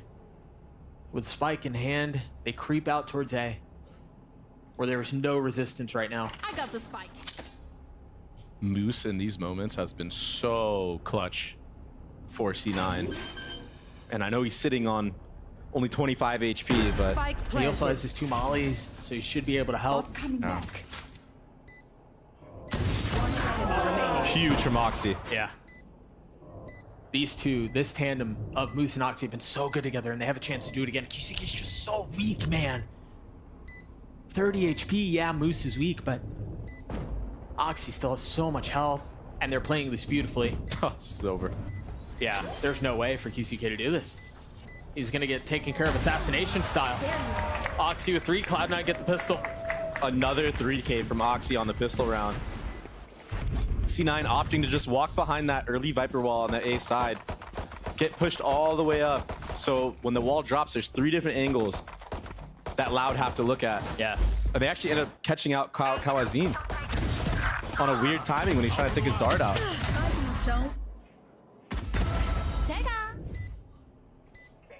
And this is these plays from Oxy where he pushes so far up and actually like takes fights deep into spawn or mid in that scenario. He gets so much value against Loud when he does this. And I think he needs to like just keep sticking with that game plan until he gets fully punished. He's got a rifle this time. No buy on the side of Loud. He's already farming that jet knife ultimate. If he can get enough kills here, maybe a bomb plant, he'll be able to give somebody that Vandal for the next round for the bonus. The Sage Wall has been problematic before, but they didn't get the bomb down. Yeah, but there's really nothing to punish here, I don't think. Oh, there isn't. A minor mistake, but one that's going to go without consequence, it seems. Oxy wants all the smoke right now, Doug. He's going to be the one handing it out, man. There's just nothing really on the other side. He's going to keep peeking. I think the problem here, too, for Loud is not only do you not have guns, you don't have position, you've got the Sage Wall you're going to have to get through as well. And at this point, it's just damage control. Oh, no. Well, nah, surely not. No. There's just not enough time. No. Moose is in mid, though. As everything was going on, he had the reflank once that KJ went down. But that was really costly for C9. Yeah. 2 rifles invested into that round. Well, I think the benefit for them, though, is because they've been handling the buy that way, where they only buy 2 or maybe 3 rifles, but then other people don't buy at all. Yeah. They still have a bit to fight back with here in this next round. And Oxy's only 1 off of the jet knives. Oh, this is that delay on the plan. He thought he got the bomb down already. And yeah, you know, it didn't make that much of a difference into the round, but you know what? Maybe that extra couple seconds on the bomb timer could have secured an extra gun. Who knows? You know what I mean? When it comes down to Valorant, small things like that go a long way. And it looks like they're going to try to get this B orb onto Oxy. And they're giving him a rifle to try to get an entry first, just in case there is any struggle of a fight here. This is the duel that we're going to have to see. Oh, they didn't break the drone. Yeah, so QCK is likely going to get spotted too. Oh, big fumble from Tui. He has dash. He's going to get away. But you're right, the orb goes in favor of Oxy. Get out of my way. Now Blade's online. Oh, he's going to jump on a yellow. This is the same pathing he took last round, but this time he doesn't have dash. Oh, but he does find Tui's. Clearing back yellow, looking for QCK. Tui's is stuck. He's got 1 HP. QCK has nowhere to go. Oh! Run! Finally falls. Oxy's not much better off at this point. He's alive, though. I don't know how. He was 1 HP. Now he gets healed, I believe. Wait, what happened? Moose is still playing back by A, and I wonder if they call the rotates back. Are they just cut noise? Spike dropped. I think they're trying to see if Loud tries to aggress anywhere else. And there it is, but Sadhawk wins it, and that's 30 gonna have seconds to force left. C9 to full commit onto the site. Which is exactly what they do. Spike planted. 3 rifles for Cloud9, but almost all of them are weak. Bruni's the only one who's healthy. Heals should be coming up any moment now. And you know they're gonna slap that right onto Oxy if they can. 1 HP for Oxy, and he gets a kill on Sadhawk anyway! Finally falls! Zappa and Vanity, weak. But Rooney, the one who's healthy, trying to find value. Kawazin has to do it on his own, and he will fall. The bonus in favor of Cloud9. Rooney played that perfectly. And you saw it. You saw the idea, right? Let's let Oxy buy him the rifle. If there's anybody up close and personal, he can take him out, get the knives that way. If not, we push him back, we get the jet knives, and then we just go crazy on him. Oxy, just the fact that he lived for so long after doing this whip. Yeah, that's crazy, bro. And then gets another one on a Sadhawk at the end. With 1 HP. Yeah, that's nuts. Rooney played the back of yellow perfectly too, jiggling the guy, walking up close sight, and then fully committing on the left in the back. And another early B default here for C9. I love what they're doing with the harbor wall on B, right? You're denying any exit out from garage without having to use while unless you use util. But then they're also getting the tail mid. That allows Sadak to get so far up. But C9 are just reading into it as well, not trying to go out before that drone comes. Yeah. It's like a really complex team of rock, paper, scissors. Yeah. Essentially, if you use you all, then we use the drone. And this map can be so hard when you play against a team that can just take B like this, and then they just prod into sight. And even knowing that there's an eco on the other side, they're so careful. Cloud9 are with how they're approaching this. The dark to make sure Oxy has a lot of space when he hits back yellow. We haven't seen that on other instances in other rounds where it has been a bit more aggressive. What a shot from Tui's. Cool, man. You get shot, you die. Oh, he's got a lot of space, and they don't know. Oh! Oh, no! Well, Tui's hits those. Tragic from Sadak. That should be a free plant. Kalanzin's gotten one back. They're not out of the woodworks yet. Oh, are they going to pull this thing off with just sheriffs? The Reckoning. The Reckoning invested. Vanity playing close. Not giving the Sheriff any chance to work. Vanity with 2. Looking for the 3rd. No way. Connects. They avoid disaster and they get to 4. Vanity is so good at disrupting the enemy team. Last map, it was him pushing past the stun line of the breach from Sadhawk. This time, it's pushing all the way into sight once that harbor ult comes down from Tui's. If he does not make that play and just stays stagnant and sits back, it's over. Yeah. The fact of the matter is he knows what it takes to win. Tragic, dude. Sadak, just like us. He's just like us. That's brutal. It'd be like that sometimes. It do. There's that harbor wall again we mentioned. If it ain't broken, don't fix it. They're just still doing this B default. And again, it goes uncleared. So you get so much more value out of that drone because of it. Whoa! Oh, he hits that shot. That was really nice. And then he resets. Uses the orb to find safety and cross. Rooney gets rezzed. And now the round resets.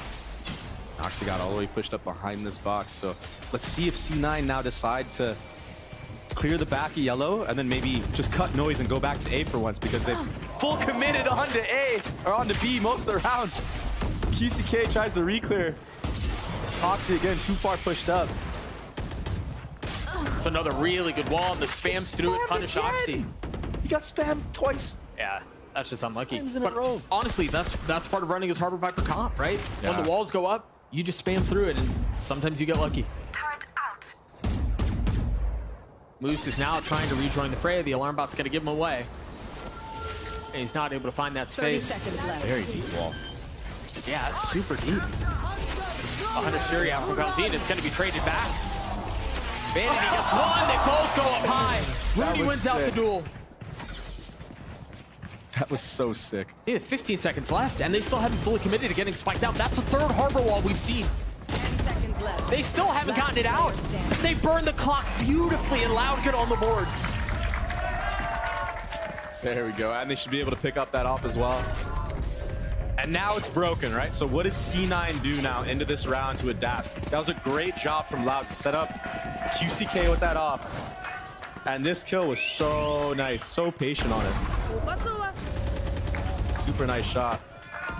Almost turned south when Oxy gets the kill on the re-clear, but you know, I guess Oxy's just gonna get spammed if you can't kill him 1v1 straight up. Yeah, just don't give him the fight back. Just spam him through the wall. Things like that get into your head as a duelist. You're like, oh, I'm getting the entry, but I'm not even seeing the second guy when I'm dying. It's just I'm unlucky. Yeah, right? What do you do? It gets into your head for sure.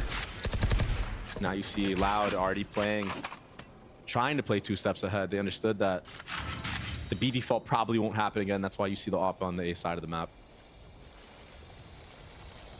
Toxin screen down. Les has a lot to deal with behind this wall. He's so confident in these spots, though, when he's entering alone. It doesn't matter if there's 2, 3, 4 people. They bully him off of the line. They get the orb for Moose, who's now 2 away from having his ult. Good to be. And you see the walls instantly go up. Also, note where Sadak's Molly is right now. Oh my gosh. Back yellow. Oh my god. No way. As soon as the wall goes down, it's going to be chaos. Oh, they face it. Oxy gets 3. Magnetic looking aim. And he's going hunting. He's looking for more. The Oxy special. Meanwhile, QCK with no real options just has to save the op. Kawanzi not nearly as fortunate to be able to get away. He's surrounded deep behind enemy lines. And the turret gives him away too.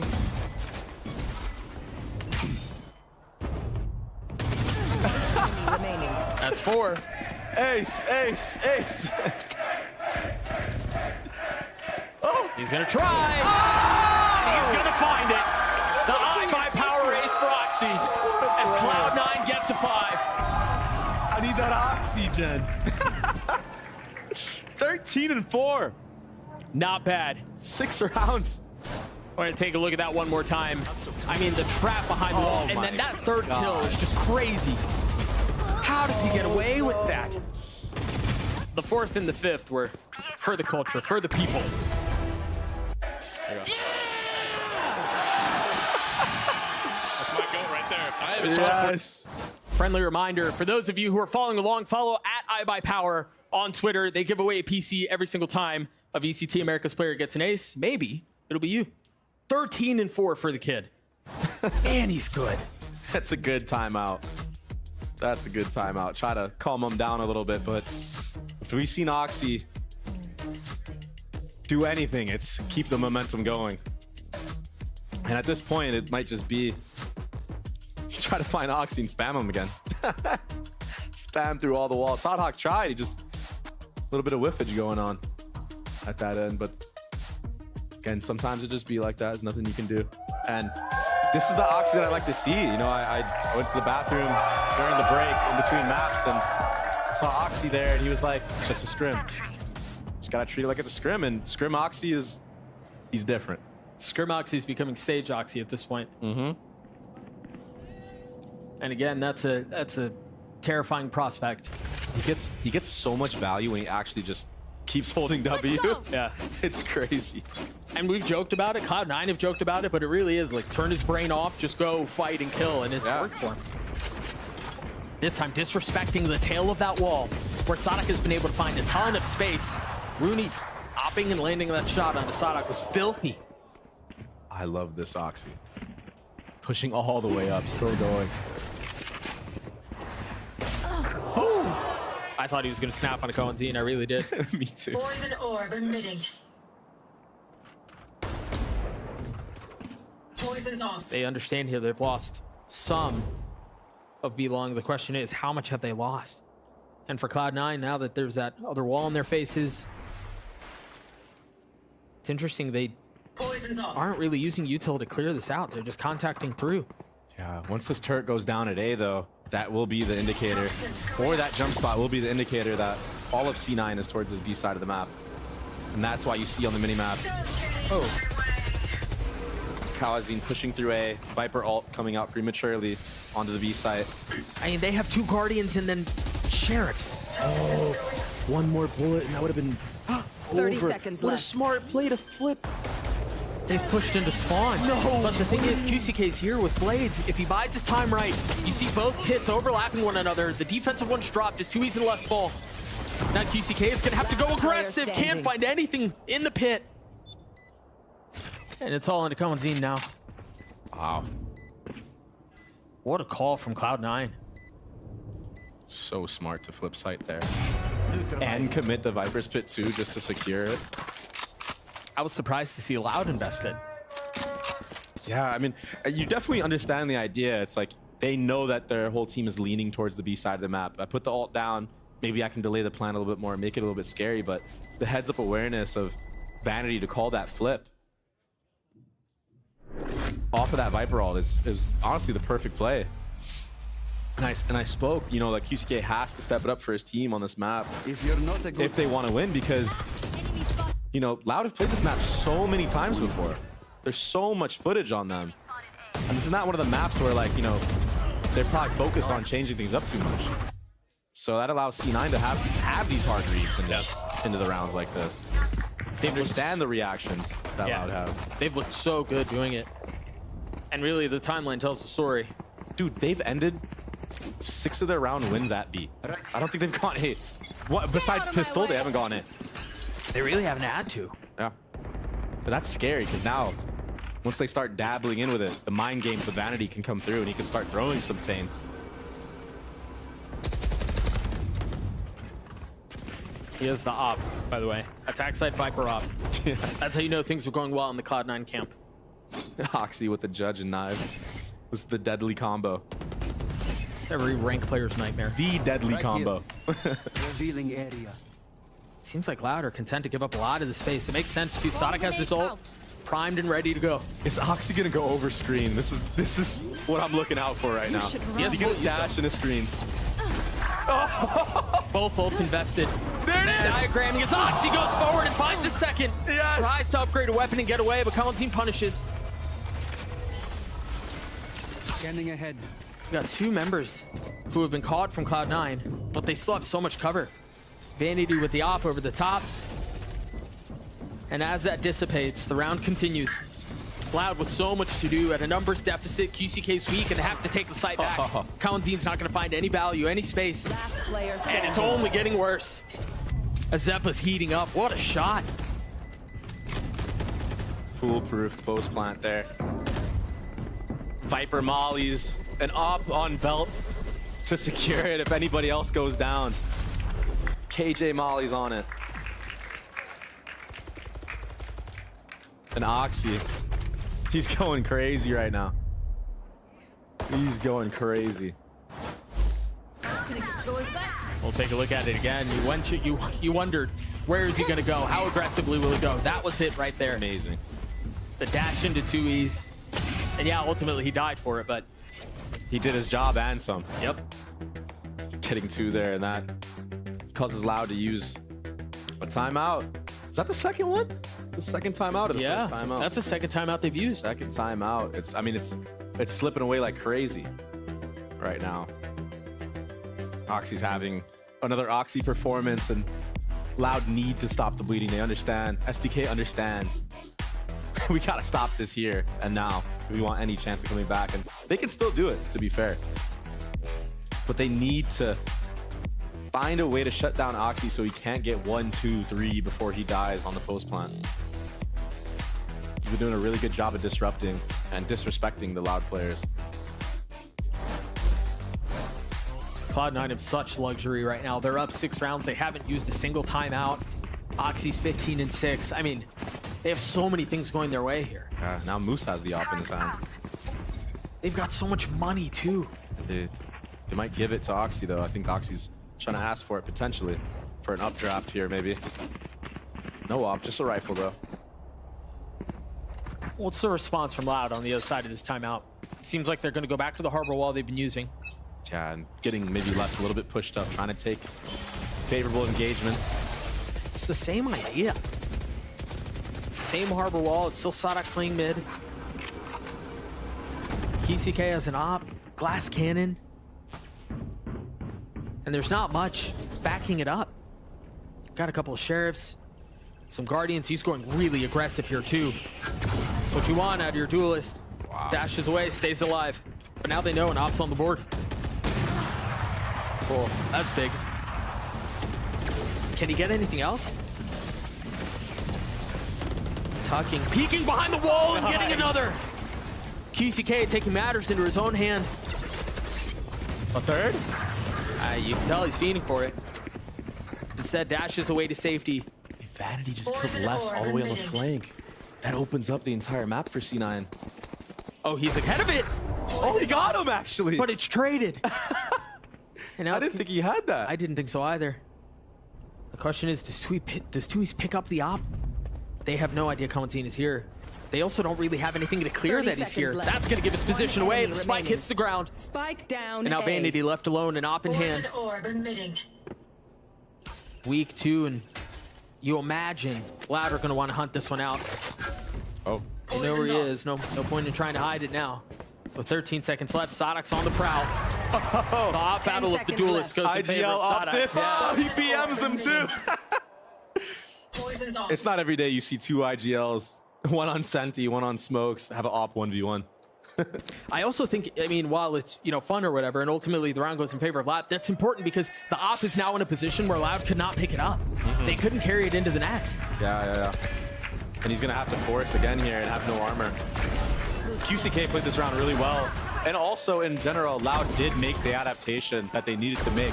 They realized that C9 has this entire half just been show and go. Yeah. There hasn't been many other layers to it. It's been where the main pack is where we're hitting. So they actually had 4 people on that A side already. Right here. And now, does Vanity understand that and read into it?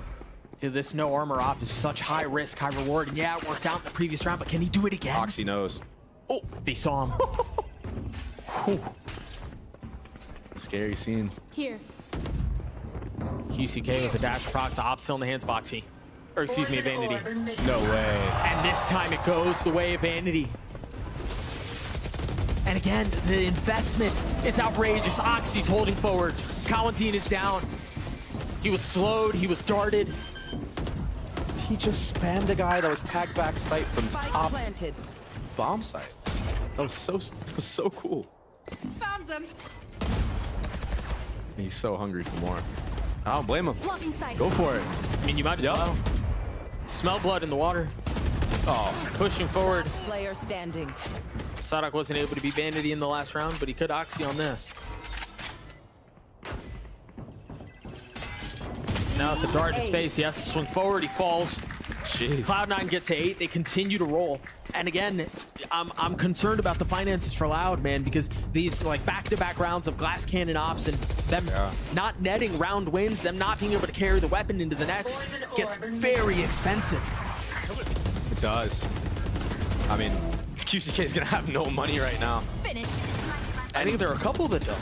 And there's a big difference here in how QCK is working the op compared to how C9 has been working the op. Vanity is taking angles with this op. He dropped it now, but he was taking angles with the op off of the drone.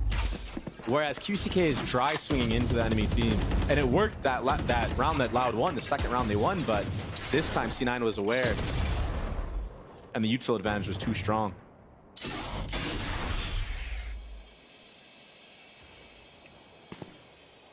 They've quietly crept forward, only a footstep.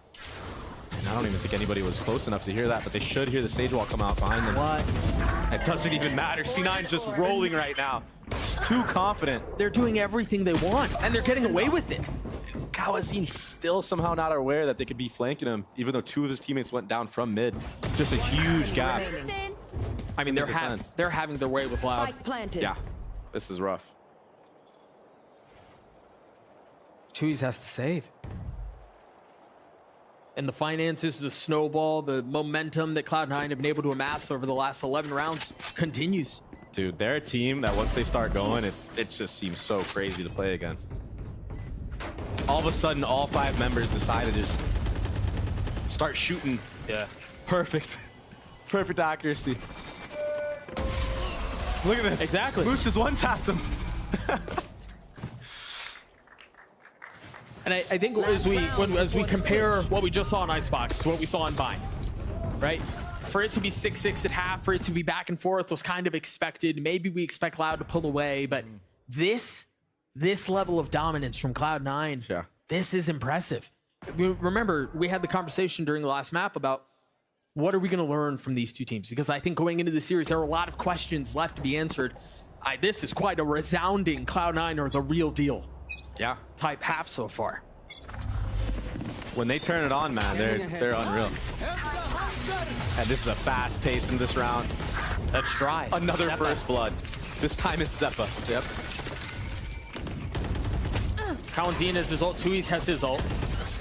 Maybe that'll be enough. But here they're desperate for anything they could possibly get.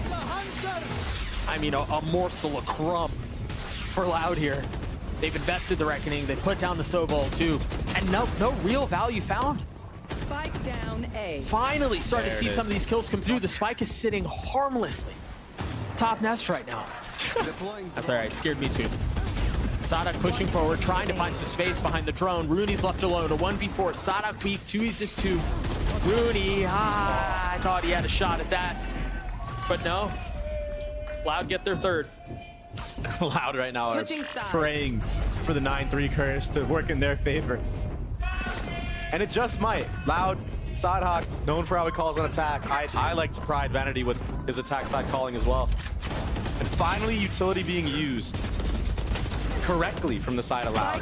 I felt like a lot of these rounds, they didn't even get to be in a spot where they could use utility like we know them to use, and how they used it when they won the rounds they won, like the B delay and everything like that. So Loud styled, or excuse me, Cloud9 styled on Loud. We're gonna throw it down to the desk to break that first half down.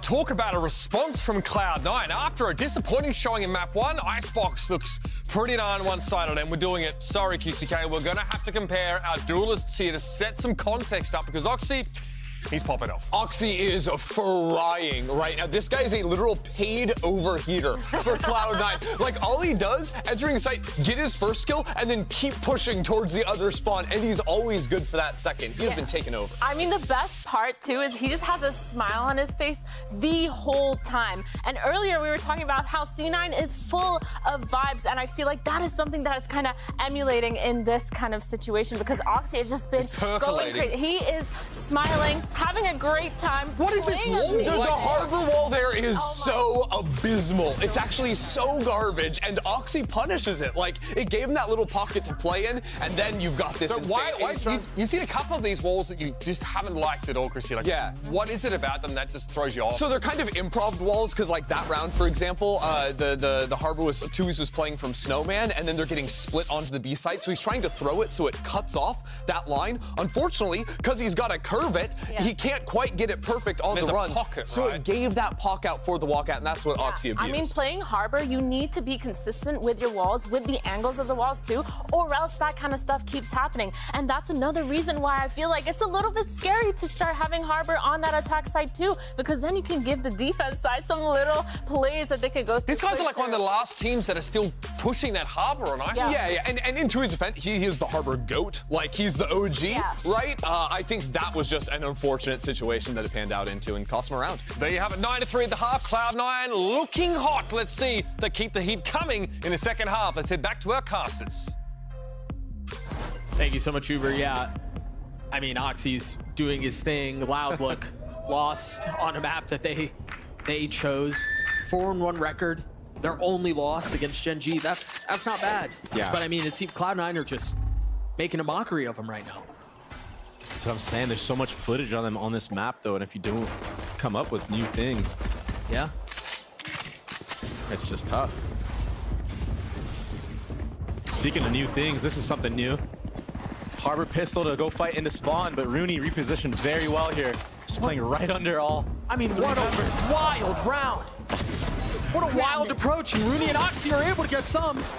Can Oxy get another? Oh, Tui's has like negative HP. Zeppa finally cleans him up. Oh my gosh, C9 are so clean right now with their reactions. Hey, and this feels very reminiscent of Bind, where it feels like Loud have a very cool idea on a pistol. They're going to do something different, something to kind of catch Cloud9 off guard, and Cloud9 receive it well. They actually almost countered it straight up. Rooney went under that little platform, and then Zeppa actually walled off all of mid, so they didn't have to look any other way, and they just needed to have a crossfire right there, and it worked out perfectly. This should be a wrap, unless Les can go crazy here against Vanity. Hey, the spike's nowhere near him. Last player standing. 30 seconds left. Turret battle? Yeah, a little turret. I mean, Sonic has so much to deal with. Oh my god. Nothing is found. No kills going his way. He's just having a rough one right now. No, and I know there's still a couple of rounds to be played, but that feels like a must-win pistol if you're Loud. If you want to have a shot to get back in this thing. Yeah. If I'm Cloud9 right now, I'm fully investing into this round and doing whatever it takes to not get eco'd, because the only way you lose this map is if you get eco'd right here.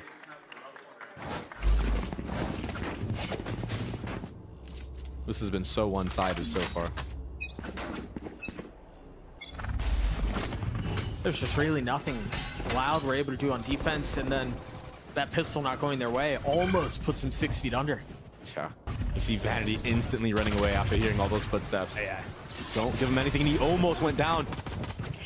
It's QCK who falls, though. No way he spammed him through, right? Little revenge. Chance, yeah. Little revenge for Oxy. It's a real good chance. Only sheriff in the hands of Kanzine. There's a gap in this wall. Oh, it's the tiniest of gaps. I mean, look at how respectful Cloud9 are playing this. They're playing this so intelligently. There's nobody up anywhere. They've got the turret. Yeah, they've got the alarm bot. They've got people playing super safe. You're right. Like I said, the only way this comeback can come to fruition is if Cloud can snag this round away from them, ruin the economy of C9, and just snowball out of control. But Spike planted. I don't think that's going to be the case here. Cloud9 did such a good job this round of just not giving anything. And as I say that, Oxy gets caught lacking. Yeah. It's kind of caught in transition. Remember, this is just pistols here. They managed to get the spike down, but you imagine the weaponry will become a factor here. No more utility to speak of for Loud. Vanity falls, Moose trying to creep forward and get the kills, and he does. Zeppo will get the defuse. I lied. Rooney will get the defuse.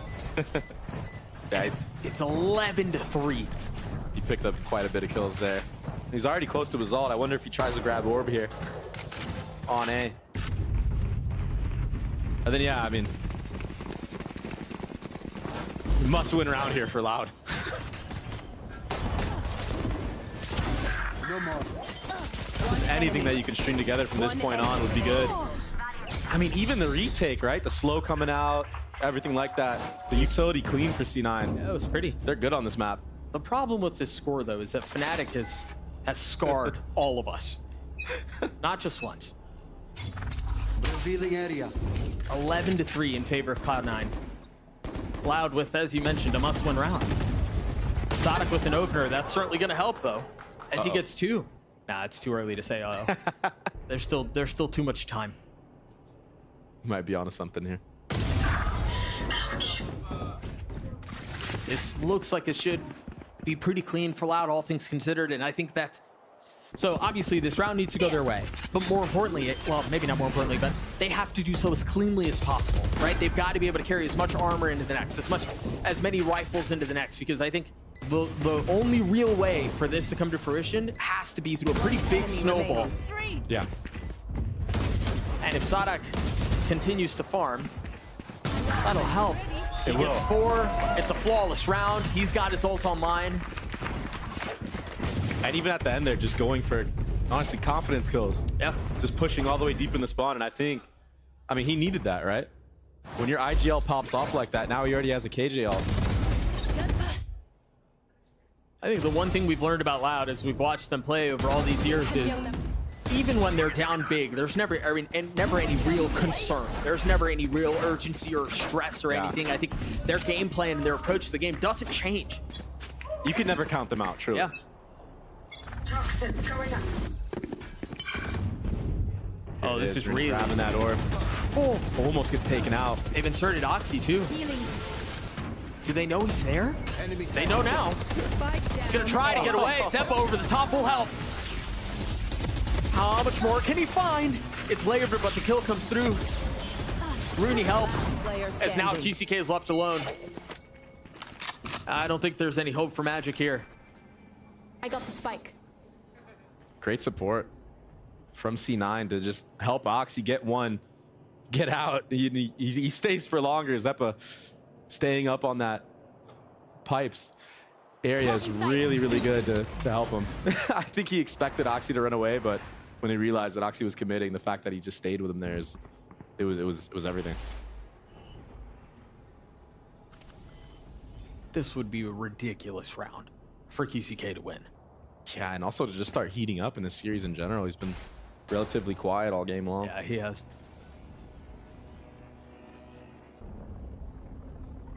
30 seconds left. Just willing to play the retake on the A. Why even give any 1v1s? There's no point in trying to hold it. These rounds are the most tragic because they build all the suspense and then QCK will, like, the player gets one tap usually. It's just tragic. And the thing is, now they know. Now they're creeping in on him, and there we go. Yeah. Brutal. What dude? Rooney gets his 3. Cloud9 gets a map point, and they've rolled Loud on their map pick. Super impressive map so far from C9, having just really good reads on their attack and then setups on defense and synergy between Zeppa and Oxy so far. It's been nice. Well, I think part of the problem too is Loud just dug themselves so deep a hole in the first half that you have to play perfect Valorant, and that's just too much to ask for against a Cloud9 that looks this good, and with Oxy playing as well as he is. No util used from the side of Loud besides that turret, which C9 don't even see, so that's going to cause them to already lean towards this B side of the map. But it looks like they're going to re-clear mid first. You should run. Make sure there's no lurks going on. That's why you see this early drone from Rooney. They don't have to worry about this mid lurk anymore. Now it's just delay the bomb plant. Feels like Cloud9 are trying to play this. Oh, he's in the air. Yeah, he is. Really high, too. No value this time. The wall's blocking the view. I say that, and he's going to go crazy. There's the first. No dash, no updraft. Moose gets his 2. Sadak and less. The only things keeping Cloud9 from taking us to high spot, or Lotus, excuse me. Moose has almost 3,000 credits, has light armor. Vanity also has light armor. Oxy has blades. And they're all falling apart. Yeah, they just get destroyed. Defenders win. That was such a convincing map win for Cloud9. It was like I said earlier, they're no joke. They just made a mockery out of Loud. Yeah, they're no joke. On their map hit. I know that there's a lot of people in general that had their doubts. You know, the Lev win. Like Lev wasn't really on point. You know, yeah, it was the scrappy, EG went it's EG. Like Oxy just went off, but to win a map like this against a team like Loud, who've only lost the map in a very close series against Gen G this year so far, this is really, really impressive to me. It really felt like Cloud9 could do no wrong. I think the only disappointing thing was maybe Oxy didn't get more kills. I don't know. Yeah, but he got an ace. He didn't drop 40, so it's disappointing. 7 first bloods for him. Yeah. He played outrageously well, and I think, as the Des mentioned it, we kind of have to draw attention to the fact that Oxy, 21-14. QCK, 6-15. Yeah. I mean, the duality of man in the worst way possible. Lotus on the other side of this break. We'll see you guys there.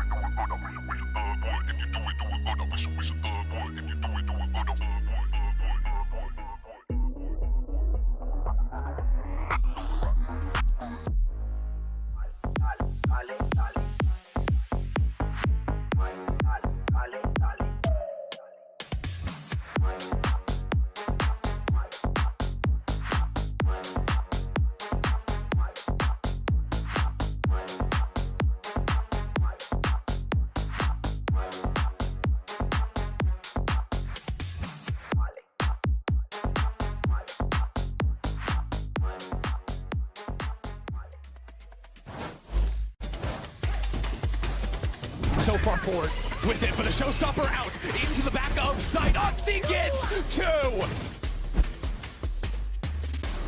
Moldora, vamos ver o Crash, já desarmando metade, Leias pega o primeiro de lado, Tutu!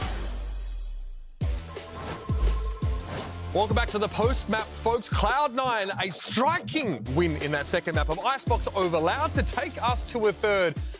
Maybe in the fashion we expected, but the cleanliness of this, we talk about those analogies. The cleanliness of Cloud9 there was quite striking, but it definitely kind of felt like stylistically, they were on the same page as they were on Buy, and things just went a lot more in their favor. One of those parts, again, we're going back to it, has to be Oxy. Yeah, absolutely. I mean, map 1 was an oily, messy match. It was Map slick, 2, yes. this was a lot cleaner. I think they were doing a lot of the same things, and I think the defining factor of Cloud9's gameplay is Oxy and how often he's fighting forward and pressing these advantages. And this is what I'm saying when it's professional overheater, because C9 fully unleash him to go for peaks like that, where he's pushing all the way into enemy spawn and getting in crazy positions. And that, of course, is from game 1, but this is a consistent thing that he was doing as well on that Icebox map, where he's dashing up onto Raptor of A site, peeking into spawn, and he's catching Loud in angles where no normal player is doing that. This is professional Valorant. You get your kill and you back away, but C9 say, no, actually, just keep going. Just keep going. I think the thing that Oxy does extremely well, which we actually saw today, was him finding those weaknesses and pinpointing those little gaps that he can kind of abuse to push forward. A lot of duelists aren't able to just see a gap and kind of have the full confidence to kind of full send, make sure they go through it.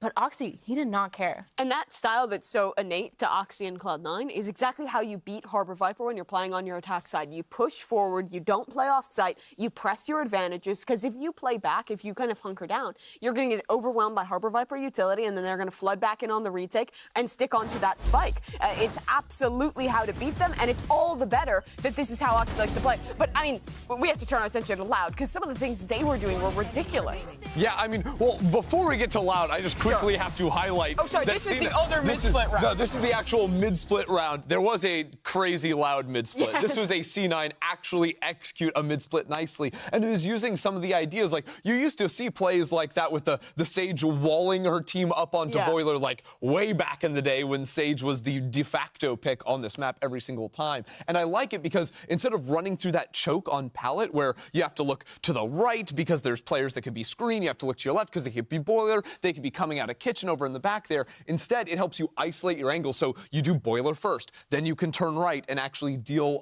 with the screens player before eventually looking over to the left. So in a usual position, like, no one can A-split on Icebox because that area sucks. But with the Sage wall, actually opens you up to be able to do it. Okay, can we talk about the round, the pistol round in the second half where Loud just like spawn. walled and full ran into spawn? I mean, some of the ideas they had were crazy that game. It felt a little desperate towards the end. Yeah, definitely a couple moments, right? I feel like they were really undone because Cloud9 is also still trying to fight them whenever they possibly can, right? I think, like, we talked about Oxy, now we're talking about Cloud9's wider style. Seems like he fits into that really well. This still feels like a chaos team, even on a cleaner map.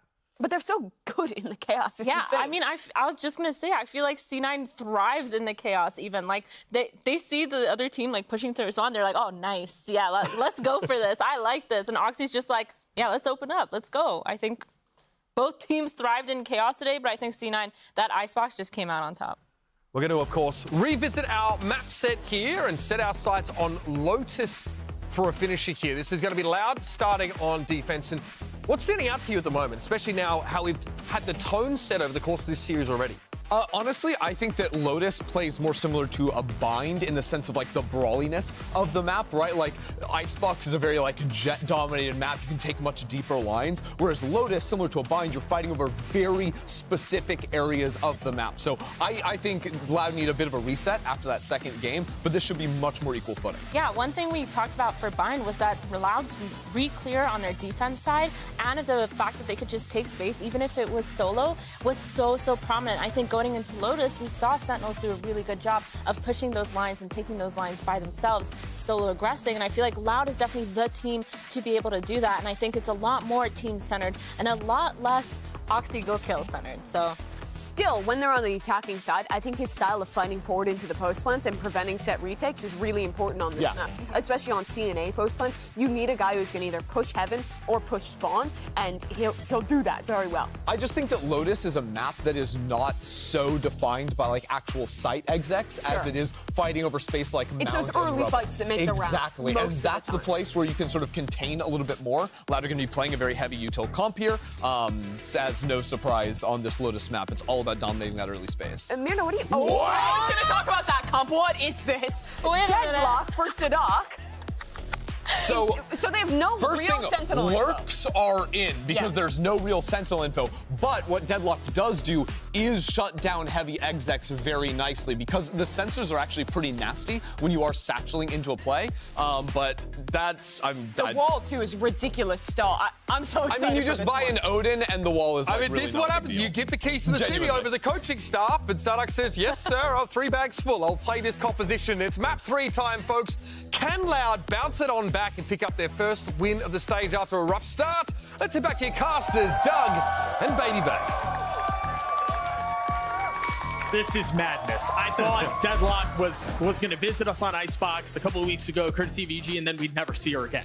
But alas, lo and behold, we've got Deadlock on Lotus. I don't even know what to say here. This is insane. I know exactly what to say. Somewhere, some stream, Baby J, aka now Inspire, is just fuming. He's like, it could have been me. It should have been me. Shout out to Inspire. But yeah, this is gonna be crazy. And you know what? They definitely cooked on it for sure. If they're gonna be willing to play some things like this, I expect to see them probably more dialed in on this comp than what we saw in the last map with their default comp. I don't think they spent much time working on their Icebox. I think they thought that it was so secured in the bag since they're 4-1 on it that they didn't need to improve too much, and they got exposed. But for this, they probably put a lot of their focus onto this comp. So let's see what they can cook up here. And you know, we spent so much time thinking and theory crafting about what Deadlock would do on defense on Lotus. What does Sadak do? Just run out and fight. No utility setup, no nothing. He just goes. I guess that's how you play Deadlock. It's actually pretty smart that he's doing it towards this A side too, because he actually used his little nade to see if the Viper lurked through past that wall. There is an audio cue that happens once it lands, and it did not. Well, those shots landed from Kawanzin. He's gotten 2. I mean, if memory serves me right, Loud haven't won a single pistol this series. So this would be a massive start for them. Yeah, that would be nice. Pistols are kind of good in this game. Yeah, they're okay. And now we're already seeing some of the value of the Deadlock. I like it. The wall is just miserable to get through. Moose is going to be there for a little while. I like it. And once the economy gets rolling a little bit, you're going to be able to put down those traps. Somebody help the man. Oh! 30 seconds Finally. We celebrate everything here. Yeah. Breaking a Deadlock wall. Oh, Sepper with the God timing. Oh, and this is a B plant right off of that. They're making a run of this thing. I thought the round may have been done and dusted. Oh, and we're depositing Rooney. Oh, a classic at that distance. It's tough to find value. Look at the mini-map. Look at Zeppa. He's so pushed up. He's got a wrap already. He's going to find an insane timing. Kawanzin with 3, but again, Zeppa could be the difference maker. One enemy remaining. They know where he is. The snap from 2E's is clean. Loud will get the pistol. Good heads-up awareness from 2E's there. Understanding that once the person in Baby Door, Broken Door, got taken out, since there wasn't an automatic trade from anybody in water, he's probably getting wrapped. So that's why you saw him take a step back there and just wait for that wrap. Yeah. Timing ends up perfectly for him. And Kawanzin, what a start. And this is all because that Deadlock controlled that entire A side of the map. Thank you. Thank you for showing us that. Yeah, for real. Sorry, you were saying Deadlock controlling all of A. Yeah, all of A. Yeah. And now a new setup already from Loud. Bringing the Deadlock over towards that C anchor.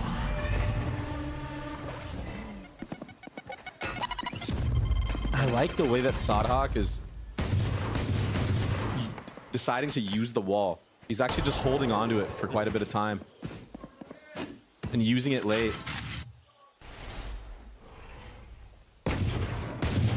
Cloud9, expected Cloud9 approach. They get a Guardian in the hands of Oxy. Yeah. Let him hold W and go kill. We'll see if he can find value this time. Les has been flirting with danger. Yeah, I wouldn't jump spot that again. But he knows that. That's why he's backing up. Whoa! Oxy tried, or excuse me, QCK tried finding a timing, and he did.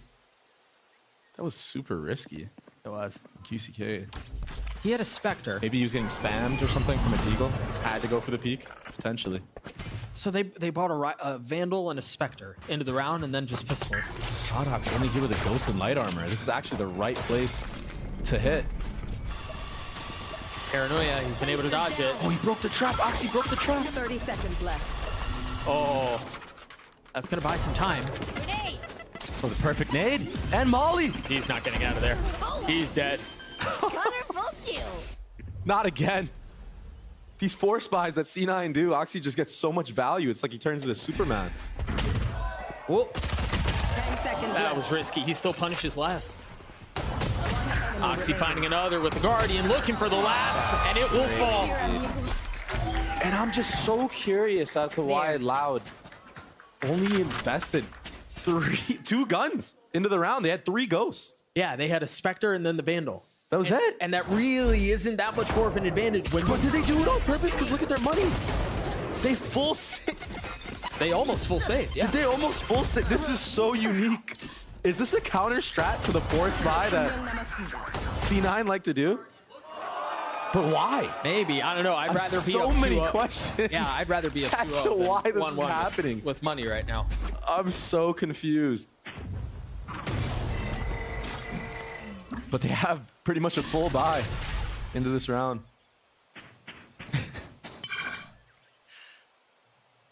This might be the craziest chess match of all time. I mean, we're predicting the force buy without buying, hoping that you win it.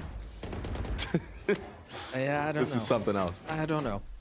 Either way.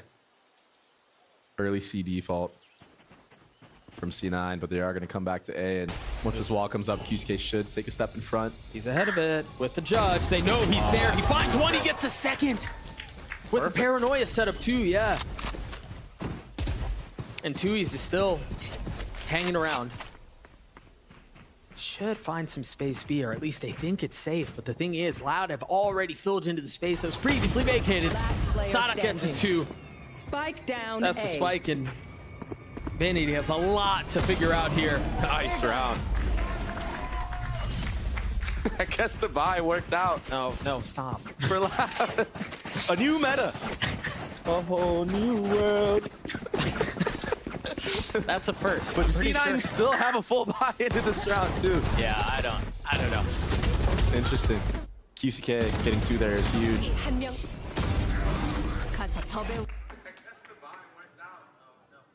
Man, I was really hoping they were going to catch you singing in the background of that one. Right? Let's make some chaos. All right, we'll see what the plays here. Zepez is ult online. Seems like they're going to try to go fast there towards A, at least fight for the space. The Dizzy comes up. Oxy smashes his face into the wall and still gets a kill on QCK.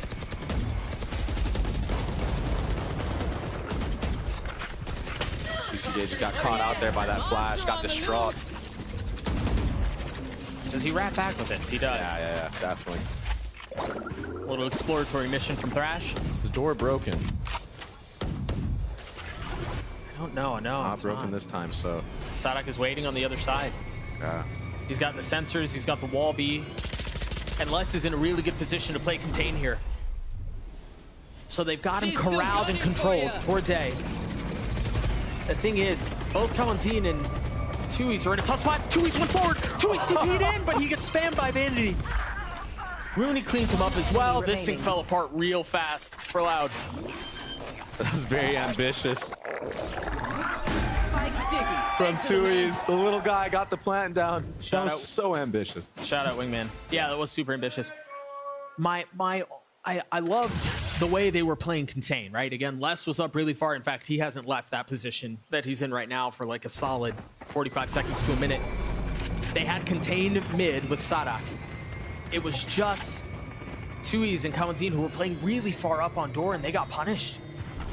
Yeah, and had Tui's decided to maybe TP back, further back into A, he probably could have protected his teammate. Well, I don't know, because then maybe he gets farther enough away from Coenzine that only one gets tagged, but he's in a damned if you do, damned if you don't. That is true. And it was good from C9 to keep tapping that door, keep baiting out the utility, keep baiting out the smokes, wait for that Thrash to come back up, and then re-exec onto that area. It doesn't matter that there's a one-way up when you have a Gecko ult running at you. God, he was cooking. I mean, Vanity knew as soon as he saw that nobody was protecting the guy on site. Yeah, he's like, wow, that guy really did that? Yeah, he tried that. That's crazy. I mean, that was it. Like I said, ambitious TP. But since Loud have been doing these weird buys, they still have a gun round. Full light armor.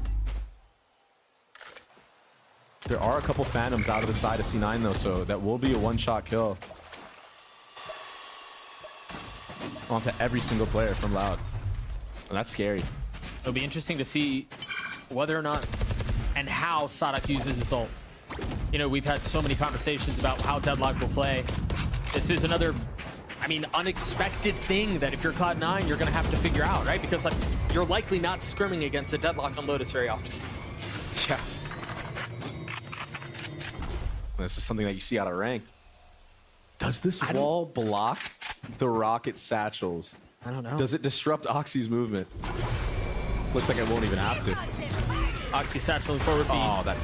What? Oh. He took some damage, but it was not enough to get the kill. That aid might help. No, he stays alive through all of that? Tragic scenes. They've got the Nightfall down. The Spike is sitting out in the middle of nowhere. And now Loud can fill the space. This feels like part of the issue with... GCK ulted 30 seconds left. It feels like part of the issue with this Gecko approach, right? We see teams running Gecko a lot. But if you just send Wingman in to die, you have to regain all the space that you've lost. Yeah. And Loud are happy to hold this.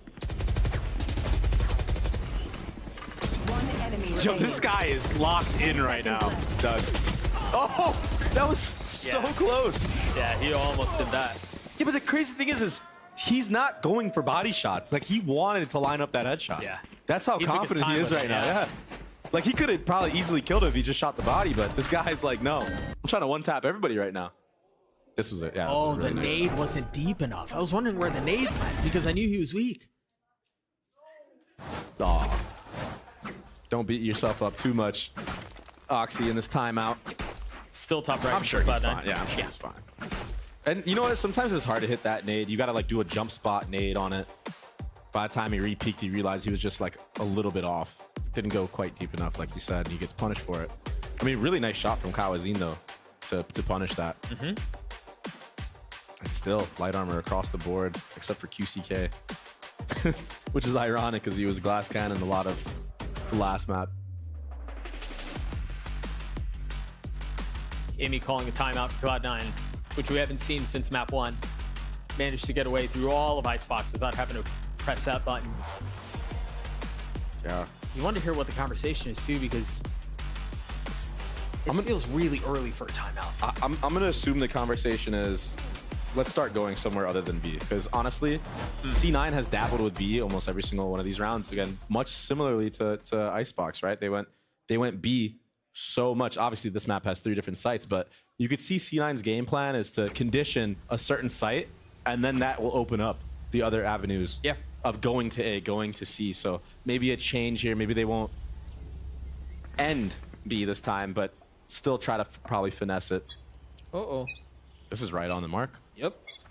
Bye-bye. Oh, so close. He's down to 50 HP. Oh my God. He's gonna get more. How has he gotten away with this? So much damage. Toxin screen down. I mean, Vanity did all the work. Rooney gets the kill. It's the life of an IGL, I guess. Yeah. C9 has been so good at getting the first blood in this series in general. Last map they had 13. This map they just got 2. He's so unanswered. 3 unanswered kills. They handle the pressure A, and then they respond in kind with pressure C. Kills all over the place. Yeah.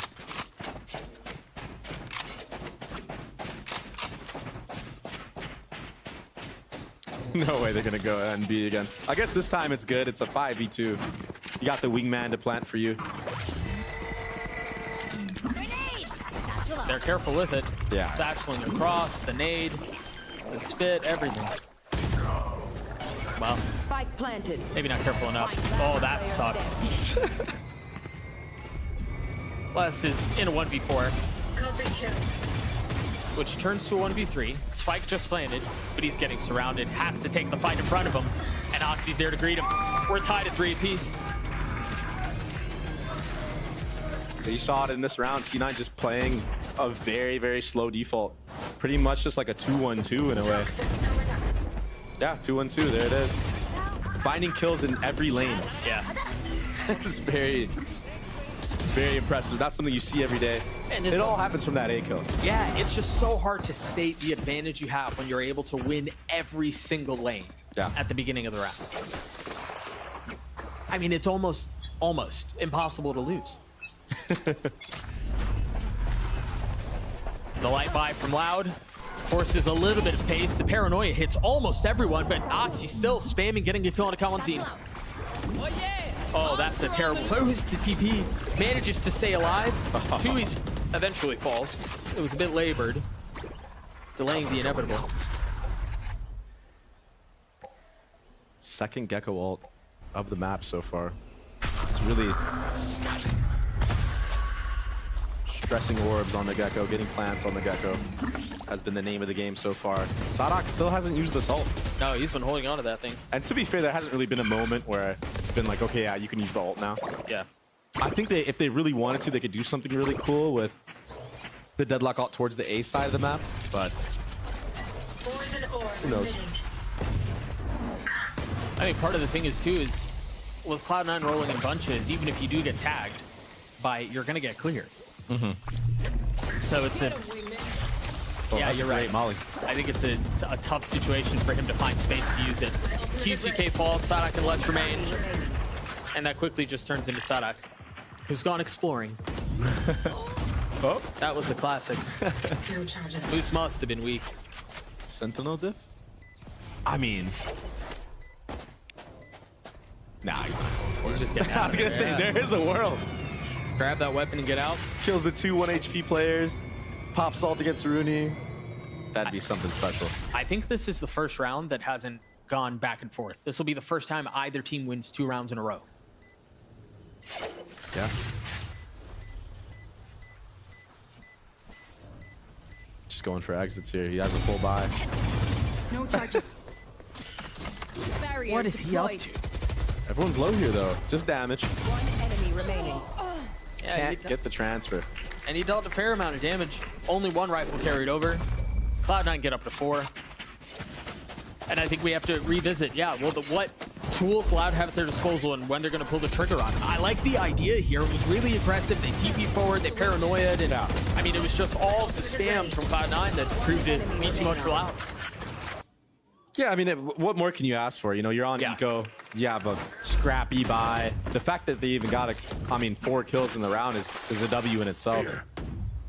Maybe Sadhawk needs to just fight for A more often and just lock that side of the map down for his team. Another 2-1-2 start. Deciding to put an aggro turret into B main. Tui's is so far up with the op. Yeah, he should be getting punished right here.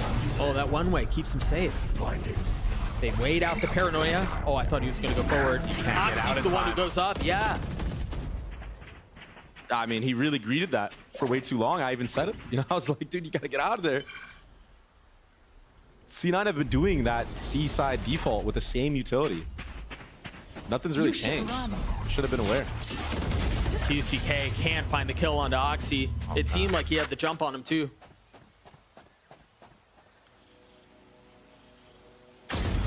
Kawanzin pushing forward, waiting on the other side of the ult. Sadak gets caught, but they have no idea where he is.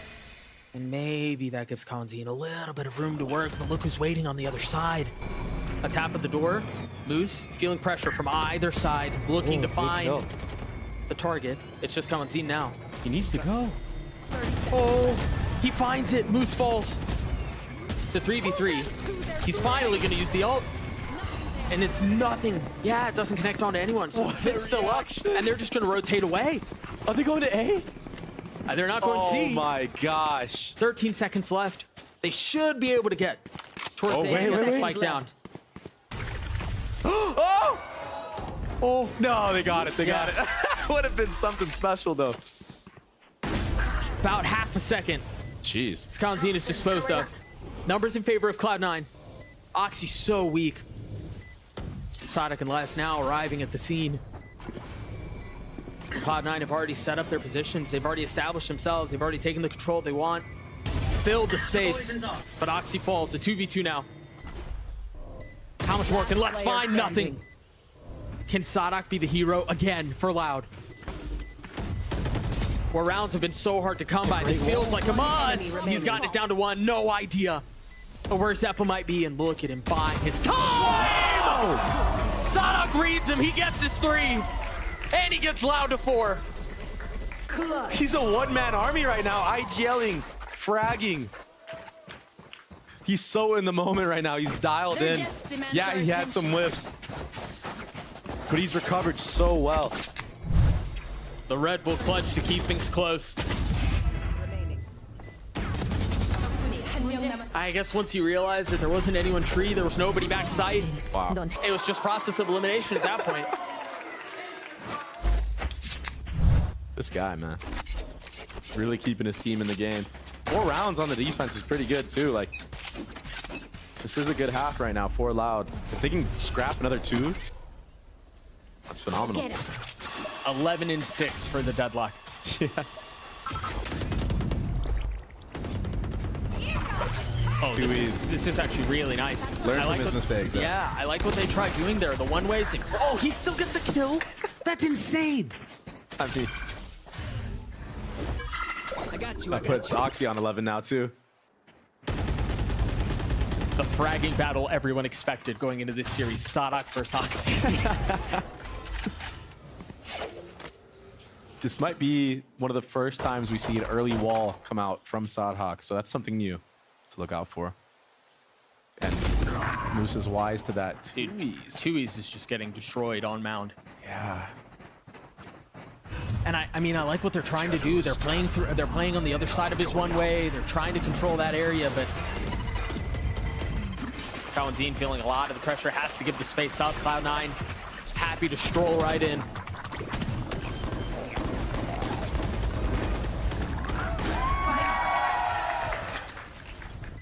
Now where do they go from here? Do they even attempt this?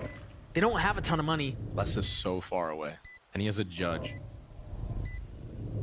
I don't know, I feel like a part of you kind of has to, right? Except for maybe Sadak, who has the Vandal. Maybe you save the Vandal, you try to get upgrades if you can.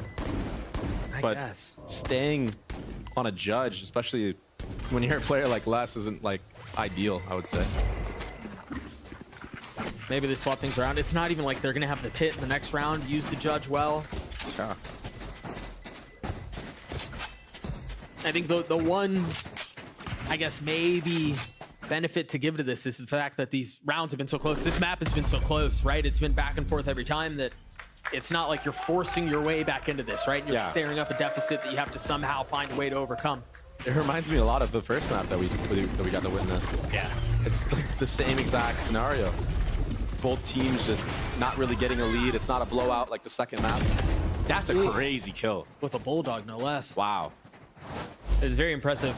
Loud calls a timeout. Actually, I really like this because these discussions have been taking place for the last 20, 30 seconds, right? From when the round ended, they knew they were saving. So, you know, the conversation has been robust, I'm sure.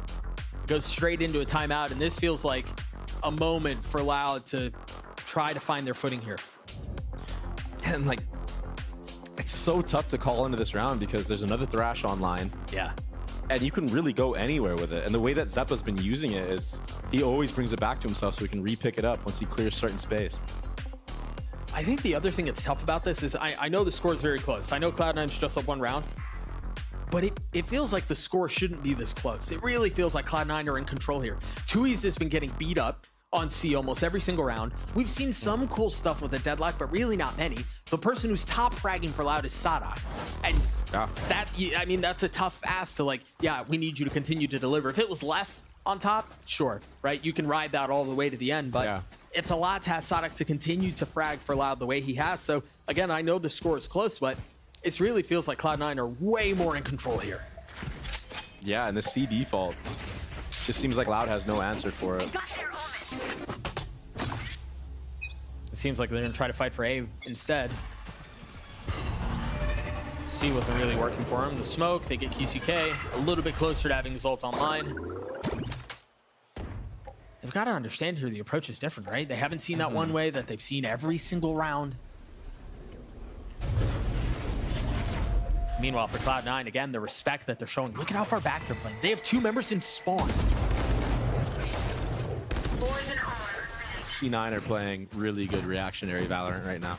They're doing a spread default across the board and just reacting off of what utility is being thrown from the side of Loud.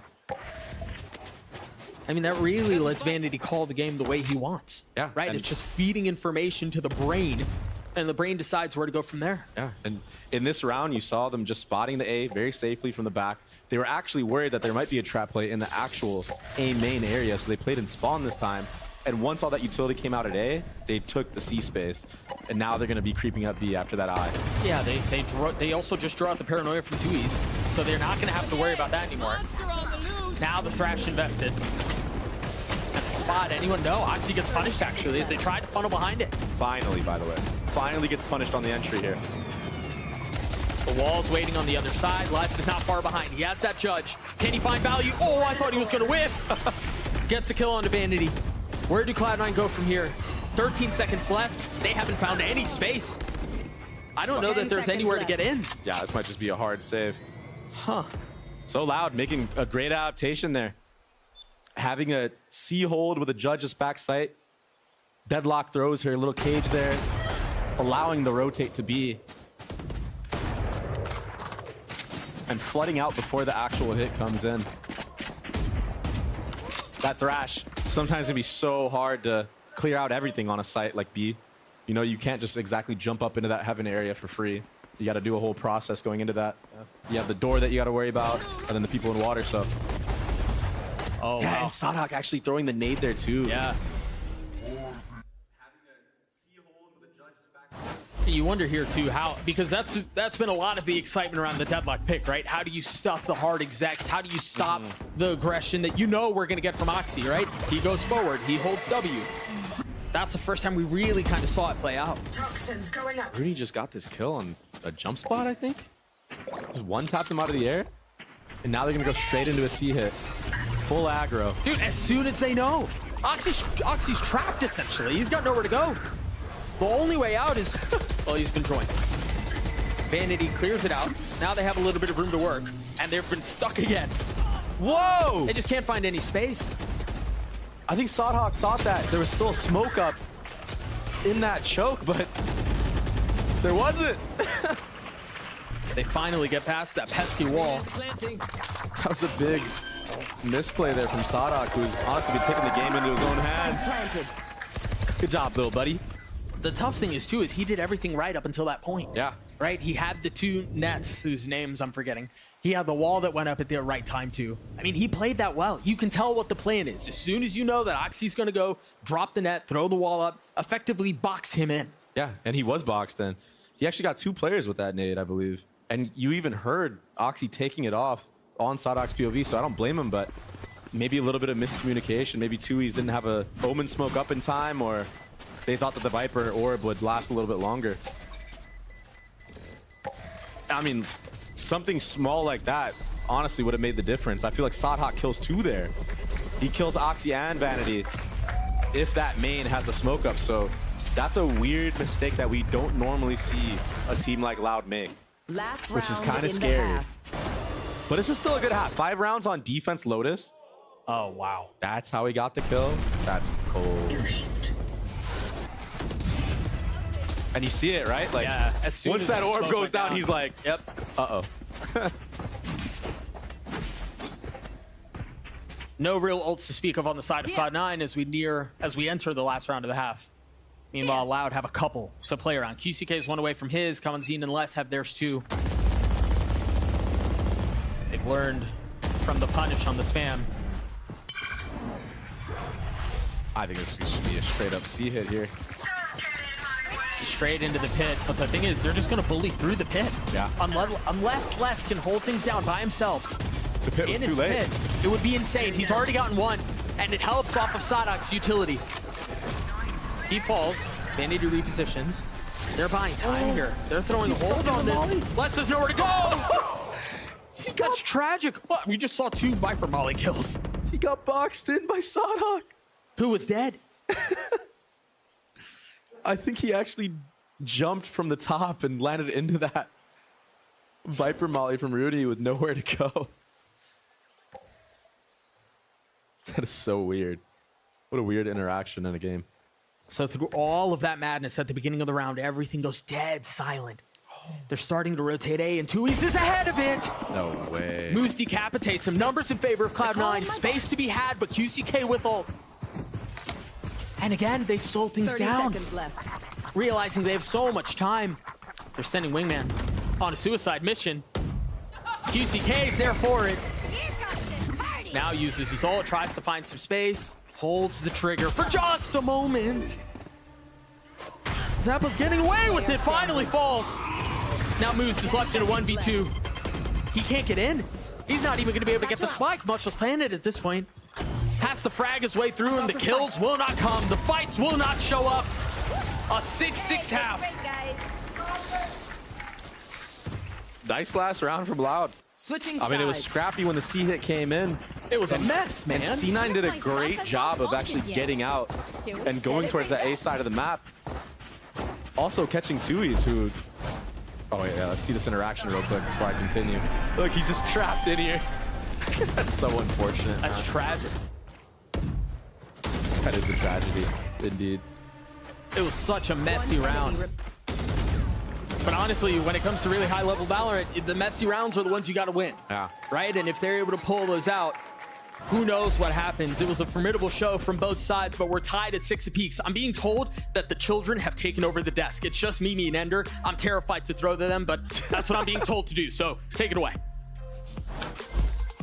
Don't be scared, Doug. We're just gonna play some Valorant. Look, we've got the computers here, and we're gonna walk you through a little bit of what Sadok was doing on the deadlock. Now, the first thing is that Sadok was just doing a lot of fighting. He was killing a lot of people. He was killing a lot of people, but if you want to incorporate the deadlock and play a little bit more passively, this is the place to be. So first thing first is, what is the setup on defense? Basically, every round, Sadok was placing his sound sensors in front of B and also in front of C, in these main sort of focal areas where you have to come into a site. And the important thing is he was always playing off of that C sensor, or he had a teammate playing off of the B sensor. And really all it does is, well, it doesn't give you perfect info against a lurk. If you play off it, and Mimi, go ahead and walk in against me here, like all I have to do is see one bullet fired from Mimi, and then the trigger is going to be pulled on that sound sensor. She's going to go. Come on, I'm Mimi. slowly scaling C. I have a lot of angles to clear. The second I make noise on the walk to try and expedite here, I get stunned. Yeah, and if we're playing back bend or we're playing closer, like we can go ahead and get an easy kill off of that. And the same thing, we saw a ton of play from inside of baby door area. Yeah, and the thing is, if you actually do contact into this, you're trying to watch this angle, you're trying to watch from someone swinging you bend. And then if you're clearing closer, you're worried about this angle, you're worried about here, and this sonic sensor, which is really a pain to deal with. So it basically puts like these kind of faster plays towards C off the table. Yeah, the other thing he was doing was putting down this wall here. Now look at the positioning of this wall. If you can get the orb here to be like as far on that side of the wall as possible so it can't be seen from main. No angle I can get through. Yeah, you can only spam that. And then if the spam comes in, like Mimi walks into the open and I can instantly trade a kill, either playing back bend or playing top site, kind of like this. It's even hard to like path with satchels and get through this one. Yeah, I just caught in my little prison, instantly owned. That's part of the reason why Cloud9 was very rarely going towards this C site. An impressive half already there. 6-6 for Loud. We'll have to see if they can close out as we hop back into things with Doug and Baby Day. Thank you so much, guys. One half to decide how this series plays out. I mean, I wouldn't have it any other way. I don't know about you, but we've had a little bit of everything. And if it's anything like the first map, this is going to be a 13-11 or a potential OT. Start to see some of the utility go up. I think we need to turn our conversation over to what the deadlock looks like on attack. I think we saw a lot of cool stuff on defense. Yeah. But you wonder here, when you have something like this special cooked up, I don't know if 6 is enough on defense. I think you'd expect to be at a bigger lead. Either way, we'll see what the attack looks like. A little bit of exchange of utility early on. No damage dealt, no kills found. But misdirection really everywhere. A tap of the door, you see smokes going up C, but the spike, unbeknownst to Cloud9, is headed A. Yeah, and Sadhawk's only job here is to try to keep as many people as he can around this C and B site. Well, I think the timing's already been found. And he did a great job doing it. Just that one little door tap that he did right there made 2 people rotate from B to water. And now this A site's for the taking. I mean, they're making noise. They've got to know now. How many can Rooney get? Can Rooney get any? He's got light armor. Oh, great delay from Rooney. Oh, he's surrounded. He's got to know he's dead. He falls. That was well handled by Loud, understanding. Oh, but how are you going to deal with the Gecko utility on the other side? Zeppa's already got 2. Third. Wow. The 4th will not fall, but Oxy gets him. It's a 1v2. Can Tui's get it? Yes, he can. The Red Bull clutch for Loud. We were just talking about how he's had a slow map. Literally. I can't believe it. During the halftime, me and Doug were saying how unconfident Tui's look. Getting off of certain angles at the wrong time. But now coming back clutch, getting the 1v2 with this last kill on the Oxy. Nonetheless. Huge pistol round win for Loud. Now, do they actually invest? Yeah, they invest this time. 4 rifles. I mean, it couldn't be any further from what we saw last time. See the dog go up. A tap of the door A, and all of Cloud9 is here. You wonder if they choose to stay here. I mean, they put the wall up, they've dogged, they're walking into a death stack. The util's got to be perfect. This could be disaster. Uh-oh. So much spam already, and I think they've realized, there are way too many people here. We've got to leave. But the question is, much like we saw on Bind, what's the play here? Because Loud or known, we've seen it all series. They'll cut noise, they'll slow things down, and then they'll re-hit. And re-hitting is the correct play right now. They're so worried about the flank. I imagine there are going to be a couple of seconds of silence. Right on cue, the door's hit. So much for that. Beautiful. They're creeping up behind it. There's a little gap in that wall. Vanity can see all of backside. Yeah, that ultimately has Tui's having to smoke heaven, allowing the wrap for Kalazine. He plucked him out of the sky. Way cleaner of a anti-eco this time around, but also not a force from the side of C9, so maybe they were wishing they would have because they had the right read. Yeah, I do think the Loud played it well, right? Just in like the minor, just the half pause. Once they realized the stack was there, they cut noise just long enough for a couple members to leave, and then they re-hit. So yes, there were no guns on the other side, but I think the call was very good. It was really good IGLing from Sadhawk on the re-hit, and like you said, the timing was near perfect. 2-3 players already leaned away from the A side of the map. Another front B heavy default from C9, or from Loud, but this time having the fade, pressure C. So 1-3-1. This looks like it's going to be a hit. There's really nobody B. As soon as the wall goes up, you see they try to spam it out and clear it. The paranoia from 2E's pushing forward up into heaven. It's a very early he ulted. Nothing there. Nothing again. I'm just kind of excited to see how it's responded to.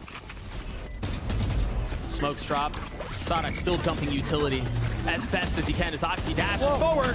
Finally lands a shot onto Sadhawk. Gets a second with it too. They're all on the other side of the smoke. Can 2E's get any more? Oh, the clip runs dry. Vanity at 5 HP. Rooney was so weak as well. That was so scrappy, and honestly, Sadhawk just kind of fumbling with his utility there. I think he should have gotten both of those trips down on both chokes, one in heaven and one close like he did. Instead, he picked one up and then ended up getting flashed and allowed this retake to come through. Screen down. Yeah, dude. I thought we lost the round. Good shot. Same. Honestly, they should have had Sadhawk gotten those trips down. Probably. That would have been a very hard retake. especially with all that utility.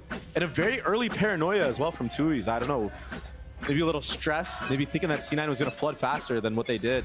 They're going to try to go faster, eh? The eye goes up. Look at the dump of util. I like that. I like that set utility that we just saw from Loud. Had C9 actually tried to push up into that area, it's chaos. That deadlock nade would have made everybody crouch. Yep. Nade on the other side of the wall, off of the Dizzy. Oxy goes forward, ult in hand. He lands the shots on the away. From up top, gets a second to less. 3 on the round.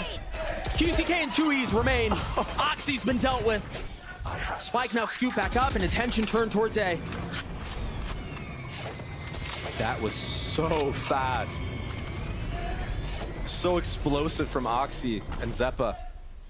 The thing is, for Loud, there's no explosion left. QCK doesn't have satchels, 2Es doesn't have TP. All it is the Roomba and Vanity feeling the pressure, takes a step back. Oh, they're walking out. Oh, surprise. They're close. Rooney from up top, though.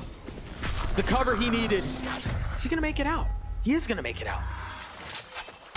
2Es with the position to pull off a ridiculous 1v3 if he can find enough space. Oh, he's not ready for Moose. Nothing found. We're tied at 8. Of course we are, Doug. Yeah, good point. That's a very good point, yeah. It's bind all over again. This is that explosiveness from Oxy that I was talking about earlier. Off the back of Zeppa. Such good movement. Who could have predicted? I mean, C9 do a lot of things right in these rounds when they're up man advantage. Like Moose getting pushed all the way down C there, allowing his team to take all of that A. Stack it heavy. Rooney covering for Vanity once he got that contact. It's really nice to see. That spam on Oxy, he gets tagged.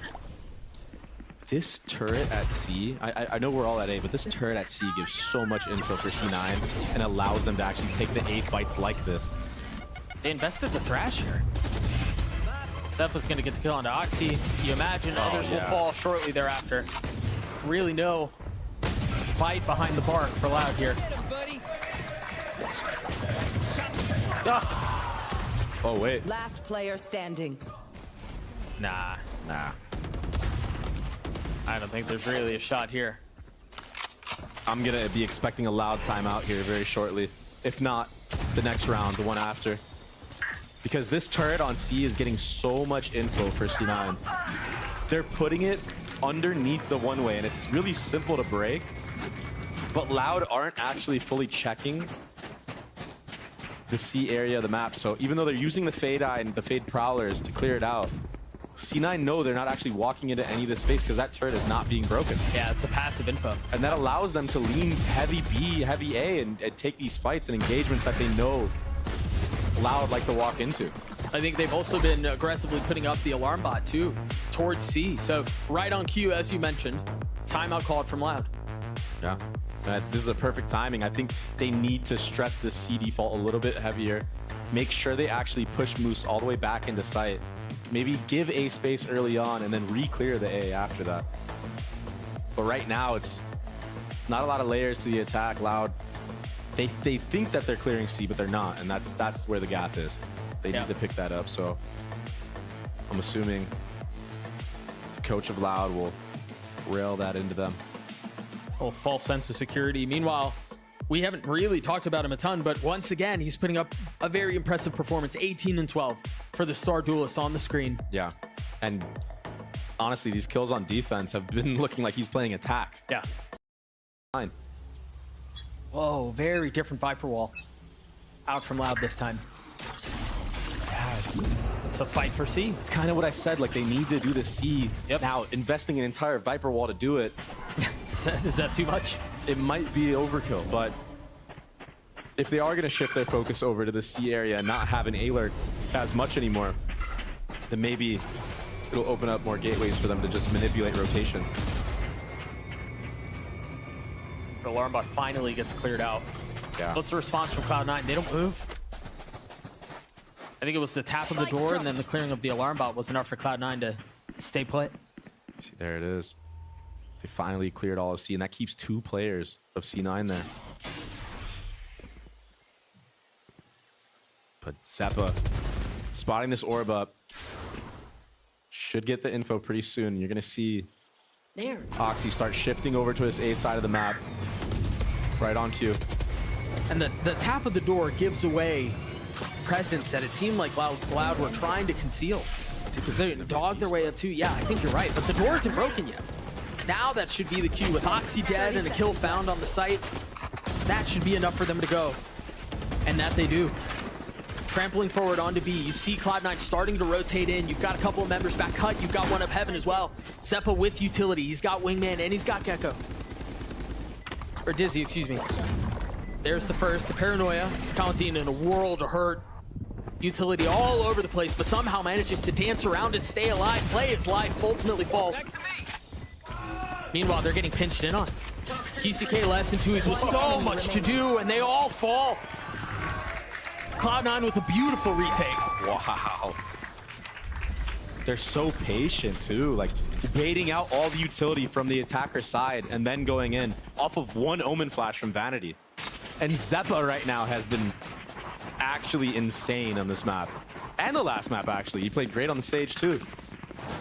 But him and Oxy, this 1-2 punch on the retake has been so good. That was a 4v5 with so much space. Yeah. I mean, they had Mound, they had B. Yeah, that's a brutal round to lose. You could see it on the coach's face. 4 rounds in a row for Cloud9. That's the most we've seen all map. Oxy with an operator.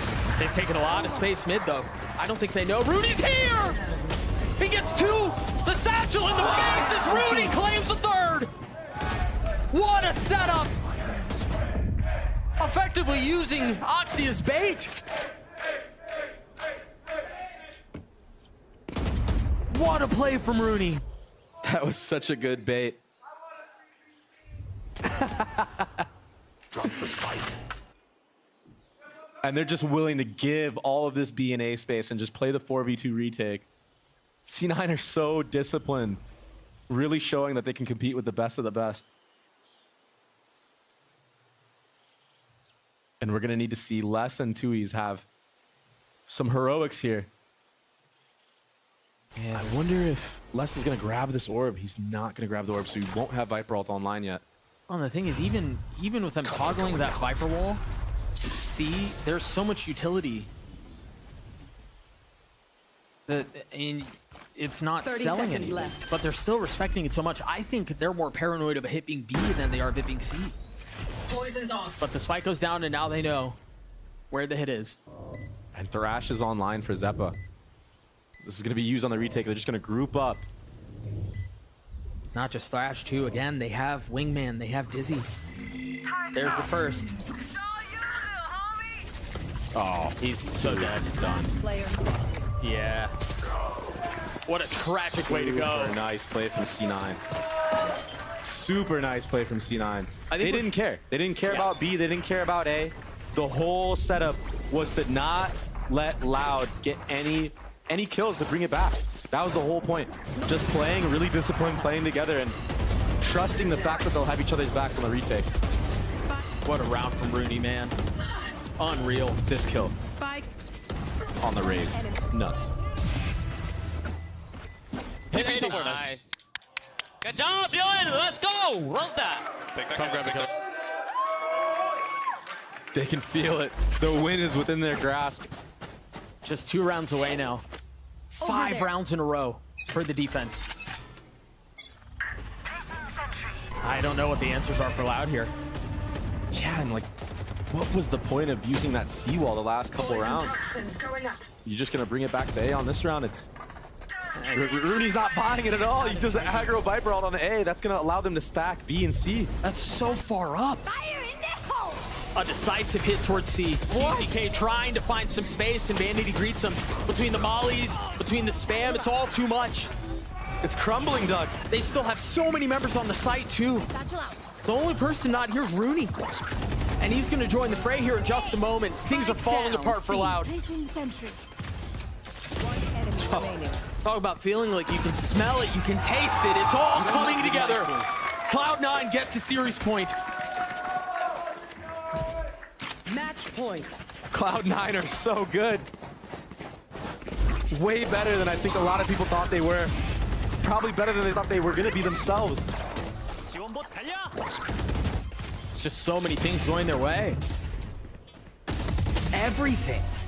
Nice, boys! One more. This team is so scary when they get momentum, when they string rounds together. It just feels like they just run away with it. That's 6 rounds in a row. Oxy at 20 and 14, Zep at 19 and 11. You're finally starting to see some of what the ideal was on the counter to fight for a main, but they still get the space. It's deadlock. Although Sadhawk's been honestly owning on the character, utility hasn't been the best, I would say, or the most ideal. Yeah, it really felt like they needed to win more on defense, and they did. And Cloud9 have capitalized on it. They've pounced. Look at this, even Rooney just holding this entire C line. This is why C9 has been 4 people on every single site. That's a great ult. But Oxy's there on the counter. He tries to get aggressive. He's traded. QCK pushing forward.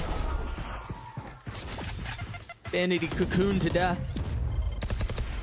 As numbers in favor of Loud for the first time, really, in a very long time. Moose not able to steady the aim. I respect it, though. And it seems like Loud will stay alive for one more round. Zeppa's done and dusted as Loud gets 9. That was a cool little retake there. I mean, Loud does have the ults. If they don't get first blooded, they can actually make their way into sites. They have the ult economy to actually bring this back to at least 11.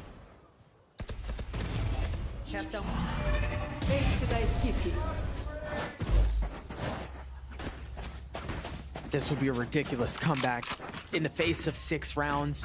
Cloud9 with triple map point, triple series point, excuse me. A lurk smoke used this time towards C, but that turret is still up. And they're doing a bait and switch setup here. Yeah, Moose is much like we saw Sentinels do. Moose is so far up, but they're gonna hit B. Uh-oh. That is not ideal, I don't think. Oh no. Is he trapped in there? Yeah, they're trying to get him out. And that's the fatal. He stays alive. QCK takes some damage. The pit invested. How much can they find? They're gonna have to pay attention to so many fronts. The pit's down, but so are Rooney and Oxy. Cloud9 falling apart. Can Moose and Zeppa do it on their own? It's all on to Moose now. A 1v1. Sadhawk sweep! And Moose delivers! All of the questions about Cloud9, they've been answered. They're just as good as they've shown the last couple of weeks. Oxy isn't the future. The future is now. Cloud9 take down Loud. What a moment. This is crazy. I don't think anybody expected this outcome. C9 deserve it all. They